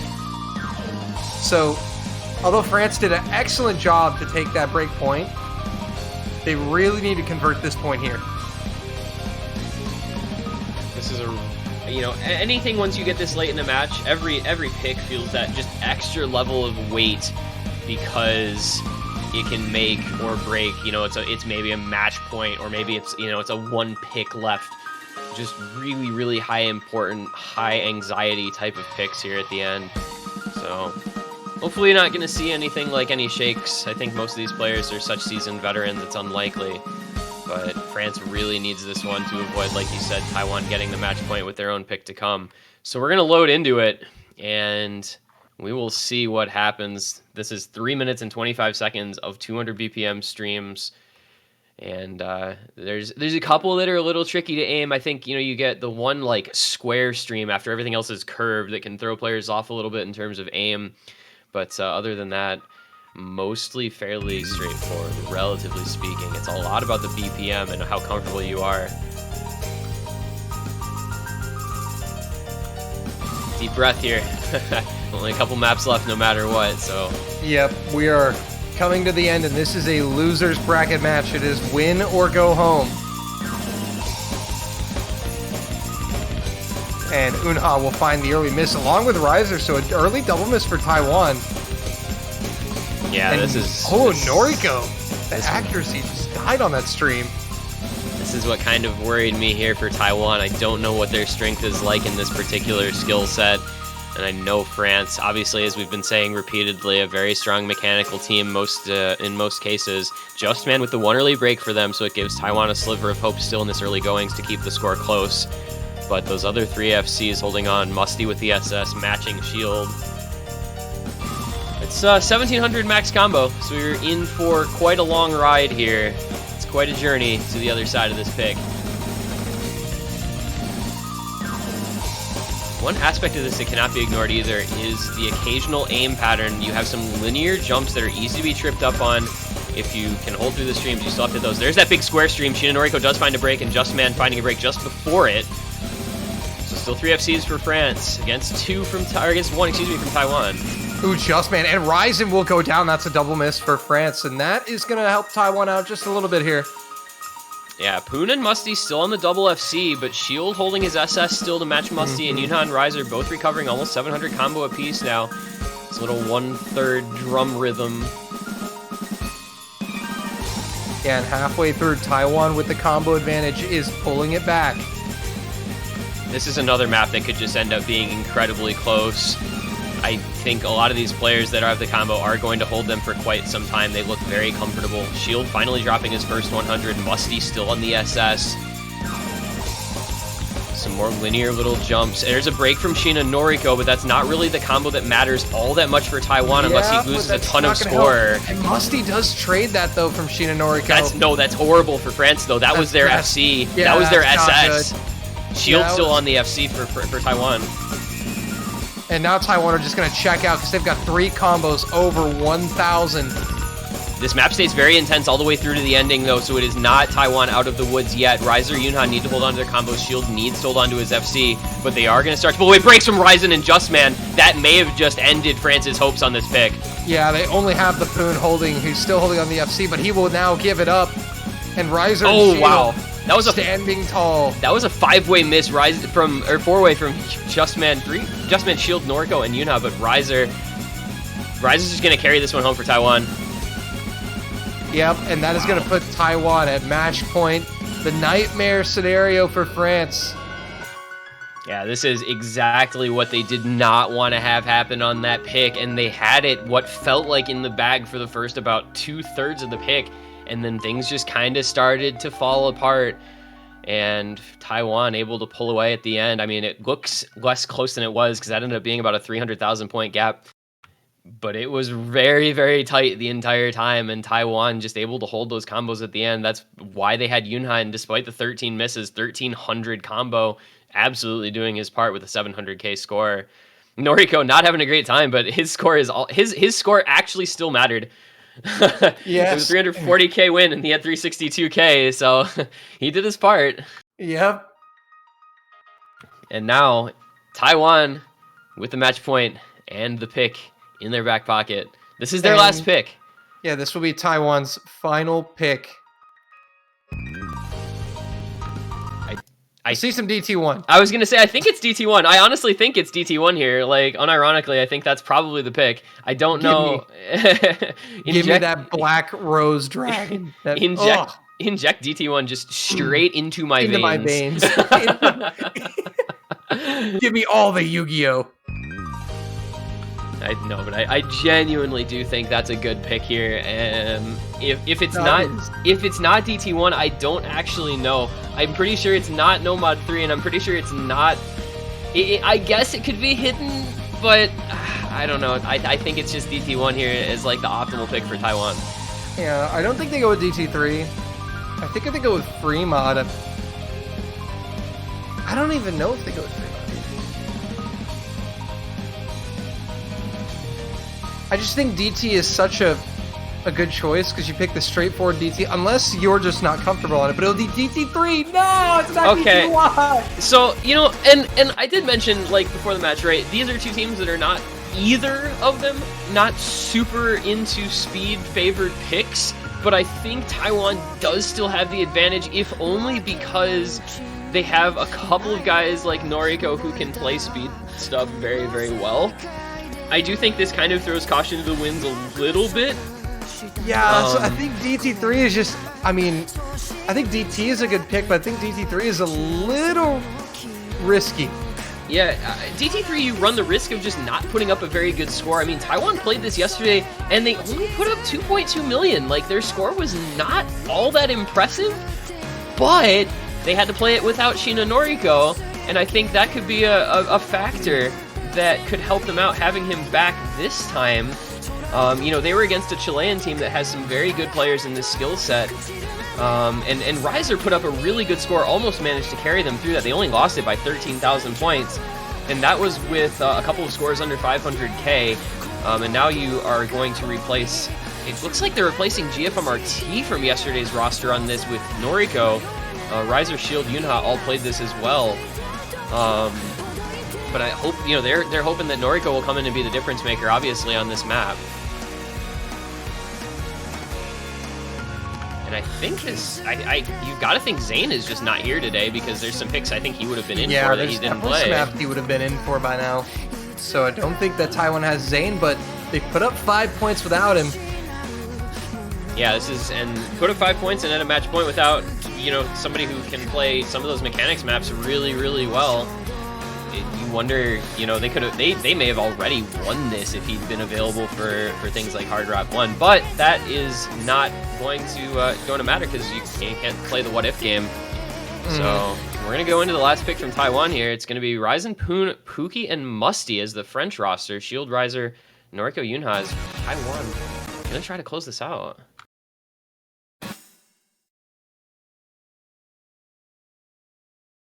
And also, you gotta wonder if you're France here. If you're able to get this break point and stay alive, do you pick DT1? Yeah, and I think you aren't even thinking about that right now if you're France, to be honest. I don't think you're thinking about the next point. I think on our end, you think about that, obviously. And I think it might be an okay pick if they do win this, but I think if you're France right now, you're just trying to get through this pick because, as you can see from their accuracy in the beginning of this, it is not a map that they're super confident with. Yeah. All that act down at 92, 92, 96, so... I'm so surprised that Double Time wasn't picked for this long in the match. Yeah, and I mean, I think it had something to do. There's the first break coming out from Shield, interestingly enough.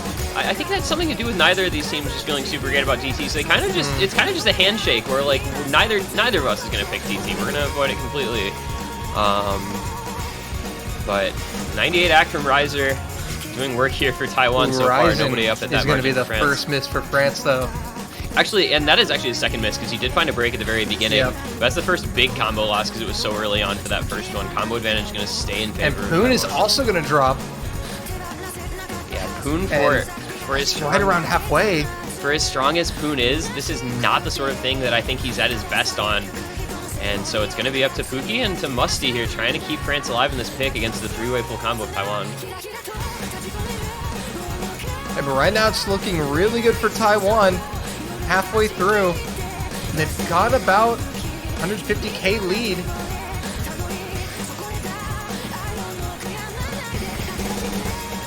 This is getting to the scary stage here for France because Taiwan still has a three-way full combo and a big combo on Shield backing up. Poon has found another miss, so it's all riding on 2 FCs for France against 3 and a big combo for Taiwan.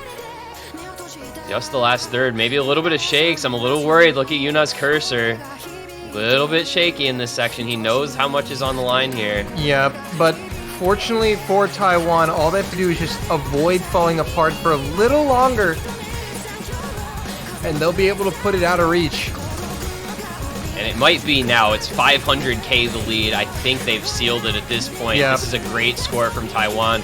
They've improved. Shield. They've improved so much on their score from yesterday. Yeah, that break from Pookie, that's gotta seal it. And Taiwan able to get the job done here,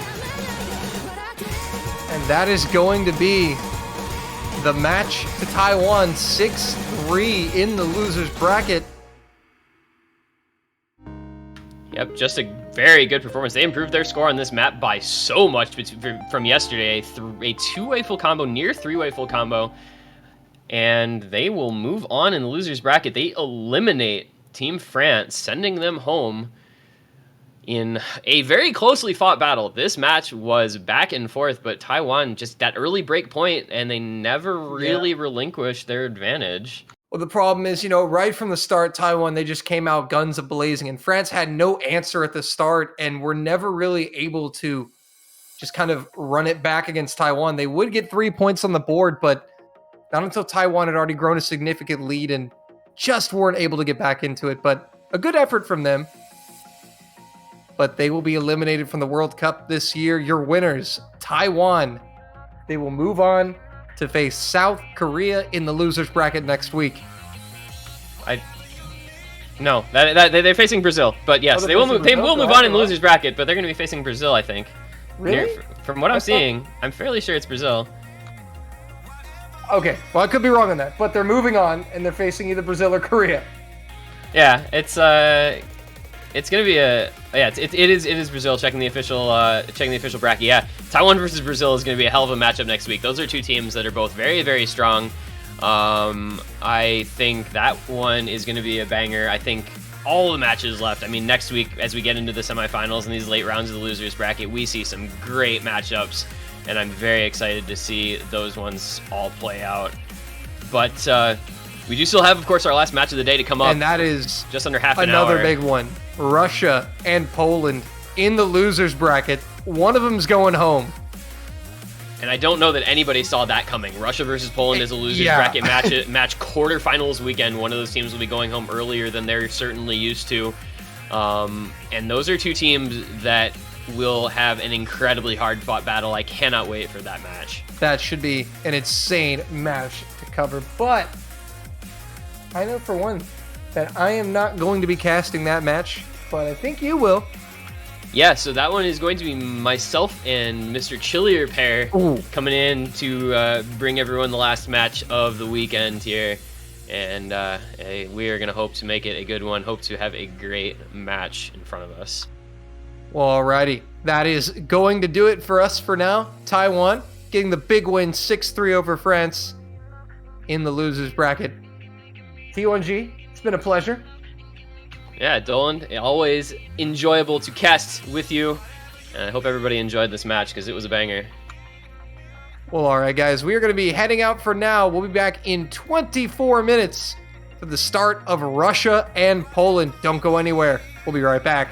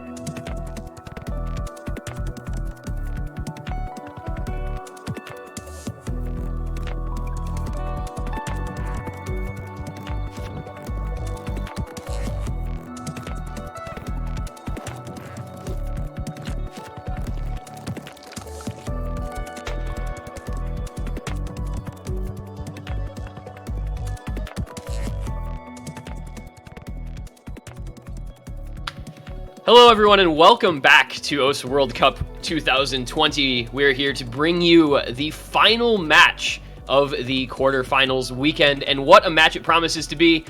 I'm this one guy, and joining me today will be Chillier Pair as we bring you Russia versus Poland for a spot in the next round. A spot to be, I think, shocking to one of these teams that they're going to be eliminated this early. How are you doing today, Chillier Pair? Welcome to the booth. Good morning, T1G. Good afternoon, I guess, to everybody else, and you know, even morning or night if you're from an Asian time zone here. This is a match that we've been looking out for a lot of this weekend for the potential that it's had, given, you know, the different winning teams and all of their their losers bracket round 1 matches going into this next losers bracket set here. Poland and Russia, 2 teams that you mentioned, you know, they continuously make it to these late stages of the tournament, and then this is where they start to have their trouble, maybe around quarterfinals and semifinals, and it's very uncharacteristic to see both of these teams down here this early. So we're getting a really good, you know, show off here, show off in quarterfinals. Yeah, I think neither team expects to be here in the losers bracket in a quarterfinals weekend. You know, last year, of course, Russia got to the semifinals in the winners bracket before dropping to the United States. Poland was eliminated in semifinals weekend as well by Team Canada. So either way, whoever loses this is going out a round earlier at minimum than they did last year. So looking to improve on their position here today. And I think both very hyped rosters coming into this year's OWC. You've got a lot of good players on both of these teams. You've got some returning tournament veterans for both. You know, guys like on Poland, Wubwiflf, Rafis, Bartek, very known players in tournaments. Russia, meanwhile, Okinotori, Alumetri, guys who you see year in and year out here in OWC. A lot riding on their shoulders. I think there's a lot of pressure on both of these teams to win this match. So I think, you know, a very, very hyped, a very exciting matchup that we're going to be able to fortunately get right into here as they are already starting the ban phase. Do you have any thoughts about what kind of maps we might expect to see banned and picked here? You know, for once, I think I am almost in the dark about what both of these teams would have to go for here. I think there is so much contention in the DT pool today that, I mean, I'm actually kind of surprised to see Poland ban it, given their overall kind of command of that mod category. I think Double Time is very contested today, and I think that Poland needs to be a little bit scared, because if, you know, I haven't gotten a chance to look back at this weekend's match links for Russia, but Russia has looked very good at no-mod consistency pools here. Not even just, you know, like no-mod 1 and no-mod 2 consistency-wise, but just in general, their ability to kind of work through that pool has been surprisingly good, and the Hard Rock has kind of maintained as well. You know, something you have to think of and you know, wonder as we go into this is, I don't think we've really seen the best of what Poland can offer this year. I think that they have come into a lot of these matches seemingly not as prepared as what we've seen other teams come in at, and I think now that we hit quarterfinals, semifinals, and beyond, I would love to see a Poland that, you know, has really set rosters and has their picks and bans, you know, all in line, and make sure everything is all prepared nice and early beforehand, because I know they can do that. And Russia has just been showing us, you know, what they're kind of made of here in what has been probably one of the most competitive early stage years of OWC that we've seen in a really long time. And I think, speaking of like whether or not teams are prepared and playing up to their potential, I think you can look at their matches yesterday and get a very interesting glimpse into the states of these two teams. They had what on paper should have been pretty simple matchups, relatively speaking. You know, Russia with Malaysia as their opponent, the 32nd seed. Poland with Finland as their opponent, the number 24 seed. And yet both of them dropped 3 maps. Both of their scores were 6-3. And I think a lot of people predicted sweeps, maybe 6-1, 6-2 at worst. So I think both of these teams maybe overlooking those opponents, looking at this match instead a little bit, perhaps, trying to be more prepared for this one. I don't know, but those were not performances that were up to the level I think we expect of both Russia and Poland. We do see Poland here looking to poke away at Russia's maybe strength in the speed skill set, banning out Double Time 3 and Nomad 5. Maybe that's going to be something that'll play a role. Like you said, DT is going to be contested. Poland trying to kind of get rid of a little bit of that because they are maybe a bit afraid of how good Russia can be. It's going to be an interesting strategic match here, I think, for sure, with the picks in this one. They're looking pretty solid on banning the speed out. It's very notable that Russia has banned out 2 of the 3 free mod maps, meaning they're pretty afraid of Poland's ability, and their kind of command over all of the different mods. I think Poland has a lot of players that can generally, they're a little bit malleable when it comes to the mods that they're able to take, and given how many players they have that are capable with mods and comfortable at this stage in a tournament, it's very dangerous to keep free mod in for Russia. I think getting rid of 2 of those probably gets rid of 2 almost guaranteed picks for Poland. Maybe not guaranteed wins, but most certainly Poland running with the free mods just to kind of either overmod or just use that to any other team's disadvantage on that. Poland is going to have some surprising picks today, I think. We generally see them as like this big mechanics and like high skill cap team, but they're very good at the smaller, like lesser known skill sets, the tech and the hidden, reading, and the gimmick hard rock, like the very small CS maps. And I think they're going to work their way through that. Apparently, free mod. Yeah, I was going to say, need to cut in there for a second. So, Russia attempting to ban 2 free mods. I guess that's not allowed. The rule set for that particular side of things is a little weird sometimes. You cannot ban 2 maps from any mod pool other than no mod, which does include free mod as a mod pool, so that you can only ban 1 map from. So Russia will be forced to leave up free mod number 1. They do still obviously have the free mod number 3 ban, but they're going to have to change their second ban. Poland put up a ludicrous score on free mod 3, so I think that is the more dangerous one that they should get rid of. We saw Double FC, Bartek on Hidden, Wolf on Nomad, as well as Mastash coming in with a very good hard rock play. But so that means free mod 1 will be up. Poland will probably be picking that one at some point in this match, and we're going to see a different ban here from Russia. So it's going to maybe change things up a little bit here.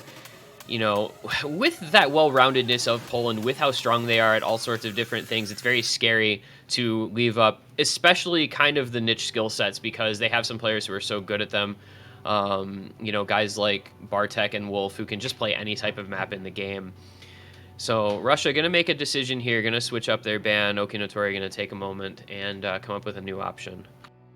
So we have a lot of different points that we can come from for this match for both of these teams here. I mean, for those of you that have seen the Pick'ems page, Poland is actually favored in this match, 64% to 36% of votes over Russia, so almost double what Russia is favored. However, Russia made it all the way to the finals last year, only losing 5-7 to South Korea. Both teams were knocked either down to the losers bracket or out of the tournament in semifinals last year. Poland lost 6-3 to Canada and was knocked out of the tournament the round after this, and Russia got knocked down 6-0 by the United States. So both of these teams being here now. Poland, the favorites of this year, with their high seeding again and their previous performance. However, Russia, with their better performance last year, is definitely something to keep out. Keep a lookout for. I mean, what are your thoughts about last year versus this year? I mean, you see a couple roster changes on both teams from last year, and I think it's hard to say because, Russia, of course, is a country that in the tournament scene, for those who aren't maybe fully familiar with them, they're kind of a little bit nebulous. It's hard to predict. I always talk about how Russia seems to get skill capped in semifinals. A lot of tournaments, you see them getting to semis and then just kind of bowing out in sometimes a less than graceful fashion. So it's hard to predict a little bit with Russia. They've got a lot of players that are not maybe the most frequent tournament players in like the visible scene. And so, you've got like guys like Okinotori and stuff who are everywhere, but it's always a little hard to predict, I think, with Russia, what exactly to expect. Like we say, they sometimes get skill capped later on. Poland, meanwhile, a little bit more known factors on some of them, but again, there's some players on that roster who don't play a lot of tournaments as well. I mean, you really don't see Rafis playing tournaments, right? You don't see Mastish playing a lot of tournaments. You don't see Aldrich playing a lot of tournaments. So there's a lot of unknowns in this that I think are very interesting, and those can be the players that really make the difference. You come in, I think you know what Okinotori is going to do. You know what a guy like, say, Bartek is going to do because they're all over the tournament scene. But some of these other players make it a lot harder. And some of the new players coming in this year, I think, for both teams can definitely be difference makers. And I think we're going to have a good match on our hands regardless, and that we are going to start off with Nomad 4, which I think is a bit of a toss-up pick between these two teams. I don't know that either one is particularly favored here. Yeah, this is going to be an interesting first pick to see starting off with both of these teams here.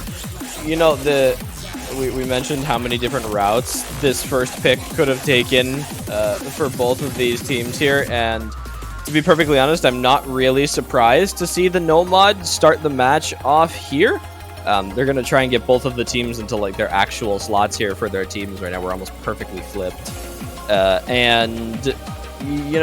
Starting with a Nomad is, I think, the most open way, especially at a 2-minute Nomad like Ash rounds. It's 180 BPM. It is the tech map, I guess. So I did mention earlier that Poland is pretty favored in terms of tech maps with a lot of players like Marek and Korsara. Like it really brings home the fact that they have so much prowess in their previous tech performances compared to what you've seen in Russia. However, you do have players like Okinotori and Talala who are really good at this sort of thing. So yeah, it goes back and forth both ways, I think, and it's just about who's feeling it more this year. Look at this systematic team switch right here. This is clean. Yeah, players ending up in exactly the wrong sides of the screen, so gonna get that fixed up. But yeah, I think a lot of the maps in this matchup that are going to get picked, I think, are very contested because these two teams both have just really high mechanical skill sets, and both of them are relatively well-rounded. I do think there's maybe certain advantages that Russia would have, like in speed, and Poland a little more in sort of the combo game types of maps. But both teams both good at mechanics and the more gimmicky types of picks. You saw the double speed ban coming out from Poland with the double time 3 and Nomad 5 bans. And I think that would have been one of the things that Russia would have been better at. So kind of leaving them with fewer really good picks. But into the first map, we're going to go Bleary Vagary, which has been a very popular pick this round, especially compared to Nomad 4s in previous rounds, and one that a lot of players have done very well on as well. So this is going to be our starting point for this match. Russia-Poland getting underway here, our final match of quarterfinals weekend. Win or go home in this losers bracket round 3. Early stage to be sending one of these two teams home. On the side of Russia, starting them off for this match, we have Red Pixel, Alametri, Talala, and Okinotori. On the right-hand side, we have Rafis, Bartek, Torstar, and Marek Maruka. Both of these teams with the solid lineups to start them off here. This first pick could decide quite a bit, and with Rafis and Marek finding very early breaks, Russia's looking to take a little bit of an early lead on a very short Nomad 4. Yeah, my concerns were kind of twofold with Poland here as we kind of get into this map where Raf is a guy who doesn't play a lot of tournaments, obviously a ridiculous skill cap, an incredible player, but you never know exactly where you're going to get it with somebody who's not as common in the tournament scene. And then Marek Marucha, somebody who has been very hit or miss over the past few months, and both of them finding another combo reset as well as Bartek. This one is going very heavily in Russia's favor already. I don't know there's much Poland can do at this point other than hope and pray that Russia finds a pretty full combo reset. I mean, if you look at the last round of the tournament in past weeks, Russia has kind of let maps slip in the last couple of seconds, especially if you saw their match against a team like, what was it, Japan, where they kind of just had it for the entire map and then dropped the ball completely at the end. You only see Talala finding a break, though. However, it is quite literally just Torstari finding the FC for Poland with very high accuracy, mind you, but Red Pixel. Yeah, these scores from Russia are quite solid. That 99.6 AC on Red Pixel, 99.4 AC on Okinotori. not a lot Poland can do at this point. Rapis and Merrick just not having a time. There goes the last FC. Torchstari is now gone. This one is going to be a Russia win by a vast margin. They're going to win this by probably over 1 million points. This is proving to be a very good first map for Russia here. A great performance out of them, even though they do drop a couple misses here at the end. Yeah, Russia looking so confident on this first opening tech pick here, and as Red Pixel comes in with a 99.55% FC, joined by a couple others on his team with Allometry here, and Okinatori almost brought it into the end, just finally finding a miss, but that accuracy is exceedingly impressive. Poland with kind of an all-around consistent performance, the 97% 400 to 500 combo there, the only outlier really being Torchstari down in that bottom left corner there for them with the 682k top scoring for his team, but it's not enough. Russia with such a dominant overall performance. You see those 3 875k plus scores there. It is Poland's pick next, so that was Russia's pick. They did start that off, and that was very, certainly a great pick for them. Poland is going to have to respond now, though, especially being the second pick here. It's very important that they start off with their pick, because you fall behind on a break point early, and you put yourself in a really bad spot for the rest of the match here. Yeah, the first pick can be so important, especially to teams that maybe trend a little towards being a little less mentally sound. I think there's some teams that they can lose a point and it's like, okay, no big deal, next point. And there's other teams that lose a point and it's like, oh god, oh shit, what do we do now? So we're gonna see here. The first pick from Poland is gonna probably have to be a very good one. I don't really have a great feel for what map to expect this to be, though. Like, what skill set do we think that Poland really has in their favor here against Russia? Will it be that free mod 1, since Russia did try to ban it before being told they couldn't double ban free mod? It is not. It's going to be no mod 1. This is such a toss-up pick every time we see it played. Every time we see no mod 1s, it just feels like either team could win them. And these are both teams with some very strong mechanical players on aim maps, so I think this time is going to be no exception to that either. Big aim requirement and a decently high BPM at 200 BPM, a little higher than the average No Mod 1, but a map that I think both of these teams will be very, very good at. This is a contested pick for this round. We've seen it picked a couple of times between all of the teams here, and it is something that you mentioned. It does go back and forth, but we mentioned the consistency of Russia on Nomad before we started this. They've just been looking so solid between especially Gasha and Allometry. I think Red Pixel and Envy have looked very good as well, but those two players I'm just going to pick out in general. They have shown us such a good performance on these aim and basic mechanics maps that Poland is going to have to find some amazing all-around, combo here. It's just going to be so interesting to see. We've seen this map picked, 5 times now? This will be the 6th time we've seen this picked, so we have a lot of experience with this No Mod 1 here. And I'd like to point out one thing about this particular pick in this case. Poland played this yesterday against Finland, and it was one of the maps that they lost, and they did not even reach a 3 million score. Now, they had, however, 2 1 misses and 2 2 misses. All 4 scores were between 675k and 700k. The amount of improvement that's possible there if you trade those 1 misses into FCs is ridiculous. So I think Poland is just thinking that the sky is the limit for this particular map for them if they just avoid those untimely breaks, about 400, 500 combo from the end, because they all got 900 to 960 combo on a map that's about 1350 or so. If they can avoid those breaks at that exact spot, they're going to have a ridiculous score possible for them. If they continue to break at the same places, if not worse, then it could be very bad. So this is going to be quite the contested pick, I think, for both teams, but already a couple breaks from Russia on Allometry and on Envy. Yeah, those are 2 very big breaks here. A quarter of the way through the map, and you can still, keep a lookout for those halfway point breaks, but Poland is going to take a pretty easy early score lead here. Marek find a very early break. Mustache is going to trade it out, but it's and he's having a little bit of trouble here on these back and forths here. So kind of evening things out just a little bit more, but Marek is keeping enough combo right now that the score lead is still going to go in the favor of Poland right now.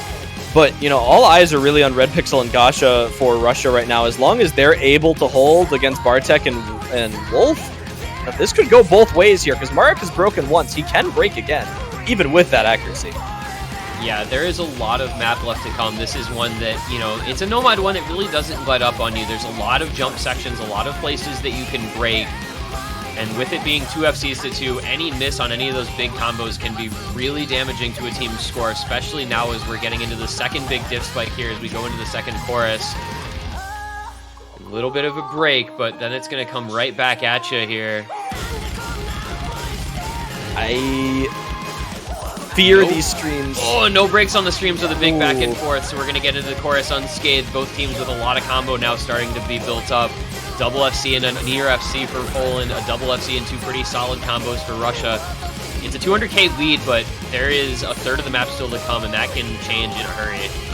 Yeah, you got to be very careful of a couple of players in this match here. I mentioned Gasha has been looking so good for Russia on these no-mod consistency maps, and he is continuing it very well right now. Red Pixel holding with him fantastically. Bartek, you know, this is what he's really good at. He's good at these aim maps. He's good at the later stage big aim here, and Wolf is holding with him, albeit his accuracy is not the best. But Marek is more than making up for that. With there's a break from Gasha. The last note before the spinner, that might have just sealed the deal here. He broke that so close at the ending on that last note there. He under-aimed it by a couple of pixels. That's gotta hurt for Russia here. That stings. There's a late break from Bartek as well, but I think Poland is going to have enough of an advantage that they are in the driver's seat very comfortably. Over 300k the lead. Yeah, a lot of good combo Another on this break side from of Poland. Wolf. Is there, there's not enough time for it to come back. No, so it doesn't matter. I was going to say, there's a lot of good combo for Poland on their side. They have Wolf and Marek, who are either FCing or basically FCing, and then Mustache just has such a good supporting combo that it's offsetting everything else. And Poland is going to take their first pick, albeit in a little bit of an unconventional way. You know, Red Pixel with that amazing FC, 6-100s on him. That is amazing to start this off. Mustache with only 4, and Bartek with 9, and Mark with 8. A lot of players in single-digit 100 counts. You see in quarterfinals quite often the accuracy not normally the problem, it's the misses. But Poland looking strong on the no-mod. The aim is pretty good for them right now, so maybe they could run with that. Hard Rock is still open, and there's a lot of good mechanics maps left for them. So if they could use their high skill cap to their advantage, maybe picking out the harder maps, they could get themselves a decent hold on a very strong Russia. Yeah, Poland, you know, they played Nomad 1 yesterday. They did much better on it today. They played Hard Rock 1 yesterday as well. They did pretty well on it then, so maybe another pick that would be an opportunity for Poland if they want to stay in this sort of mechanics type of method. Russia, for their part, now, you know, they've looked very good on that first pick of their own on the Nomad 4 selection. And Poland trying to egg them on into picking Hidden 2 because Poland lost that against Finland, but I don't know that Russia's going to rise to that. I don't think they're going to take that bait. I think if you're Russia, that's the last thing you pick against Poland. I think this might end up being a DT pick here. Might be the way to go. You could see like a double time 2 or 4 as an option. I feel like anytime you see a team double ban speed maps against you, maybe you want to try to find the closest thing to those speed picks as your own selection. So let's find out here. Russia taking a little bit of time trying to decide on this next map. They're going to try and go over all their options here. I think Russia is, even though they're the team that I think are favored to win this, given their performance thus far and in last year, they still need to be very scared because Poland is, you know, still has the majority of their roster from the year that they won OWC. So they are running with, you know, technically a winning lineup on Poland right now with a couple of new additions that are very, very good for them. And something to note about Poland, they keep mentioning this Hidden 2 pick here. And obviously Russia isn't going to pick it. But it's something to keep in mind that Poland has that in their back pocket as almost a guaranteed win right now. Like, this is something that, Russia has to keep an eye out for. If Poland gets close to match point or, gets a little bit of a lead here, they're going to keep a lookout for players like Bartek and Wolf on, and, even and Twoj on a low AR hidden. It's going to be dangerous. And as we come into a DT, we are sitting on a Russia skill set right now. Their speed this year has been dominant over what we've seen from Poland. Yeah, DT2 here is a really good pick from Russia. It is what I expected, I think, for the next pick to come, and they did not disappoint. This is absolutely right within their wheelhouse, and I think it's something that they'll look to put up a really good score on. Just trying to look at their matches from yesterday for the scores on this. I don't believe that Poland played this map, though. This is not something that Poland played, I believe. I actually don't think either of them played this yesterday. Now that I'm looking back at it, I believe this. So DT2 was banned by Malaysia against Russia, and I think Poland just didn't play it because it's not really their type of map. So this is going to be a new map for both of these teams that we have not seen them on, but I do think Russia, with how strong they are at speed, I mean, Red Pixel, obviously one of the most renowned speed players in the game, shows up in tournaments and puts on good shows. However, Poland, Bartek, obviously quite good at this type of thing. Raph is a very fast player, so they do have players for this pick. It's just going to be a matter of who performs the best in the actual match. Yeah, this is a pick that we've seen in this round that has been primarily banned by a lot of teams that think that they're at a disadvantage in DT. And, we saw it banned in United States versus Brazil. We saw it banned in Russia, Malaysia, France, Sweden. So a couple matches where speed is maybe not as contested, where you have a match against, Russia and Poland. There's a lot of good speed players on both teams here, some very good speed players on both teams. And when you have a map that's this contested, I don't think that the teams feel the need to ban that out, given their ability to take it. And, we've seen Russia has been so good at these types of maps, but on the other hand, we've also seen a Russia that has generally let maps slip away from them at the end if they're against a team that has been looking very consistent for the rest of the map. We mentioned that, they've been running with three-way FCs until the end of maps sometimes, and they miss at the ending either because of nerves or, not maintaining the consistency into the ending, and the other team just takes it on the combo into the finish. And I mean, we kind of see the same thing with their placements. Russia always seemingly knocked out semifinals to finals. They're so good up until a certain point, and then they kind of just stop. Yeah, I always joke about Russia just hitting that wall where they do really well, and then all of a sudden they just don't anymore. I don't think we're at that point yet in this tournament, though. Fortunately for them, their skill cap has I don't think quite been reached for maybe another week or so, depending on what we see out of that semifinals pool. But we are at long last going to get into our next pick here. Red Pixel, Mr. Future, Din, and Talala in for Double Time 2 against Aldrich, Bartek, Rafis, and Toyastara. Aldrich making his first appearance this weekend. I do not believe he played a map yesterday in their match against Finland, so we'll see how things go for him. But I think a couple players to watch out for. Obviously, Red Pixel and Din on the Russia side, Bartek and Rafis on the Polish side. This is a contested pick, but one that Russia should be favored in, as we see the early break coming out from Rafis already. A very short map, just a minute and a half long. Yeah, look at these accuracies on the side of Russia, too. Mr. Future, Red Pixel, and Din on some insane accuracy. Talala really the only one that's struggling. Poland has, more consistent team accuracy with all of their players kind of hovering around that 95 to 96%, with Aldrich only being the exception. And there's a break from Din, so Rafis' break is going to be traded here, and this is going to give a little bit of a score, not like a lead, but it's definitely going to crawl back to Poland's side here, but the accuracy. Yeah, there's a break from Aldrich. The problem for Poland here is that their accuracy is just so low. It's really an untenable situation to be in. Even if they held all their combos, I don't know how quickly that would have come back because the accuracy difference was so great. Yeah, Russia is just looking so strong on this. Red Pixel and Mr. Future are gaming right now at that accuracy. That hack is really, really good from Red Pixel and Mr. Future, man. Holy cow. That 5 100s apiece, double FC, and an FC A rank from Talala, 92% accuracy with 69 100s. Nice. Oh my goodness, that is a play from Talala. That is crazy to see that is 3 FCs for Russia. And he puts up 955,000. But you know what? That's almost 1 million, and that is a big score on a map like this. When you have players like Rafis and Aldrich who are 800k and below. Bartek and Twoja just with, kind of low accuracy being their only fault here. But Russia taking their pick again. Both of these teams looking really confident in their own picks here. And Poland is just going to look to bring it back to their side, dead even on their next pick here. I don't think they're going to have to use Hidden 2 yet. I think there's a lot of options left for both of these teams. It's got to be Hard Rock 1 here. Yeah, after what happened on Nomad 1, this is just Hard Rock 1, like, as the instant pick. They're just strong on the aim right now. They're looking so consistent here. Russia is much more about certain types of mechanics, much more into the speed, and then somewhat into tech as well. Poland, some of these players just so good at raw aim, and Russia not, I don't think, quite as strong in that particular skill set. So I think this is another an obvious pick here for Poland, and another one that I think is very, very favored to them, especially considering their performance yesterday was so strong on this.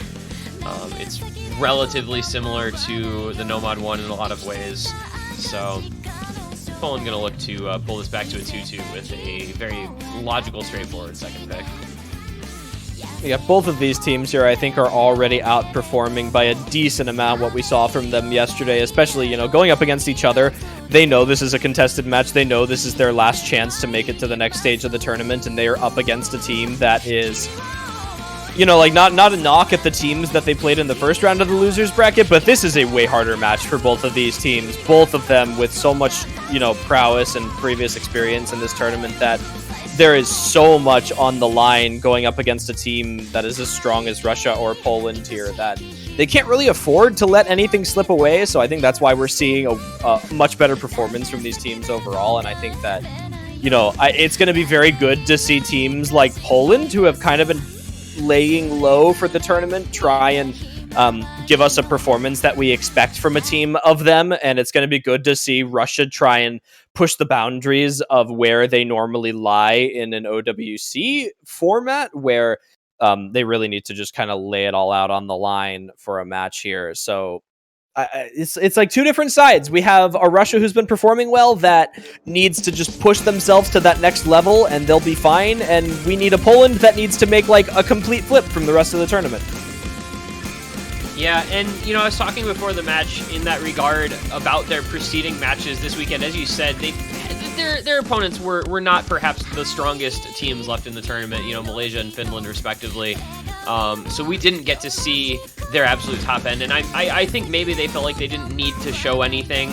They didn't put everything out there on the line in that first match of this weekend because they knew this match was coming and there was a very low chance that either team would lose in that first one. So seeing an improvement in this particular match is not super surprising.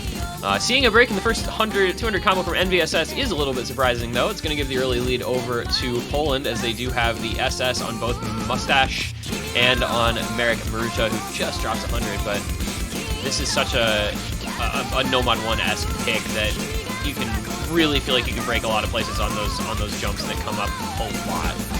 Yeah, definitely. We just saw Red Pixel drop his 200s. He was the only double S left for Russia. That is now gone. Mr. Future only on 1x100 right now, so he's looking pretty confident. There's not a lot of wiggle room for these teams here. Envy is the only one that has given a big opportunity here to Poland to run away with this if they're able to hold for longer.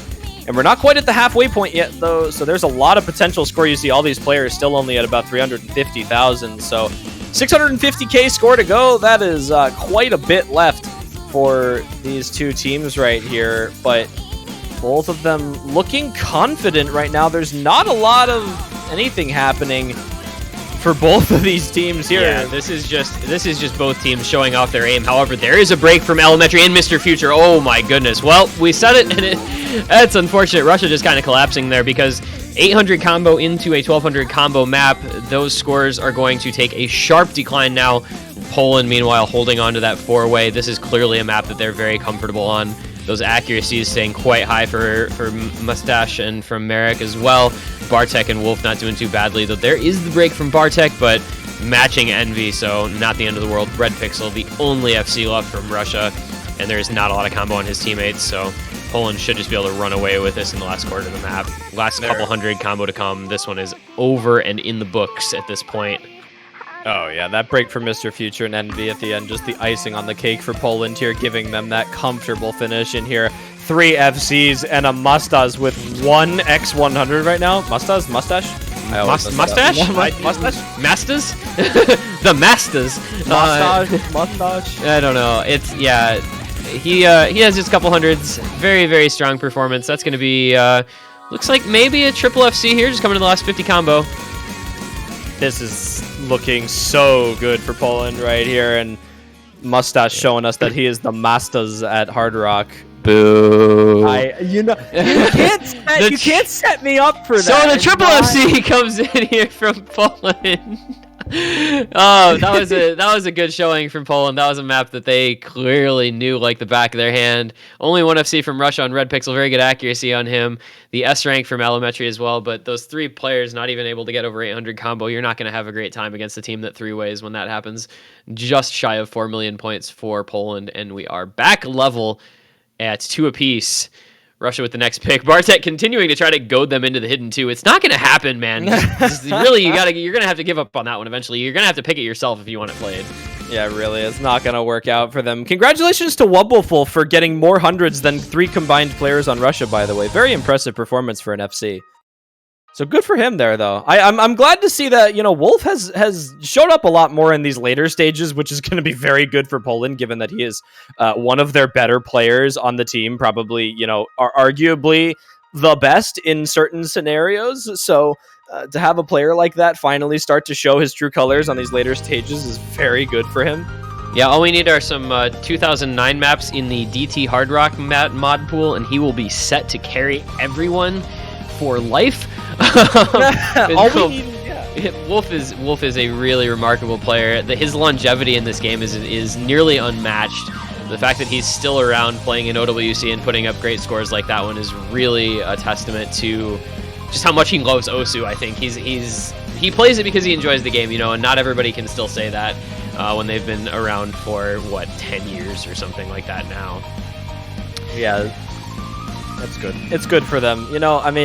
If you really want to see what Wubbleful can do in this match right now, I think Hidden 2 would be the pick, right now that we're looking for. So Russia, plugging for Bartek here, the Hidden 2 pick coming out. But Poland is going to pick it nonetheless, I think. There's no reason that they wouldn't. I think the Omega troll from Russia would be if Poland doesn't pick Hidden 2 next, they go from Nomad 2, and then they go Hard Rock 2, and they just keep the 2 theme. Because they went DT2, and then they went Nomad 2. So next up, obviously, is Hard Rock 2, because they're not going to pick the Hidden 2. That'd be pretty funny. But yeah, Stream Map is something that Russia has always been good at. I think Nomad 2s are really a skill that they're great on. So this should be another map that's a very solid pick for Russia. I think both these teams able to pick well within their skill sets very comfortably in this matchup, and that's what's contributing to a very level 2-2 score through the first 4 picks of the match. Both teams just picking maps that they're great at and playing up to expectations on them. And so in we go. Nomad 2, map number 5, 2-2 score. Each team with 3 picks remaining at this juncture of the match. Will either team blink? Neither one has given anything away on their own picks so far. Yeah, this is gonna be a more contested map than I think both of these teams want it to be. Russia definitely more favored, given that they are running with players like Red Pixel and Allometry, who kind of just slap on maps like this. Never mind, Red Pixel already missed. So Russia, with an early break from Red Pixel, is gonna put them at a little bit of a combo disadvantage, but the accuracy is going to run in their favor right now with Eldrosh at 98%, but it's going to go back to Poland. Yeah, and I mean, this is such a long map. It's 3.5 minutes. It's a ton of combo. It never really lets up. There's the slightly slower middle section, but other than that, it's just a constant barrage of streams. And we do see the first break for Poland coming from Toya Star, and then a second from Eldrosh, followed up by Rafis as well. That's a 3-way combo reset. That is not good, as Russia maintains 3 FCs and a near FC on Red Pixel. Yeah, this is already going downhill for Poland a little bit. This map is 3.5 minutes long, so there is quite a bit of time left for Russia to find breaks. But that is given that Bartek continues to maintain his FC, which is basically Poland's saving grace right now. As long as Toya Stara continues to hold his combo, he's going to be a good support. But, unless we see a break from Russia within, I'd say, the next minute, They're probably just going to continue to hold combo if they're comfortable through this section of the map. I imagine they're comfortable through the rest of it. So, there's a break from Twist. All right, so there goes that backup combo. Aldrich breaking as well. So we're halfway through. We're at 800 of about 1700 combo, and I think the map is already over, actually. Yeah, this is. There is enough potential score on Bartek and Rafis right now that they could bring it back, but Russia needs to four-way break right now. Yeah, there is so little time left for Russia to break that would actually leave enough time for Poland to pull off the comeback. But this is just going to end up being a really good showing from Russia. I think this is a type of map that they're just really, really good at. The aim requirement is relatively minimal. The stamina is fairly high. And there goes Bartek, the last FC gone from Poland. This is going to be a stomp of a map. This might end up being over 1 million points when it's all said and done. Russia just really good at this type of thing, and Poland clearly not having the greatest time on this pick. There goes Rafis.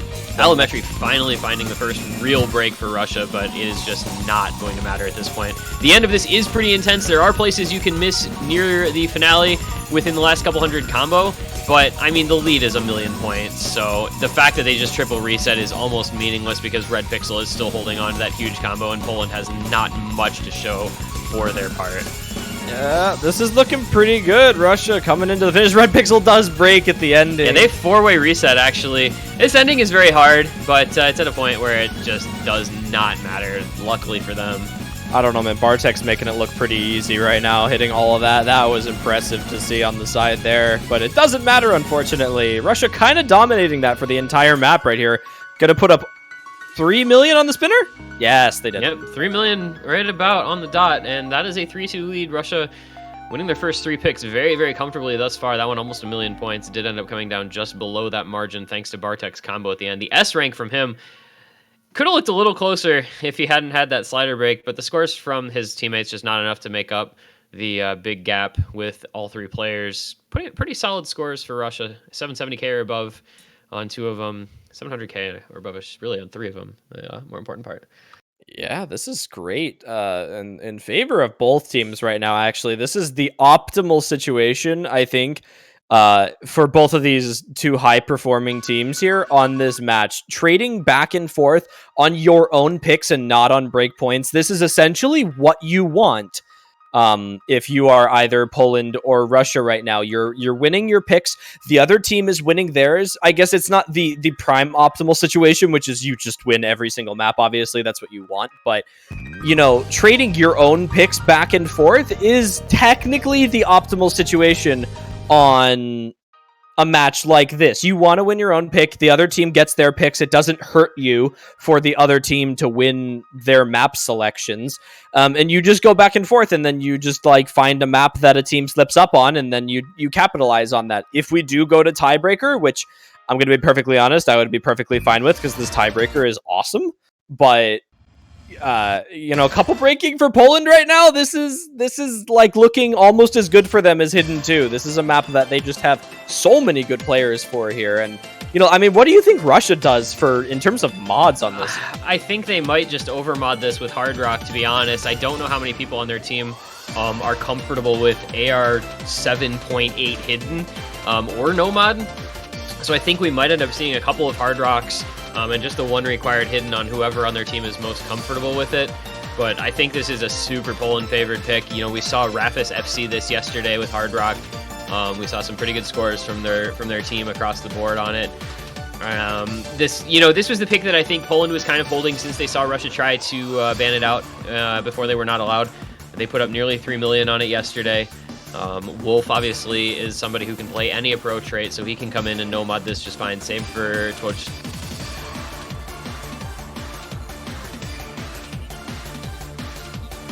Both of these teams getting themselves set up here for free mod 1. Mod's probably going to run more on the standard side for Poland. I'm not entirely sure what they're going to run. I think they could over Hidden for Poland. I think Wolf is most likely going to be the Hidden player for them, but Bartek is more than capable of running Hidden as well. So I think that there is a chance that they might run Wolf on the no mod and Bartek on the Hidden if they're feeling like Wolf has a confidence. Is the mic working? I think my internet just hiccuped, but I believe I'm still here. I think I'm still here. You're back. I was like, he stopped. He's gone. Yeah, I'm a little worried. We have some inclement weather in the area. I was hoping it would hold off long enough to at least get through this match. Everyone say stay safe T1G in chat. Can we get that spam instead of whatever we've been seeing? That would be lovely. But into the beginning of the map here, definitely was correct about Bartek going for the hidden and them trying to put Wolf on the Nomad for the guaranteed FC there. He's been really good at that here. And Rafis, no surprise there on the Hard Rock. And then you have Toshstari in the corner there. Alamatri with a very early break for Russia here. Okinatori on the hidden and Talala on the Hard Rock. They're two best players for that. Okinatori does find a hidden break and so does Red Pixel. So there is two big breaks for Russia. And Poland with a 4-way FC still, and there goes Okinatori again. It's just Talala and Alametri left with any combo for Russia right now. And this map is only 2 minutes. Yeah, those early breaks can be very damaging on the short maps like this one. A couple more breaks, there's not a lot to speak of here for Russia. Meanwhile, Rapis, Wolf, and Tojdstari all holding on very well for Poland. There goes Bartek, the first break for Poland. I'm not surprised in the slightest that the first break for Poland was on their hidden player. This map is exceedingly difficult here with hidden. And there goes Rafis and Toj as well, so it's just Wumpelwolf left. So it looks like that Nomad guaranteed FC is going to be something... Oh, and Wolf is gone! That's a full reset for Poland. This is looking scary. Russia has a lot of combo. Alametri still on the Hard Rock FC. Okinotori doing well on hidden and 300 plus combo on Red Pixel and Tala. This is going to go back over, and there's not a lot of time left. Russia might just run away with this one. Russia just wins this now. They have so much potential combo, and there is not a single chance. Russia would literally have to drop all 4 of their combos right now to lose this. And as Mishni finds a drop in the bottom right, sorry, Tojdstari for Poland, only Red Pixel to trade it. They needed significant amounts of trade. Only Okinatori now. Alametri is basically FCing. This is just going to go over. Wow. That is a shocking break point. This is a massive underperformance from Poland on Free Mod 1. I definitely think that there are a couple of contested picks left in this map pool. Plenty of them at that. And this was most certainly not one of those contested picks. I thought that Free Mod 1 and Hidden 2 in most people's minds was probably 2 of the guaranteed picks for Poland that they were probably going to win. And now Poland is in a position where they need a break point and they're stuck. And now they're scared of Hidden 2 because they just lost 3 mod 1. This is a really rough spot to be in now if you are Poland, because not only did you lose a break point, not only does Russia have their own pick, but now your other map doesn't feel quite as confident. I don't know. This is a rough spot to be in. Poland now needs a break point back, or they're going to go down 5-2 and be at risk of elimination immediately. Yeah, Bartek kind of really showing his sarcasm through in the chat there. Wumpelwolf is calling him out on it. But I think that something that Poland has to keep in mind, and I think they don't need to be as scared of Hidden 2 as people would expect, because if you look at players on Russia like Okinatori who were running with the hidden mod on that, not an amazing performance in terms of combo and score there. So if you take the rest of the players on Russia and throw hidden onto them who weren't taking it, you know, given that Okinatori was their strongest hidden player in order to take that mod, it's still going to be a good pick for Poland, because you have players like Bartek who outscored it. You have a player like Wolf who was basically just going no mod for a more of a guaranteed combo than with hidden, because we all know Wolf can go hidden on that map, let's be honest. There's a couple other players they could have subbed in, so I think that Poland is still looking good for Hidden 2, and to be perfectly honest, that's good for them because they're going to need to use it if they lose DT4 here. Yeah, and you know, DT4, I've mentioned this a couple times, you know, it's much reminiscent of Heart of Night, which we saw last year. That very repetitive, lengthy finger control stamina type of pick, a lot of bursts, a little bit of aim. This is actually, I think, as far as DT goes between these teams, a relatively contested pick. But as we said, Russia just typically better in this skill set than Poland. So I think this is still a fine pick for Russia, and it's going to be a dangerous spot to be in for Poland. I think Poland has a good shot at what they're running with right now in terms of a lineup, but with the way that Russia has been playing DT and speed in general, just with their consistency in the lineups that they've put out, there are not a lot of teams that left in the tournament that can contest the performance that Russia puts up on some of these DT maps. Obviously, you have the top tier teams that are putting up insane scores, and as of right now, Russia is looking to be one of those teams. And when you're up 4-2, especially on a match like this where there's just so much left in the pool, it's a big morale boost too, because Russia has a lot of wiggle room here. Especially if they win this pick, they have a significant amount of give on this match here, because Poland could still take 2 points and Russia just needs to take one of their picks and win. And they've already taken a break point. Yeah, this is a big pick here for both teams. If Russia wins this, they are absolutely in the driver's seat. Poland very much needs to win this and their own next pick to get back on level ground. So a lot riding on the double time number 4 here. It's 3 minutes long. It is very consistency heavy. You have to remain in control the entire time, because if you trip up anywhere, the other team will just be waiting to take advantage of it. So we're going to get underway. Talala, Envy, Allometry, Mr. Future. I'm surprised not to see Red Pixel in on this, actually, for Russia.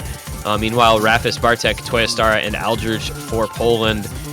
Not too surprising a roster on that side of things, but Russia, man, they want this pick, because that is a huge spot to be in. That 5-2 lead is a vast, vast margin and just feels much more comfortable. The accuracy looking pretty good for Poland right now. They do take the score lead on that. Rafis' early banjo miss was not an actual thing.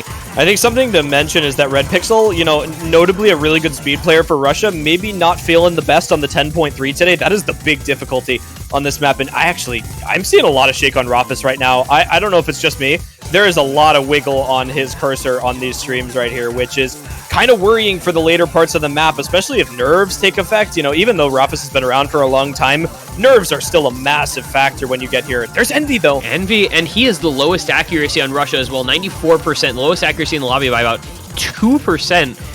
And so that is the player you really don't want to break, because you lose so much score when you break with that kind of low accuracy. Your combo is all that's keeping you afloat. However, Aldrich, the lowest combo, or the lowest accuracy on the side of Poland, is going to break as well. So that's going to be pretty much evening things out. 3 FCs to 3. Oh, Toyastar is gone as well now for Poland, and Aldrich breaks again. Russia's going to take this lead right back. It's all going. Oh, and Rafis breaks too! It's gone! He was shaking so much! Oh my gosh, it's all on Bartek, and there's just not going to be enough that he can do. We're about halfway in now, and Russia is going to take a humongous lead after this break once we come back into the map. I would not be surprised to see a break from Talala. That accuracy is not looking too good for him, but big square section there. Their only Aldrich breaks on that. It's Talala, Allometry. And there goes Bartek. There are no FCs and no combo over 200 now from Poland. This map may well just be over, as Allometry and Mr. Future still continue to hold on to the FCs. It's a 200,000 point lead for Russia, but that's going to continue to just grow exponentially into the last quarter of the map. There's nothing they can do about it. This was such a good pick for Russia. It's 10.3. It is speedy. It is streamy. It is stamina draining. It is all the things that Russia is, and many things that Poland just appears to not have in their bag. And this is going to be Russia pushing it to match point here on a very solid performance. Mr. Future and Allometry just running through the ending of this map here. I think we're going to see the double FC from Russia here, which is insane even for Russia. Nope. Oh, no. Mr. Future breaking in the last 100 combo. You hate to see it. I think is that a slider break? It might be. That is a massive win for Russia when they needed it most. Their own pick coming through in the clutch. An 830k point victory. 5-2 the lead. Match points on 2 picks from Poland and 1 pick of their own to come as well. Talala finishing down at the B rank, but the 1200 combo still better than anyone's combo from Team Poland.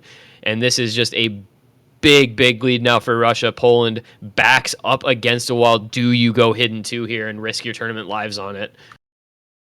This is, something we mentioned at the beginning of the match. Poland, one of those teams that has a lot behind them when it comes to morale.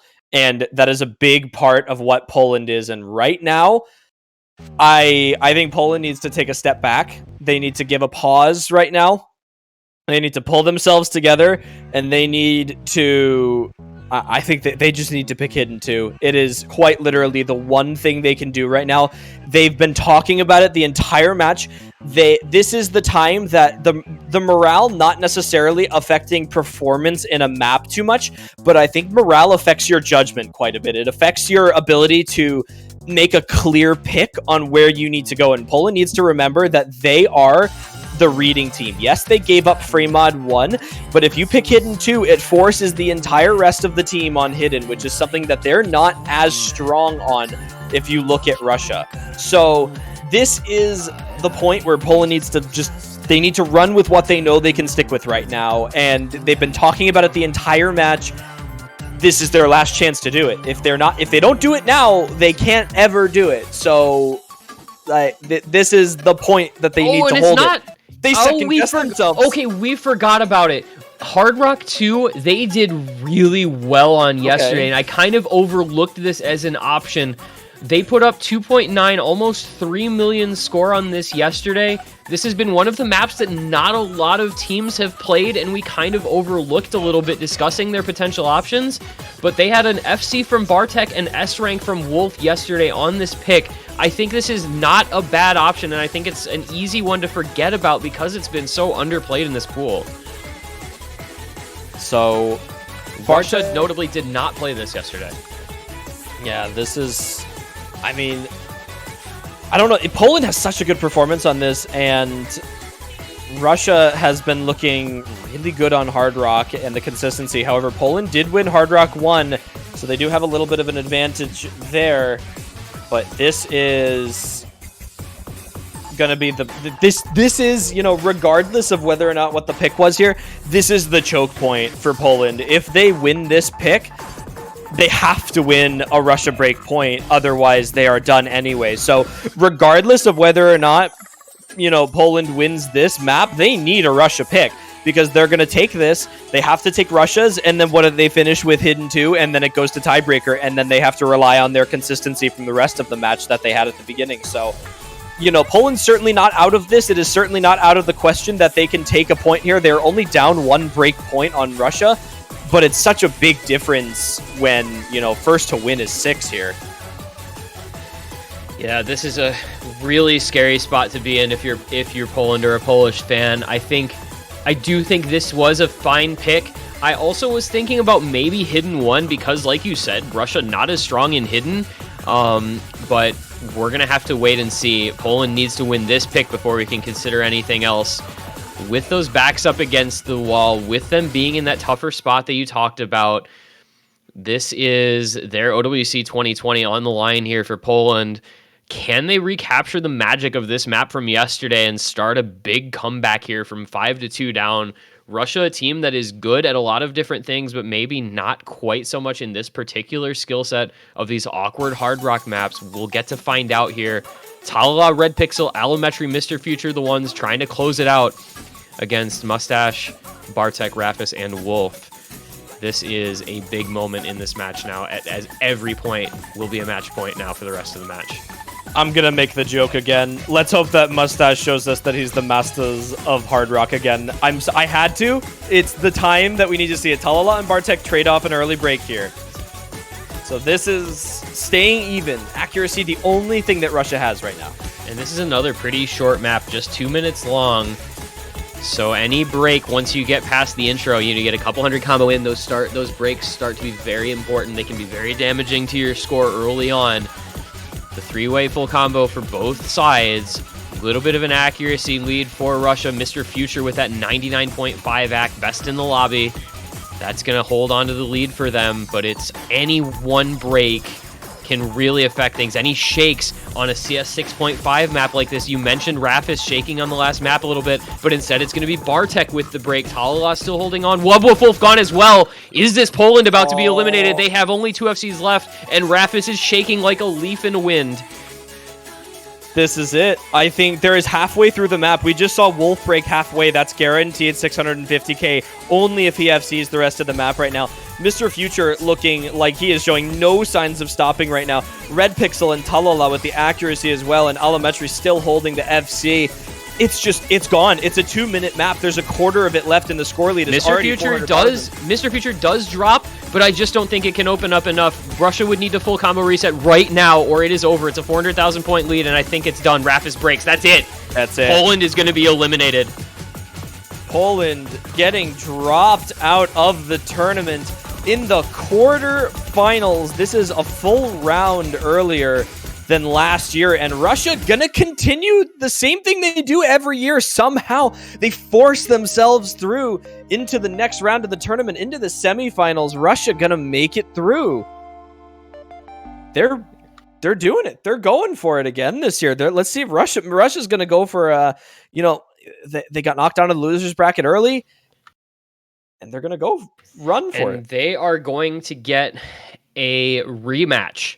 Russia will face off against South Korea. Last year they played finals weekend. South Korea barely eked it out 7-5. They're going to play a little bit earlier this year. It's going to be semifinals weekend instead of finals weekend, best of 11 instead of best of 13. A little bit easier pool.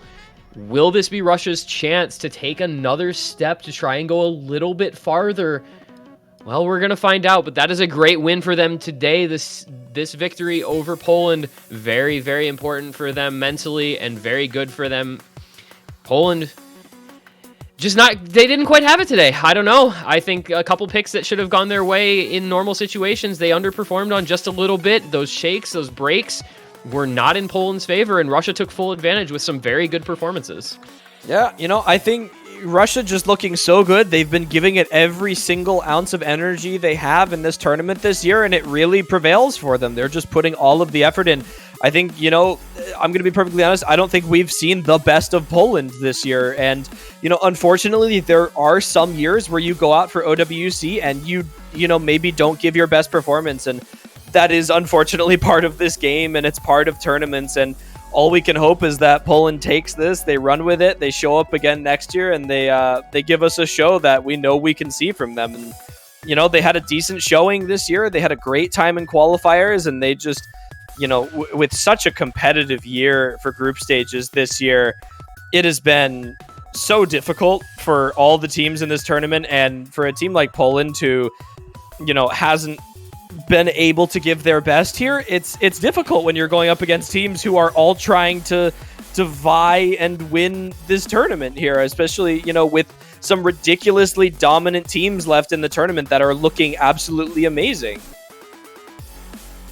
Yeah, Poland is now the highest seed to be eliminated, the second top 8 seed to go down, and they've got a lot of strong players. They'll be back next year, but man, Russia, I cannot wait for Russia next weekend against South Korea. That's one that I'm going to be excited for. All of our matchups next week actually are now set, and we've got a lot of ridiculously talented teams left.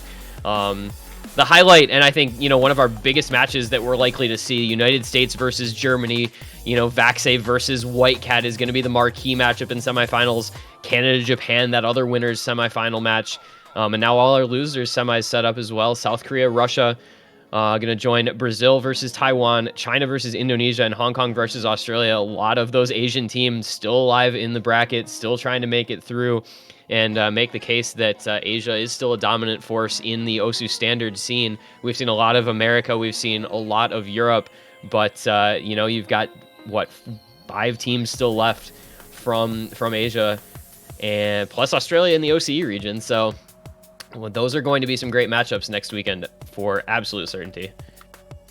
Yeah, we're looking forward to a lot of good matchups. We have a lot of good potential matchups as well in the losers bracket, given some of the teams that, if they win their match, continue on. And, we're hitting semifinals next weekend. It's a big weekend, and we're going to start to get a lot more of these close type of matches between teams that are a little bit more contested here.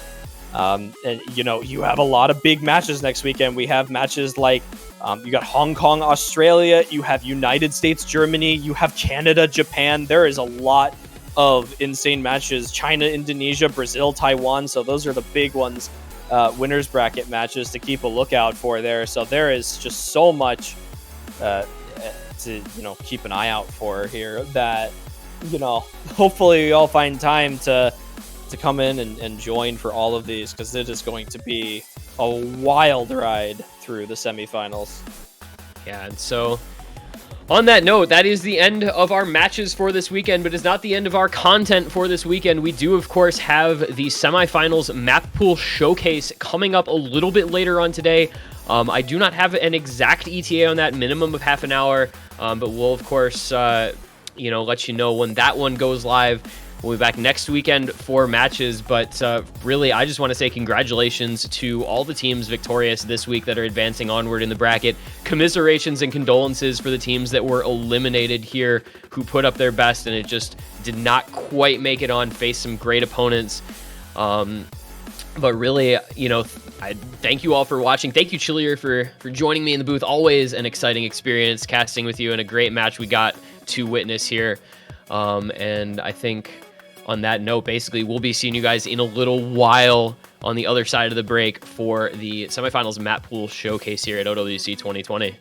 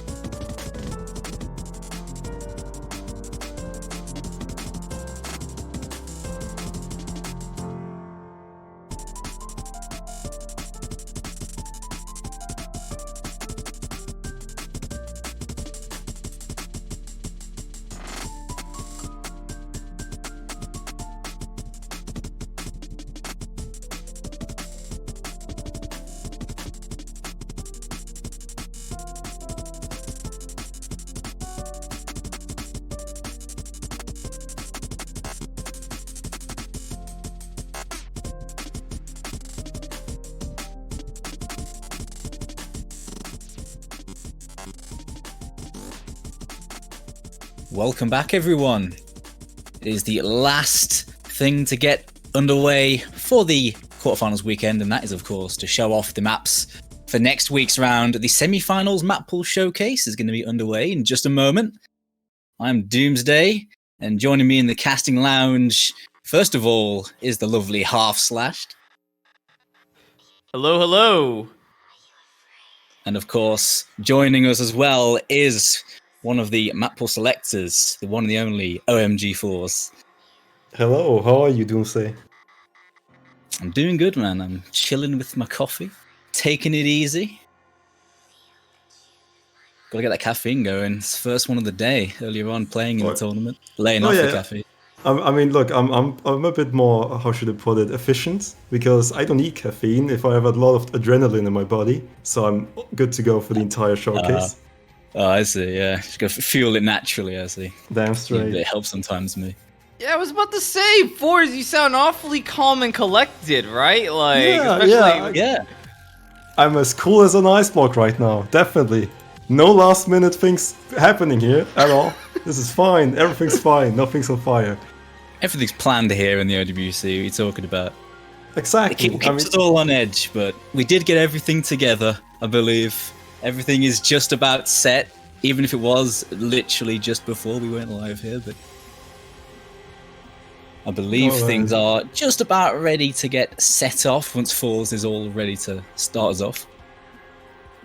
Alright, and I think we can just get right into the first Nomad 1 of this pool, and we'll get right into it with the Aimi Seimei no Tomoshibi. Unfortunately, Aza isn't here, so I'll have to do with all the pronunciation here. Yeah, this is the Nomad 1, which is great because this just gives us a bit of breathing room, because it's, as expected, one of the longer maps, and it is very easy to summarize, which is just jumps. This one in particular has been quite a lot of has given quite a few people in our playtesting area a few headaches, because we had to revamp this map I think 2 or 3 times, and we finally got it right, I believe. It's gonna be a lot more comfy than it used to be, and I hope people are gonna be mostly happy with it. Spartan has been brought out of the depths of courses for this one, and yeah, this is a normal one from him. See the stars coming up, skill warming up, as it's coming up. I guess it'll give us an allude to what we're going to see a lot of in this map. Looking pretty comfy so far, and I say a lot of the Nomad ones so far in the tournament have been very, very ergonomic. Hey, I know this song. Where'd you get this one from, Forz? From the featured artist page. I don't know, where did you get yours from? I don't know actually. I'll have to check with my stream apes. Yeah, it's actually pretty funny how this one's an overlap. There was the one Adia map, which was also an overlap in songs and courses, and the Hyun Soulwind one. Funnily enough, I actually did not think of courses at all when going for these maps. Look, because it's mostly it was like a mix of like the mapper and then me just randomly finding stuff, and the Soulwind one I think I stumbled upon like 2 years ago from some unranked mapper, and that's how I found the song initially. Yeah, it's always just interesting how that coincidence tends to go. It just kind of goes to show it's like there's still like all those songs that are really good for tourney, and they just haven't been mapped yet really, or like no one's made a decent enough map of it. And it's like, it's easy to come to the same conclusion when you're doing this stuff, so I just find it interesting. Yeah. As a side note, I mean, it is 4 minutes long, it's 202 BPM, OD 9.3, so stuff isn't too easy to hack, and you don't have like a bunch of assessors. It is essentially just a harder version of last time. There are a few more awkward patterns in the map, mostly in the corner sections of the map though, and there's respected amount of streams, and as you saw that 5x burst, which is slightly spaced. There's also 2 or 3 1/3 sections, which are really low space, so it's mostly just getting 100s there. If you miss there, to be honest, you probably shouldn't play Nomad 1 then. Yeah, this far it is looking very much just like a buffed version of the last Nomad 1. Like 0.3 star difference. Yeah, I guess the little 1/3 there can be a point of contention, but I can't see it being an issue at this point, especially if it's low spaced. Maybe we'll see when it comes to it. But the real buff here is the fact that now we're using a featured artist, right? Female vocalist, featured artist. It's like that is the gem in the rough right there. That is pretty much what we're seeing here. So. Oh, also fun fact: Spartan actually commissioned the background for this one, so this is like a completely original, like just map here with like no issues in any case. I think it's probably gonna go for ranked. I mean, if you see featured artist, he probably wants the mapper skill points, right? Absolutely, that is exactly what's going on here. That's actually really cool. You love to see that.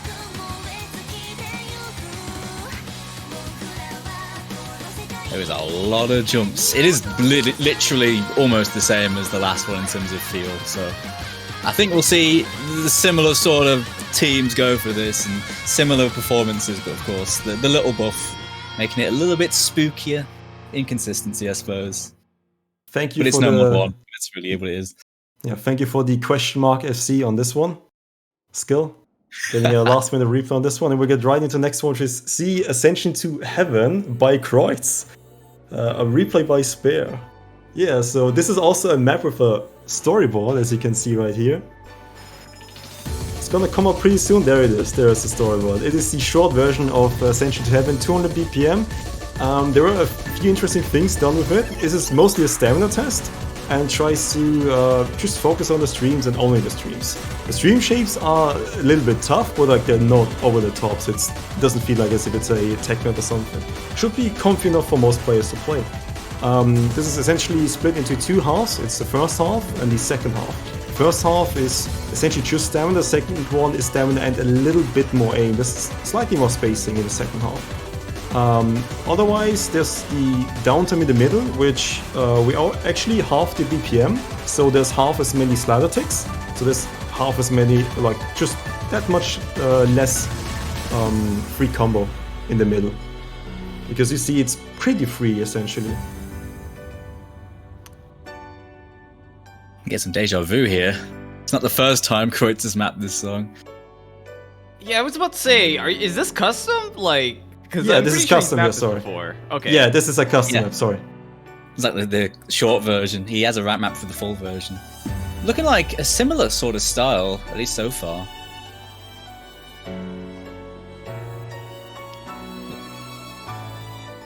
Yeah, once you map a song, right? If you're gonna map it again, even if it's a short version, then oh, that's a Burai slider. That's cool. Yeah, it's not that. That's an overlap. I mean, it's pretty obvious how it goes. I can't see people misreading that, but yeah, if you missed there and you don't miss on any of the streams, then I really want to see that. Actually, that's a very interesting situation to put yourself into as a player in this tournament. That'd be tragic. Like, there isn't really an SV change on that. I'd be surprised to see many people break on that slider. Yeah, this is definitely an upgrade from last week in terms of the stamina, though. Also, just in general, the speed aim is higher. Some of these things actually get the pretty high spacing, so makes me curious what's coming. The last one was maybe a bit more on the aim than the stamina, but this one is definitely stamina intensive with some of those streams. But at 200 BPM, I imagine a lot of teams at this level should be able to field good rosters for this. But it is more of a stamina test than previous weeks have been. Thank you, Spare, for the replay, and thank you, Kreutz, for making this one possible. And then we're getting right into the next one, which is Polka Dot Stingray. It's Otoshimai, and it's by a map by Moth, another custom map.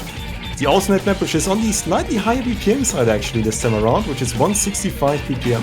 It's 3 minutes, and because it's 165 BPM, you don't really see a lot of very janky patterns, and the snaps are actually mostly focused on very short 1/4 sections. There are some longer ones, which shouldn't be too much of an issue here. There's a lot of theme control involved in the map as well.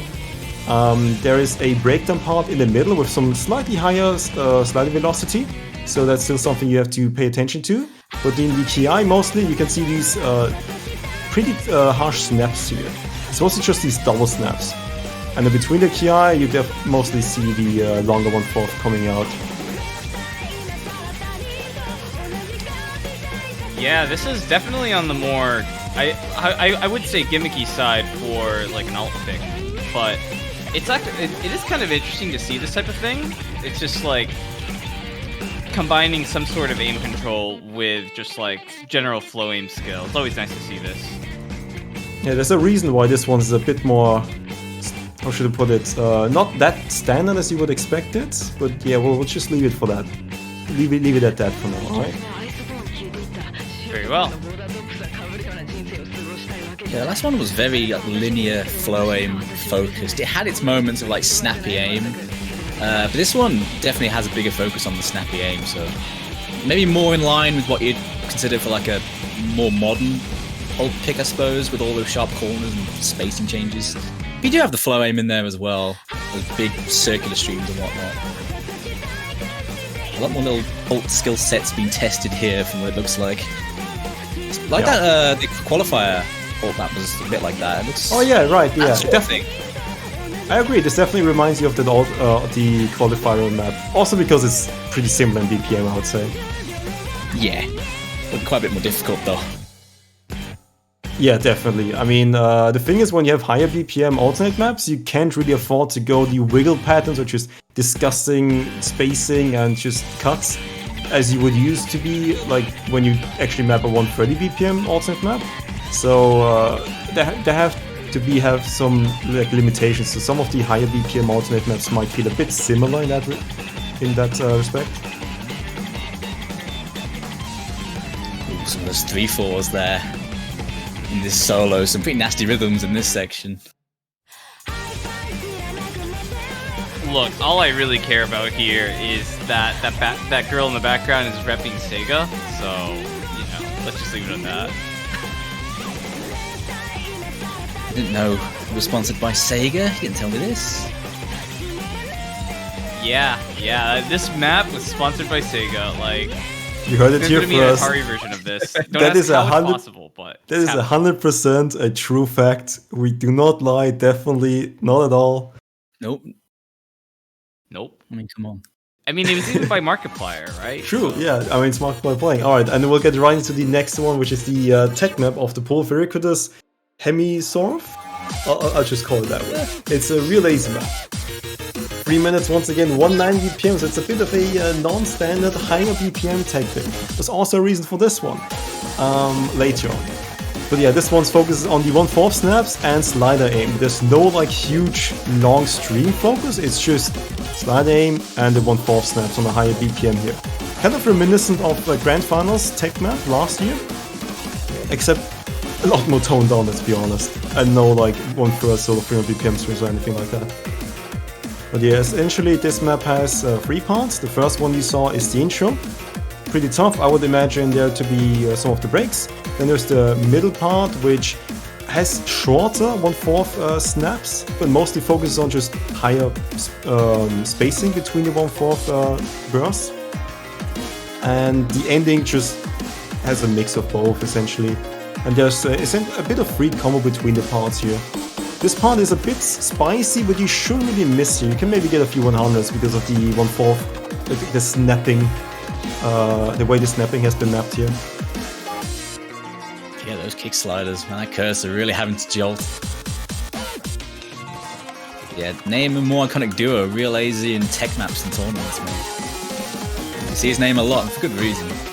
It's really nice, very good tournament maps. Consistent difficulty and always very nicely done.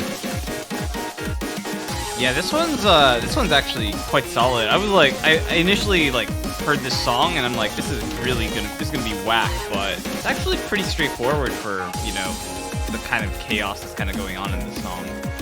But yeah, it is mostly a slider aim check. I always like to see that slow slider test, so that's always cool. Yeah, otherwise we're right now in the second, I would say, more free-ish part, and then we'll get into the last part, which is another one of those more difficult parts. Yeah, I would definitely say the difficulties grouped in the beginning, middle, and the end, and between those groupings there's, I would say, about 100, 250, 200 maybe free combos sometimes. Could be quite significant in terms of the matches that downtime. Something I appreciate here, though, it's a lot more difficulty consistent than the quarterfinals one. So I know, looking at some of the feedback, some people didn't like how it was a lot of difficulty was concentrated on a few streams. This one, it's like, well, there's a lot of stuff going on, but it's different parts in different sections. You've got jumps out of slow sliders in one, you've got spaced doubles and triples in another, slider aim checks in the intro, and then of course you've got this, which is like a slightly awkward aim section. Yeah, I mean that's like way of the difficulty not being very consistent was mostly due to the song, because 2-minute tech songs usually have like a few parts here and there, and then there's like the big like intense part at the end, and it's a bit hard to make it consistently difficult. This one is 3 minutes, and if you just listen to it, it sounds very similar in the first part, the middle, and the end here. Yeah, start in the middle definitely seem like the big spikes to watch out for, and that ending as well. Yeah, start in the middle section looking quite tough with those spaced bursts and the sliders. So yeah, I imagine like whoever wins the first half will pretty much win that map. So yeah, and we'll get right into Nomad 5, a map by Mazarin. It's a custom one again. And it's also Beast, welcome to your doom. Fire Wolf and Never Sheep. Alright. This one's the speed map of the round of the Nomad bracket. It's 240 BPM, and it features a respectable amount of consistent difficulty. This looks like 6.48 stars. It's slightly lower than last week, but this is 6.48 stars for the entire map. This map does not stop. This is insane. And we actually had to nerf it a lot of times because Mazarin is just way too good for mapping for tournaments, not gonna lie. When I tell him this is the star routine you're going for, he's like, yep, this is my consistent star line. And his graph just looks like pavement, like the sidewalk on the street. Like, Jesus Christ. But yeah, so this is 6.5 stars, but that will be a little bit misleading here. It has a lot of like short bursts and just continues and continues. It has a few 1/3 streams here and there. This shouldn't really be the crutch of the problem. It's just consistent difficulty all around with these bursts. And the slider velocity, you can see, it's definitely the higher side. It's also CS 3.5.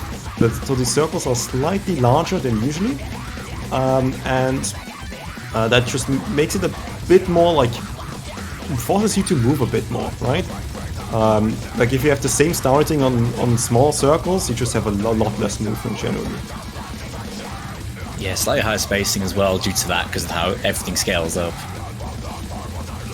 Yeah, like some of these angles, like these stream shapes are very Mazarin. The way you go off a slider into a burst that's moving in like the opposite direction.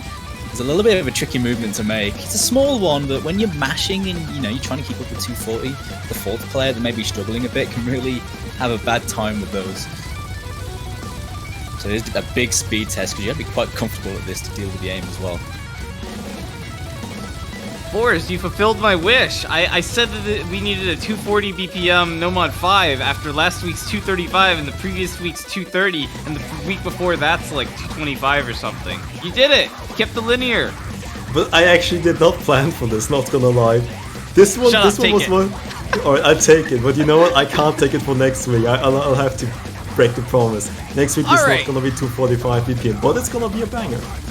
Yeah. It's fine. It's fine. It's just that's pretty cool to see that linearity. But yeah, I actually like the CS 3.5 here. It makes some of these like weird-ish streams on this BPM actually quite manageable. So always love to see those attempts to kill the aim requirements in these maps. Oh, also if you take a look at here, there are some blue tick doubles here. Just a little bit of finger control here. It's essentially a speed map with a mix of a lot of things. This is relentless. 2.2k combo plus. I mean, it's only 6.40. It's lower star rating than the last week. It has to be easier, right? Yeah. 2k combo of easier mapping. Oh no, that slider break. Yeah, thank you, Erison, for the replay. We'll get right into the next one, which is Tsukasa Kaminos. It's Ruin of Opus. This song is a song.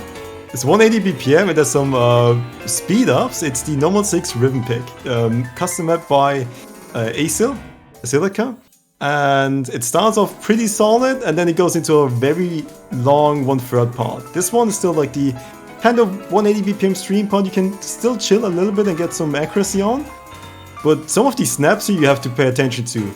Now we get right into the 1/3 part. It starts off with like 160 BPM, 1/3, and then it speeds up by 5 BPM, it speeds up by another 5 BPM, it speeds up until 180 BPM, until the bigger breakdown here.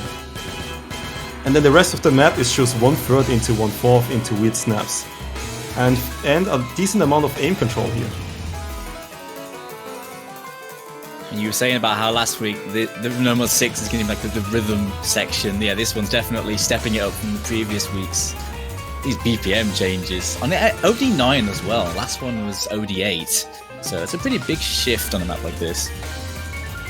Yeah, as you can see, that panel right there was a 1/3 into 1/4 into 1/3, just saying. Oh, that's beautiful. That's what you need. Yeah, the reason why the OD is a bit higher is because the map actually, it features a lot of 1/3 and 1/4, but the thing is, it has a lot of 1/4 density, where, like this one, for example. We have a lot of streams where you can just mostly get a bit of accuracy here and there. What is this song doing, man? This is hard to follow on a first listen, that's for sure. But yeah, this is definitely a rhythm pick. It has a bit of it does have the aim control like you mentioned, but it's focused less on the fast rhythm that the previous one had, where there was 1/6 and 1/8, and this one's more on the 1/3 and just the doubles, the even streams, etc. Should be fun. And the spacing. So that spacing was pretty nasty at the end there. Those streams looked pretty broken in terms of the spacing. And here's the reason why the actual Nomad tech pick is more focused on the slide and the 1/4 snaps. Because this one is the stream tech one on Hidden 1. It's Our Common Mind Disorder by Altai, another custom map. Altai is one of the more recent mappers coming in for DBC, and he's done a wonderful work here. Popping off on this one. This one focuses on a mix of ping control and just stream tech here. You can see these cut streams, you have to respect them, and this part is very important. You have a stream and then you do not overstream. If you overstream one note, you miss on the stacked 1/2 note right at the end of the stream. This part you have to get right in terms of ping control. If you don't, you get breaks. This is the ping control part. Then it goes right into a sliding velocity part a bit, so you have a bit of aim here and there. And then it goes into more streams, essentially. More cut streams, more stream shades, just a lot of streams, and the ending is just a lot more streaming as well. A true anti-mash map with a lot of those overlapping patterns, like you mentioned. Yeah, I mean, with the BPM and that, and the rhythms aren't necessarily that tricky, but yeah, a slipped finger consistently through this map can really nobble a player.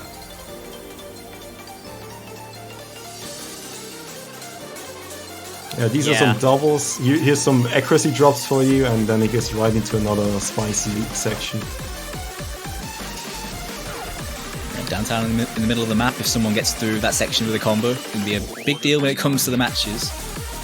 Oh boy, these are the tech streams, right? Like, I can definitely see the parallels with last week's No Mod 4. You know, if you were good at those types of streams, then you'll be good at this one. Like, the frequency of the turns is high, like streams overlap on themselves. You know, they're nice and short, so stamina's not really the gate here. It's all about aiming those streams, which is pretty cool to see.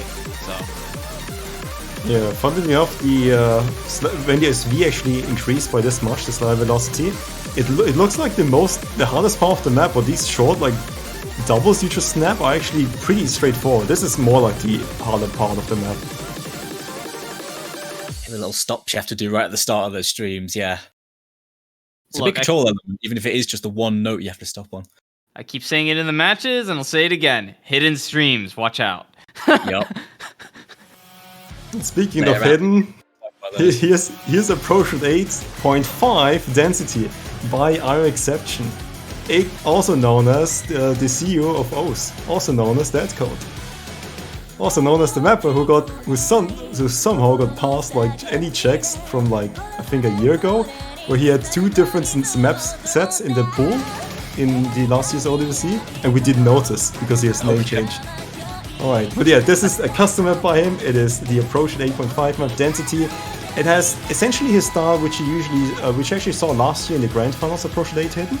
Just awkward jumps, harsher triple angles, and you know, just this is your density pick with a bit of pattern aim here and there. Enjoy. So somewhat going off of the previous sort of pattern aim map, but much more in a modern style as opposed to the sort of neo old style we had from Photopnic's map last time. Yeah, this is definitely one of the more common styles that we'll probably see for any future densities and density checks in general. A lot of people find that have very hard time replicating the old styles that like Partonic can pull off no problem. So this is the type of thing that I guess is within expectation. I feel like as well as once you, I mean the last Photopnic map, that AR8, a lot of the old maps, that's about as difficult as they get in terms of reasonable old style maps. So yeah, modern style on this AR, it's a much bigger test in terms of density with all these trickier elements you see. Yeah, that said, there's a bit of overlap focus on this one compared to some of the other things. I'm actually getting a lot of flashbacks to the Devious Panda, Blood Drain map that was picked. So similar in that regard. Oh yeah. I agree. It's kind of similar to that with the streams, but with more of an aim requirement. And also it's got a few of those 1-1 gaps that are stacked as well. I noticed a couple of them. Right, yeah. Also, this map is, the song is also a featured artist, just for the information. Oh, you gotta get him in. You'll love to see it. Yeah. This time it's double Emmy, so like you ban. This time there's no double VTuber this time, so. But maybe we'll see the double Emmy. I'm about to say, you haven't seen the entire poll yet. How can you say that? Oh, are you gonna hit us with the double Emmy and the double VTuber? Like, whoa, come on, look. I'm just saying, likelihood of that is pretty low naturally. I'm calling this pool rigged. You know what? Walter would probably kill me if I actually had another double VTuber in there. So, I actually, I value my life, so I didn't. That's a spoiler. Very good. Instead. We get right into the third hidden map. It's by LMT. It's gonna be Middle Island Frailness, and this one is I would say the rhythm hidden pick here. It has 1/4 aim control here, and 1/4 into 1/3. And on CS5, we weren't joking when we actually went for the hidden one in qualifiers. This is just some things you could kind of expect in hidden here, and this one is really spicy, and thanks to Happy Sick for the replay, by the way. Yeah, this map is, I think, split into 3 sections, and it usually just repeats. You have this calm section here, you just have to get those patterns right. This is where you build combo. If you don't, you probably shouldn't play this map. And then you get right into 1/3 here. You can single tap them, they're not too fast, but it's still awkward here. We had to buff the approach rate to 9.5 actually. This is an unrigged map, we had to change a bit. But yeah, it just keeps on going here and goes 1/4 into 1/3 and just has then a short 1/4 snap section, and it repeats the same thing twice. Yeah, I was about to say, you mentioned it's an unranked map, because I remember test playing this when LMT first made this. This thing was made a few years back, so it's cool to see this thing reused. It kind of feels like a slightly easier version of the Nomad 6 in the type of song it is, but there's definitely a lot more of an aim control focus. Yeah, there's a big focus on that, and especially with the circle size as well, the CS5 with all those wiggles. The approach rate at 9.5 shouldn't be too much of an issue for any players that are going to be coming in for hidden picks at this stage, but it is still there.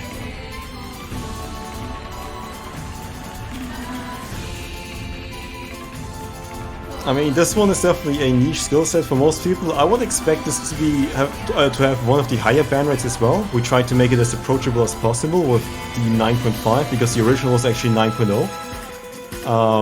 Which I would say the amount of players who are good at this type of rhythm of 1/3 into 1/4 or vice versa, and adding hidden to that and CS5 and aim control is probably on the lower side. So trying to make this as approachable as possible for people. I would reckon Black Joke last week, it's gonna have one of the higher ban rates in the pool.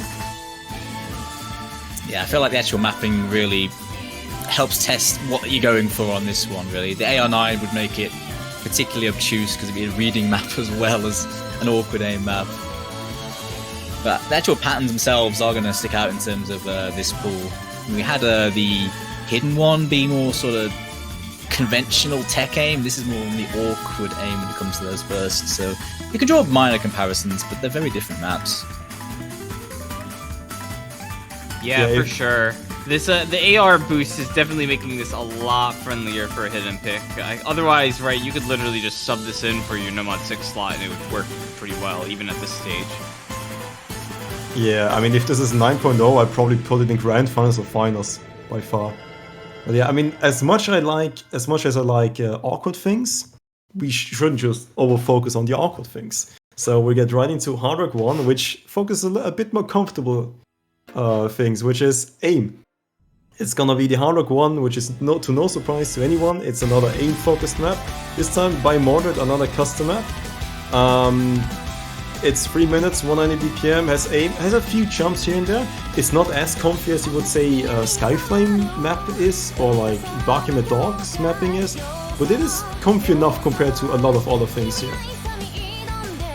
Okay, but what's that diff name though? Alright, okay, let's just read out the song name and the artist. It's Kinema 106 Shuso, and the diff name doesn't exist. Thank you. No, just kidding. I mean, Modern just felt like it, so why not?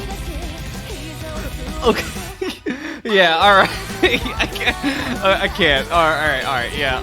So I'm not expecting too many surprises on this map because, you know, Hard Rock 1, you know, this is the aim map. That's pretty much all there is. So you brought the frog back in for the jump map yet again. We saw them in qualifiers, and now they're doing the replay for this map. So good to see that. Yeah, the thing with that Mordred mapping is kind of like how Delis tends to map a lot of shapes and geometric shapes. You see that a lot in Mordred's aim patterns, but they are more ergonomic. So generally comfortable the whole way through, but you are going to see that pattern aim in terms of like those big squares and occasional like linear anti-jumps, but nothing too awkward, but they are there. Yeah, it's definitely not as comfy as you would expect your standard PP found to be, but it's definitely enough of an aim challenge for most people and approachable for most people here. Look, I'm just saying, you could still gain some PP off of this, right? Like, this thing gets ranked, like, I could see this getting farmed. Because these patterns are actually in the recent PP changes. Well, I call them recent, but they've been out for like a year. Have actually been weighted pretty highly compared to before, so. This should be in line with Hard Rock 1 player skill set, I'd say. Quite a few streams as well.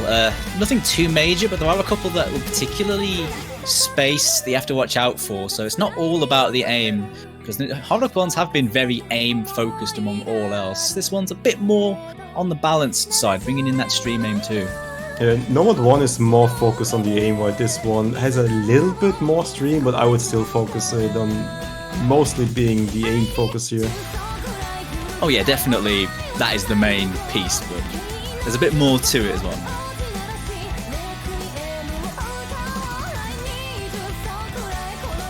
Yeah, I'm actually getting some flashbacks here with the similarities of this song to Jubaku, that Meg map that was really popular a while back. So, oh yeah, I know which one you mean. Okay, I can't even tell the difference between both songs, not gonna lie. I heard this, I'm like, hey, this is Jubaku, isn't it? They're like, no, it's not. Oh, wait, what? No, they're different. They are in fact very different. But yeah, but when I first heard this song, I actually did not notice the difference. But you know, Mordred actually sent both of these songs. I'm like, well, you sent the same song twice.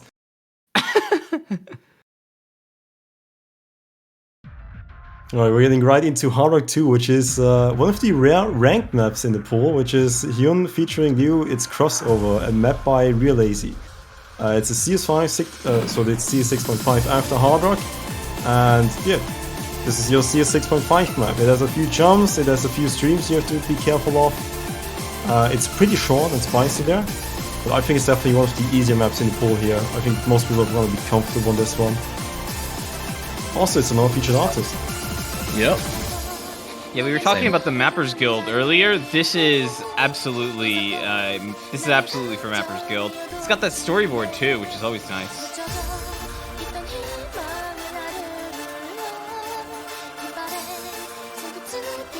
Oh yeah, also thank you to Grand Senpai for getting a week here.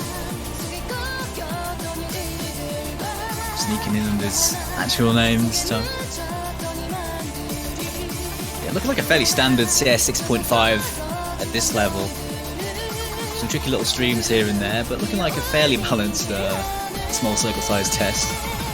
So far at least, anyway. Yeah, there's some 1/3 you have to pay attention a little bit to. You don't miss on them, but you just get 100s on them, realistically. You should essentially miss on either the aim or the streams.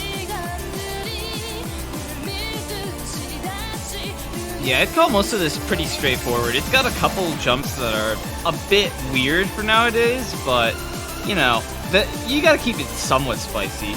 Look. Someone actually, one of our refs just pointed out the similarity of Hard Rock 2 with this week and last week. Cross time last week, this week, crossover. So, what's next? What's next for? Is Cross in 2 for Hard Rock 2 next week? No, I don't know what all these cross references are all about, but they weren't on purpose, I swear.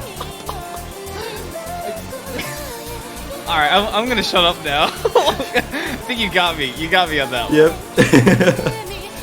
Look, you're just putting words in my mouth. I mean, it's featured artist. It works. That's all I've got for you.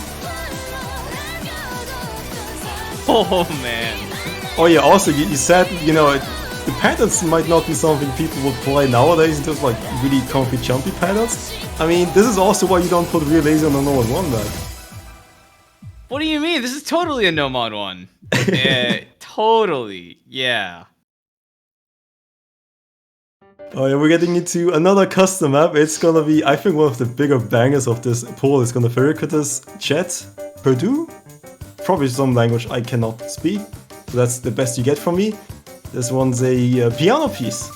And focuses on, ignore the hit normals for now for the hit zones. But yeah, this map focuses on streams and a long, very long 1/3 section in the middle. And the 1/3 section starts at like 30 seconds and ends at 60 seconds, so it's about 30 seconds long. And you're gonna drop a lot of accuracy or combo here if you're not used to this one. You definitely need to be well versed in both skill sets of just aiming this BPM and the difficulty of the streams and the aim, and this 1/3 section here. I think it's on the cusp of single tappableness, but yeah, the longer streams come out, it's going to be particularly tricky. So yeah, I think a lot of players are going to be forced to alternate this, which is going to be a big deal for many players. Yeah, it sees 4.7, so that's like 6.2, I believe, or 6.1 on Hard Rock. Yeah, roundabouts. Yeah, I think it's a decimal, but it's roundabouts just over 6. It falls in line with the rest of the Hard Rock pool. There's actually a really nice balance among circle sizes and map styles as well, because you have your aim map, your balanced small circles, and then you got this one more focused on the streams. So, funnily enough, if you look at the jumps, you would probably think this is way more comfortable in jumps, which it actually is than Hard Rock 1. Like, just look at the jumps. I think they're a lot more comfy, which is an interesting contrast for the Hard Rock 3 actually. Yeah, like they're much more flowy, less about the shapes and more about just comfortable flow aim. It definitely seems like it's a more ergonomic one than that Hard Rock 1 was. Yes, as ergonomic as 1/3 can be as well. Yeah, I mean, there's limits to that, but as ergonomic as, mashing through 1/3 can be.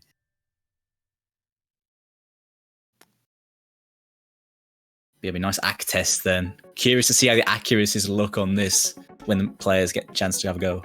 Yeah, and going forward, it's gonna be DT1 Valkyria Ikenai Borderline. A song a lot of people will know because there's, I think, a few loft maps, or like one very known loft map with just insane sliders. Well, we didn't put that one in here, otherwise I would have also been killed by Walter. We got a more standard DT1 here. It's our Porsche 10.3 and just very comfy aim here. This was actually a map picked by Sal. I think one of the only, if not the only map in the entire ODWC. When he got put in as a playtest and we need a replacement, he just said, I've got you guys, this is gonna be the DT1 map, yeah, we need. And I'm like, yes, this is it. So thank you, Zerg, for this one. Yeah, it's the generic aim test here. It's 3 minutes after DT, 10.3. I hope you got your jump game on point for this one.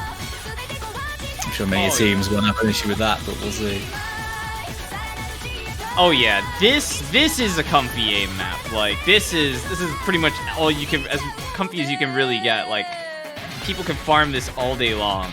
This is just, you know, 240 BPM ish jumps. Like I think it's 243 with double time. AR 10.3 check really. Look, we got Vivace jamming over there with the smoke. Straight. This is, yeah, no frills. Like this is 10.3 jumps. There's not much to say. Like it is what it is. It's also mapped in by, like, it was actually mapped in 2016, I believe, or 15 and ranked in 2016. It's actually one of the oldest maps in the entire, like, ODC pools this year. It's hard to, like, keep on finding, like, old maps to put in because you have the limitations of not being able to pick a map 5 years, or a map that has been picked in the last 5 years. You just gotta keep on finding new maps, or I guess in this case, hope that the rank section gives you something, or if there's something which has been forgotten. It's always nice to see this mapper come up from time to time, that's for sure. Especially on the comfier side. I definitely much prefer this sort of style for the comfy maps. So. Yeah, and the Pro Trait as well, a bit more traditional. Last time you had the 10.3 sitting on the more finger control heavy pick, but the 10.3, at least on this pick so far, I don't know what's coming up, but 10.3 aim pick is pretty standard for this level. Many players are going to be perfectly fine with that. Right, and it's actually a bit of a contrast to last week, where the DT1 is actually a old-style Frostmon map, style-inspired map, right, by Johannes, and the Approach 8 flat, which is 9.6. This one just being higher Approach. This one represents modern mapping a bit more than the last one, but we do have other maps for that.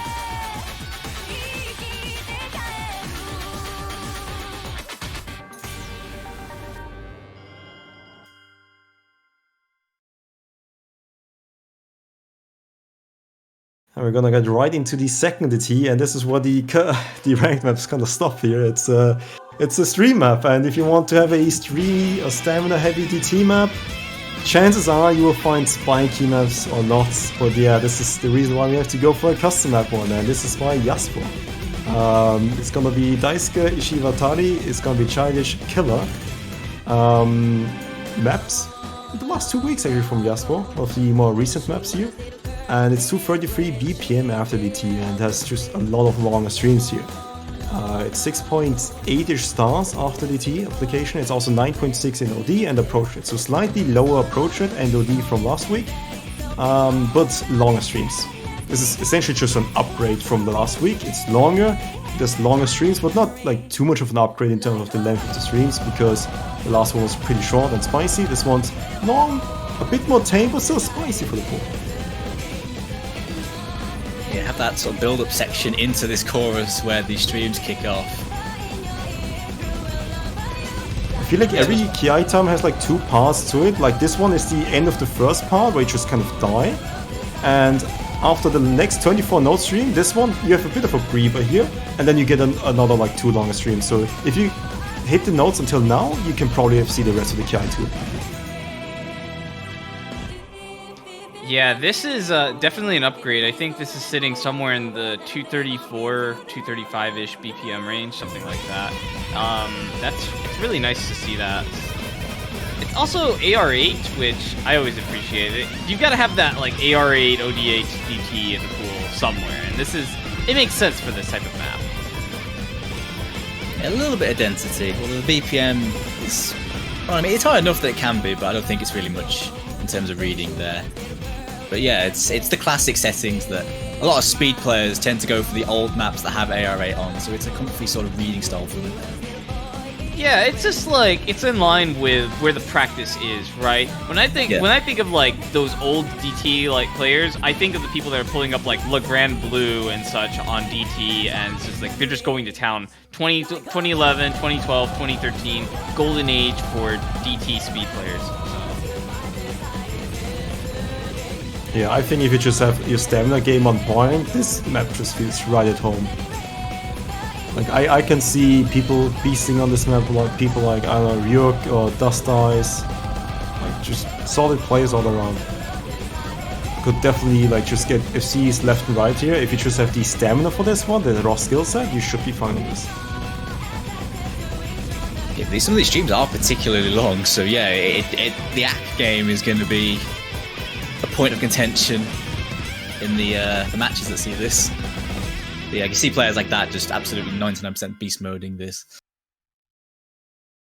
Alright, and that was the stream stamina DT, and now we get to the speed stamina. It's gonna be a map by LMT. Epica Find Your Demons, another featured artist song actually. And this one's 263 BPM. Oh, we actually do see the DT values after DT at the bottom right. Yeah, you see it's only slightly lower than 8. This one is speed. A lot of bursts in a short row. I mean, just look at the map for 5 seconds and you will definitely know what this is all about. I don't think there's a single burst that's longer than 10 or 11 notes. So it's just like 5x burst into single tap into 5x burst, that type of stuff. And this is just constantly throughout the map. There's a bit of downtime in the middle, but otherwise this is consistently difficult throughout, and I think every speed player will feel right at home here.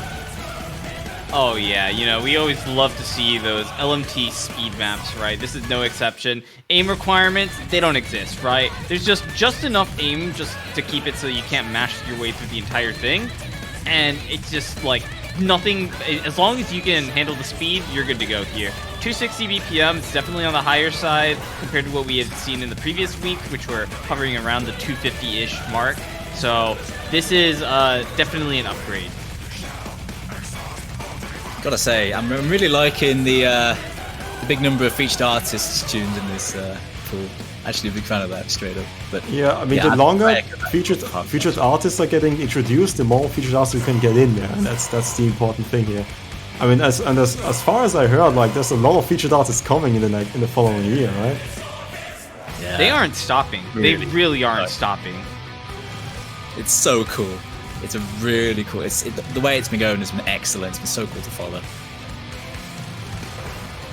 It's a long map, this as well. It's a true consistency test on DT speed. Actually, over 4 minutes. I'm not sure if that's drain time or not, but for a DT pick, this is rather lengthy. Settings are kind of all over the place. I think that length is the no-mod length, and I'm not sure if that is most of the settings. Most of the settings, though, are DT settings. So yeah, certainly the AR and CS are. With that solo, even more bursts. Those repeat sliders are very short. Watch you slider break on those if you whiff your ACK a little bit. I mean, if you just don't have the speed, you probably will break there. But so will you break on almost any other part if you don't have the speed for this map, not gonna lie. Yeah, for sure. This is all, it's all about the speed. There's nothing else to say here.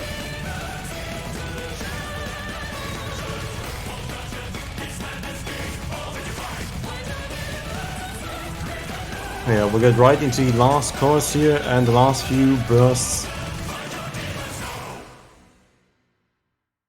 Thank you for the replay once again by Erison.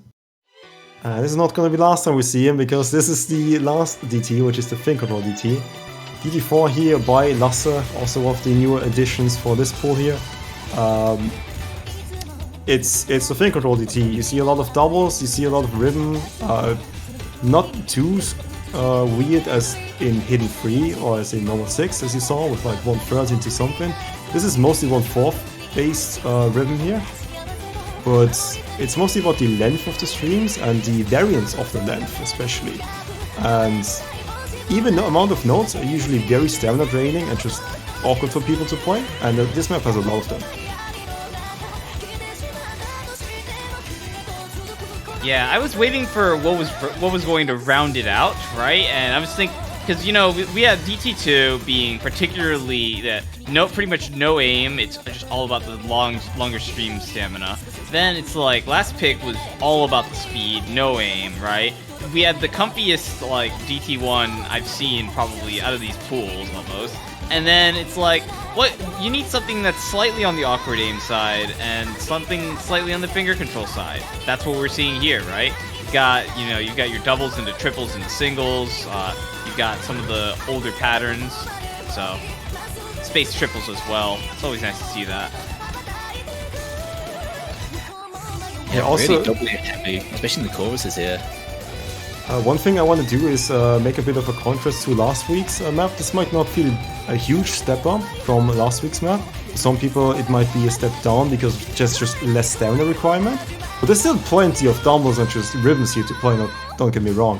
So in terms of finger control, this is a lot more focused on that skill set and doesn't have other necessary difficulty added to it with just more stamina.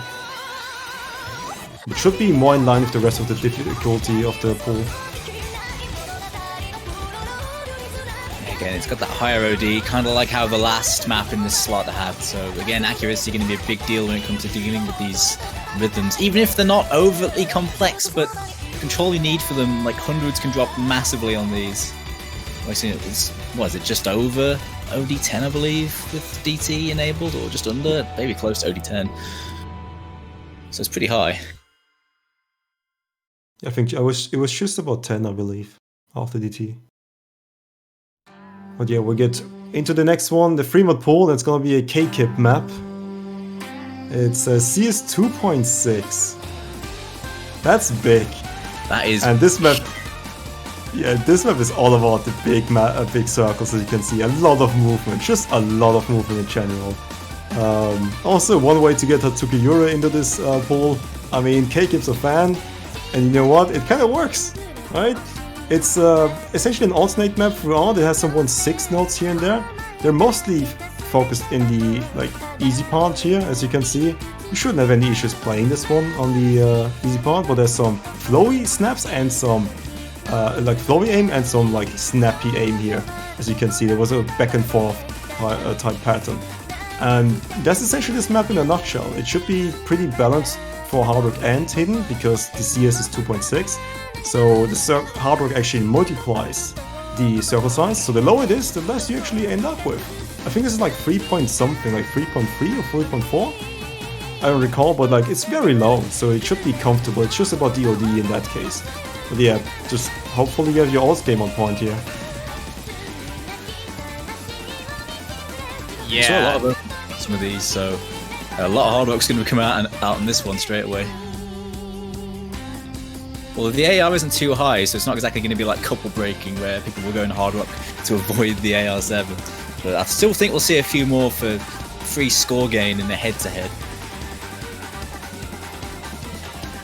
This is definitely right at home for the people who were looking at Nomad 3 and were wondering, where's the flow aim, right? Here's your flow aim, right?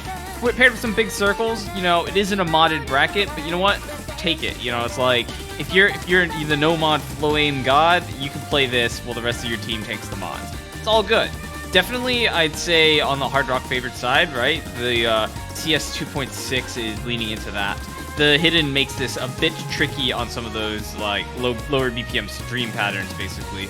So, but yeah, overall should be relatively straightforward. Okay, yeah. Maybe not, but I mean there was a few 1/3 here.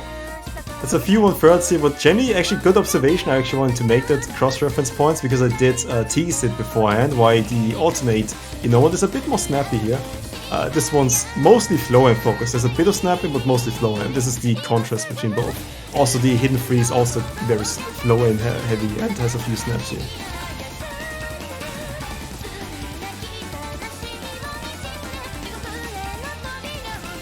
yeah, there are a few 1/6 in this one as well. So just slight speed gating, but it's not too big of an issue because if you don't really have the speed for it, it's like you mash through the first parts and then you're good, right? It's not like it's really testing you. You're probably not going to break there. It might just drop a few 100s.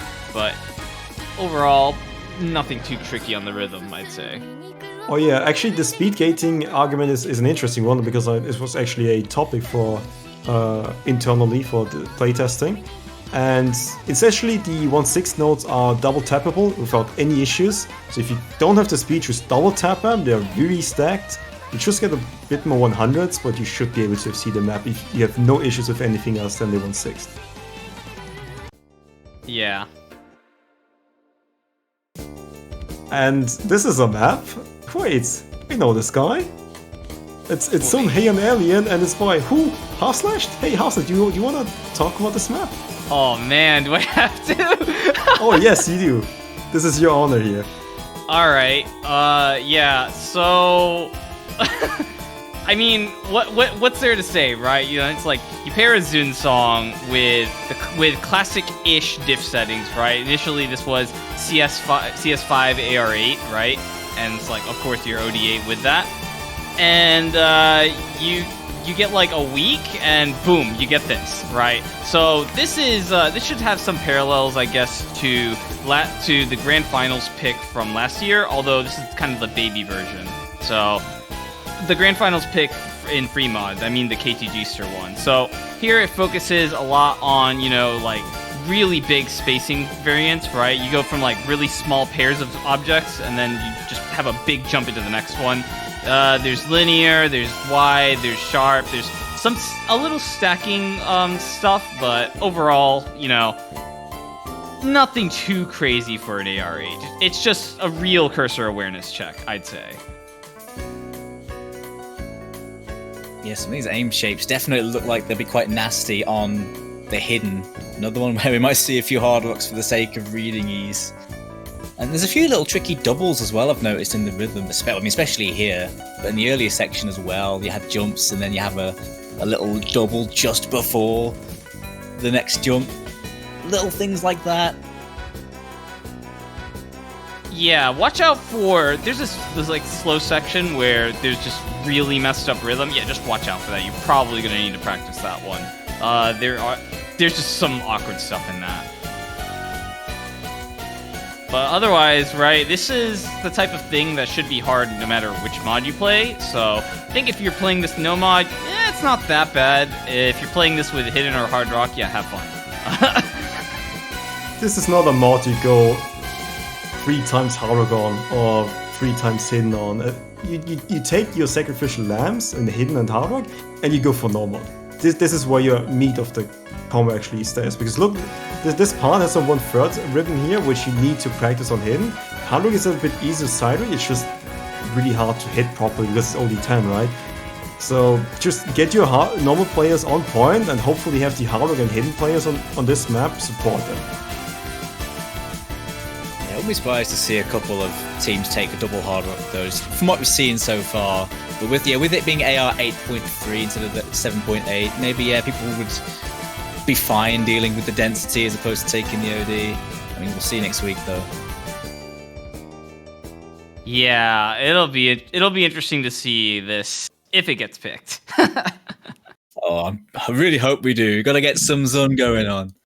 I'd be sad if we don't see it. And we're getting right into the last free mod, which is a map by Natekedes, or Evil Elvis, as some of you guys know him as.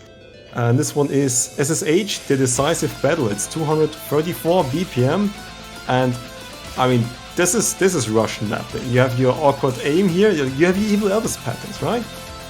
This just makes it hard on hidden and nomad, which is great. And hard just makes it that much more comfortable because of the approach rate. It's approach rate 9.2 on base. And it has these 1/3 streams here. They shouldn't be too much of an hassle. It's mostly about the jump patterns on this one. I wouldn't blame anyone if they would miss on the 1/3 ones too. Those are definitely things which can drain your stamina. There's a few triples here and there, but it's mostly single tap heavy. In the middle of the part there's like, I think, 1 9-note bursts. So that's the most speed gating this map has. But otherwise, it should be balanced between both mods here. Song choice in this free mod pool. Oh man, this is some good stuff. I'm loving the song choice.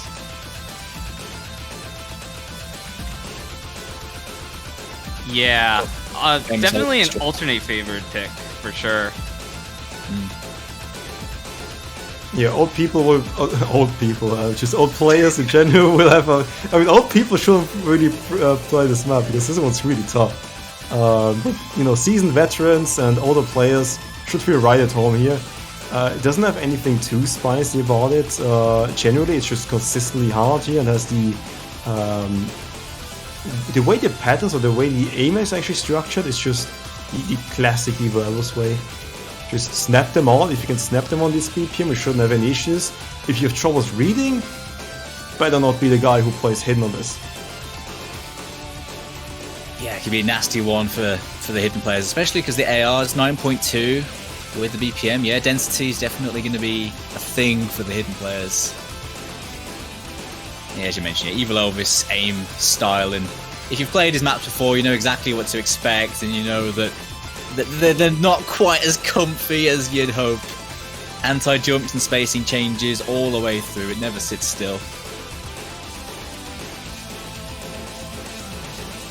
Always good to see the classic Evil Elvis / Johnson / Nateka Desu map. So, yeah, this is like high BPM awkward aims. Like, I'd say we are going to see some. We're probably going to see a decent bit of alternating because there's not too much of these like bursts or triples to throw you off your game here. But there's a lot of patterns that just in general benefit it. Like, there's 1/3s here that you probably would be better off alternating, or you kind of have to anyway. And then it's like, I don't know. I think there's just enough single sap strain here normally that it might be more comfortable to do that. So we'll see though. We know Markiplier is alternating. Thank you, Markiplier. He's one of the old people here, right? Oh yeah, seen him the other day. He kind of was at Airman FC. Yeah, right. Yeah, actually, just a note on the alternate. He's actually mixing between single and alternate. I expect to see that behavior kind of commonly, just because it is kind of draining to just single this whole thing. So.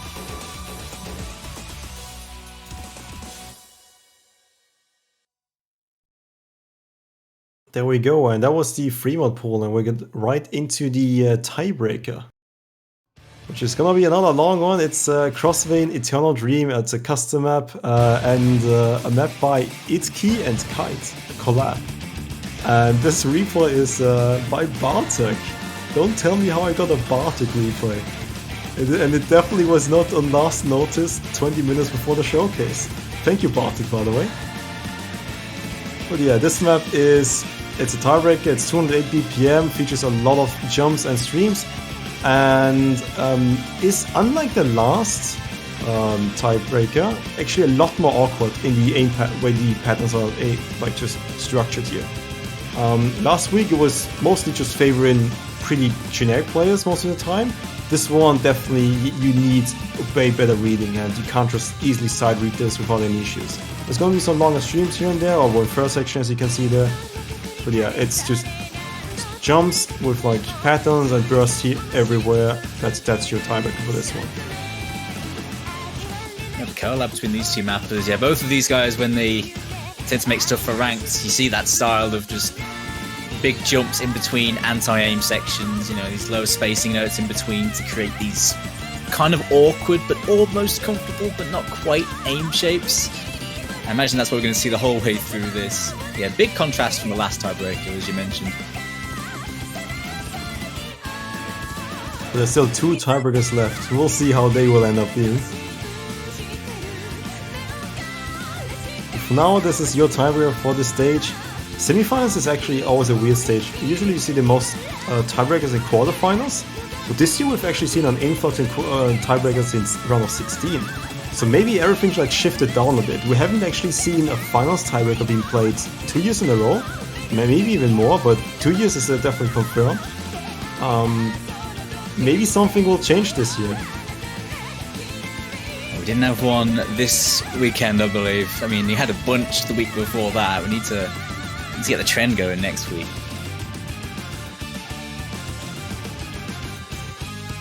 Funnily enough, this is actually slightly lower star rating than the previous tiebreaker, but it's definitely a lot harder to see. Yeah, the last one was much more on the comfy aim side. It was very, you know, the flow on it was very ergonomic, but this one being much more awkward. Yeah, it makes sense that the star rating's lower because more of the difficulty is shifted towards things that don't appear in the star rating, like those constant spacing changes.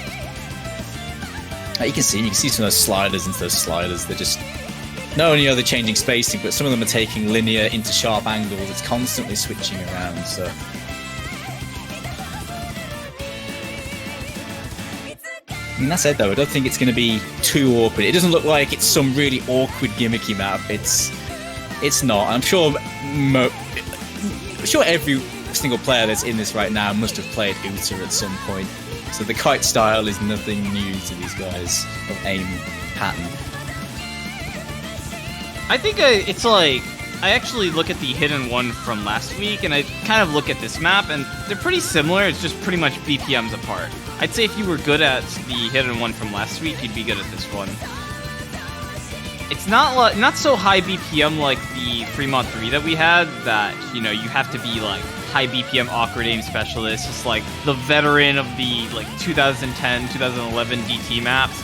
It's just, this is more about, you know, can you just like control your cursor on this like slightly high BPM? Yeah. Also, this was one of the first plays from Bartek, because obviously this was more on short notice, so he couldn't refine his replay, and you know, it was probably one of the first plays, if not his first play. So there's definitely some issues here and there. You can have some troubles reading some of these patterns. Definitely something you need to practice here. But otherwise, yeah. Thank you, Bartek, for this replay. Man, I really wanted to see that 300k mouse-only Force replay, though. Alright. Come on. The world is not ready for that. Sure? Alright. How about next round? Alright, look. The only way a 300k Force replay in the last second happens with mouse is when I've completely lost it. And I know it was close this week, but I haven't yet, because Bartek exists. Thank you, Bartek. Alright, well... That's always good. After that No Mod 5 player, I think the Falls quota, he's not ready yet, and needs to build his energy up for the next No Mod 5. Imagine being a tournament player for many years of your life, and you always were not good at the speed maps, and now you're polar, and you have to play all the speed maps and get a replay on those. Man, I don't know what happened. Somewhere along the way, it just went all downhill. That's how it goes. As soon as you retire from tournaments, man, you gotta play even more. How does that work? It's always nuts. Now that stream solo that happened a little bit earlier looks pretty intense as well, and that had some pretty awkward little jumps in the middle of them as well, so definitely a section to look out for if you see this map. That's solo. Speaking of awkward jumps, here's some more. And bursts.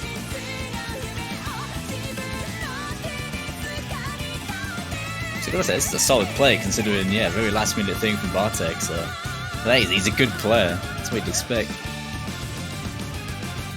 But looking like a pretty interesting tiebreaker, this. Much more on the, slightly different side compared to the last couple of weeks, so look forward to seeing that, I hope. Alright, and that concludes the map pool showcase for the semi-finals. It has been a pleasure working with all the guys in the internal ODC mapping Discord, with all the mappers and all the playtesters helping out. And sometimes it's stressful, but you know what? In the end, we're trying our best, and I hope everyone's happy with the pools we release on a weekly basis here. There's gonna be 2 more pools left. And then I'll get a vacation, Jesus Christ. You're almost there, dude. We always appreciate all the work you put in for us. You do a good job, mate. And that looked like a pretty good pool, actually. That looked like a very nice traditional pool in many sense. Like the Hard Rock and the DTs feel a bit more traditional this time around, and looking like some nice variants in there, which I quite like. Yeah, there's a bit of variance with the normal pools, swapping around some skill sets with very specific focuses on the alternate and attack, but otherwise it should be a more standard pools all around. And yeah, thanks to all the mappers for this week. You guys will hear from me soon to upload your maps, by the way. Oh yeah, all the guys collating the lists. Get them sorted soon so everyone can take a look at these maps, and the players, of course, eagerly awaiting so they can get their practice going for the semi-finals. Yeah, it's looking pretty good. You got any closing thoughts on the pool half slash? Like, what are you thinking about this, mate? There's some interesting stuff in here, right? Like, we started off with an overall, like, in my opinion, kind of weird no mod, and then it's just like, as you saw, like, more of the pool, like, it started to kind of sort itself out, right? You start to see, like, oh, wait, where's that? I was expecting that in no mod, and it's like, it's in free mod instead, so, especially with the alt map and the flow aim and stuff. The Hard Rock, I actually appreciated, like, the CS diversity there. We had, like, CS 4.7, CS 5, CS 4.1, so there's a nice median. It's a good scaling, at least on the Hard Rock 3 from last week, where you saw that, like, 4.4 to the 4.7, stuff like that. It's just that, and the DT pool, to me, just looks very complete. Like, you look at that alongside No Mod 5, and it's just like, this is it, right? Like, this, you got it. I think the DT players are going to love this. Yeah, I can see the speed players looking at that DT2, rubbing their hands together. That's a proper stamina pick. See some people are really excited about that one. Yeah. Right, and I think that's gonna be it from us today. We'll see you guys next week, and when some of the more spicy matches are coming up for these semi-finals matches played with this pool. Hope you guys are gonna enjoy your week, and we'll see you guys next weekend. Goodbye. Yeah, thanks for watching. See you guys.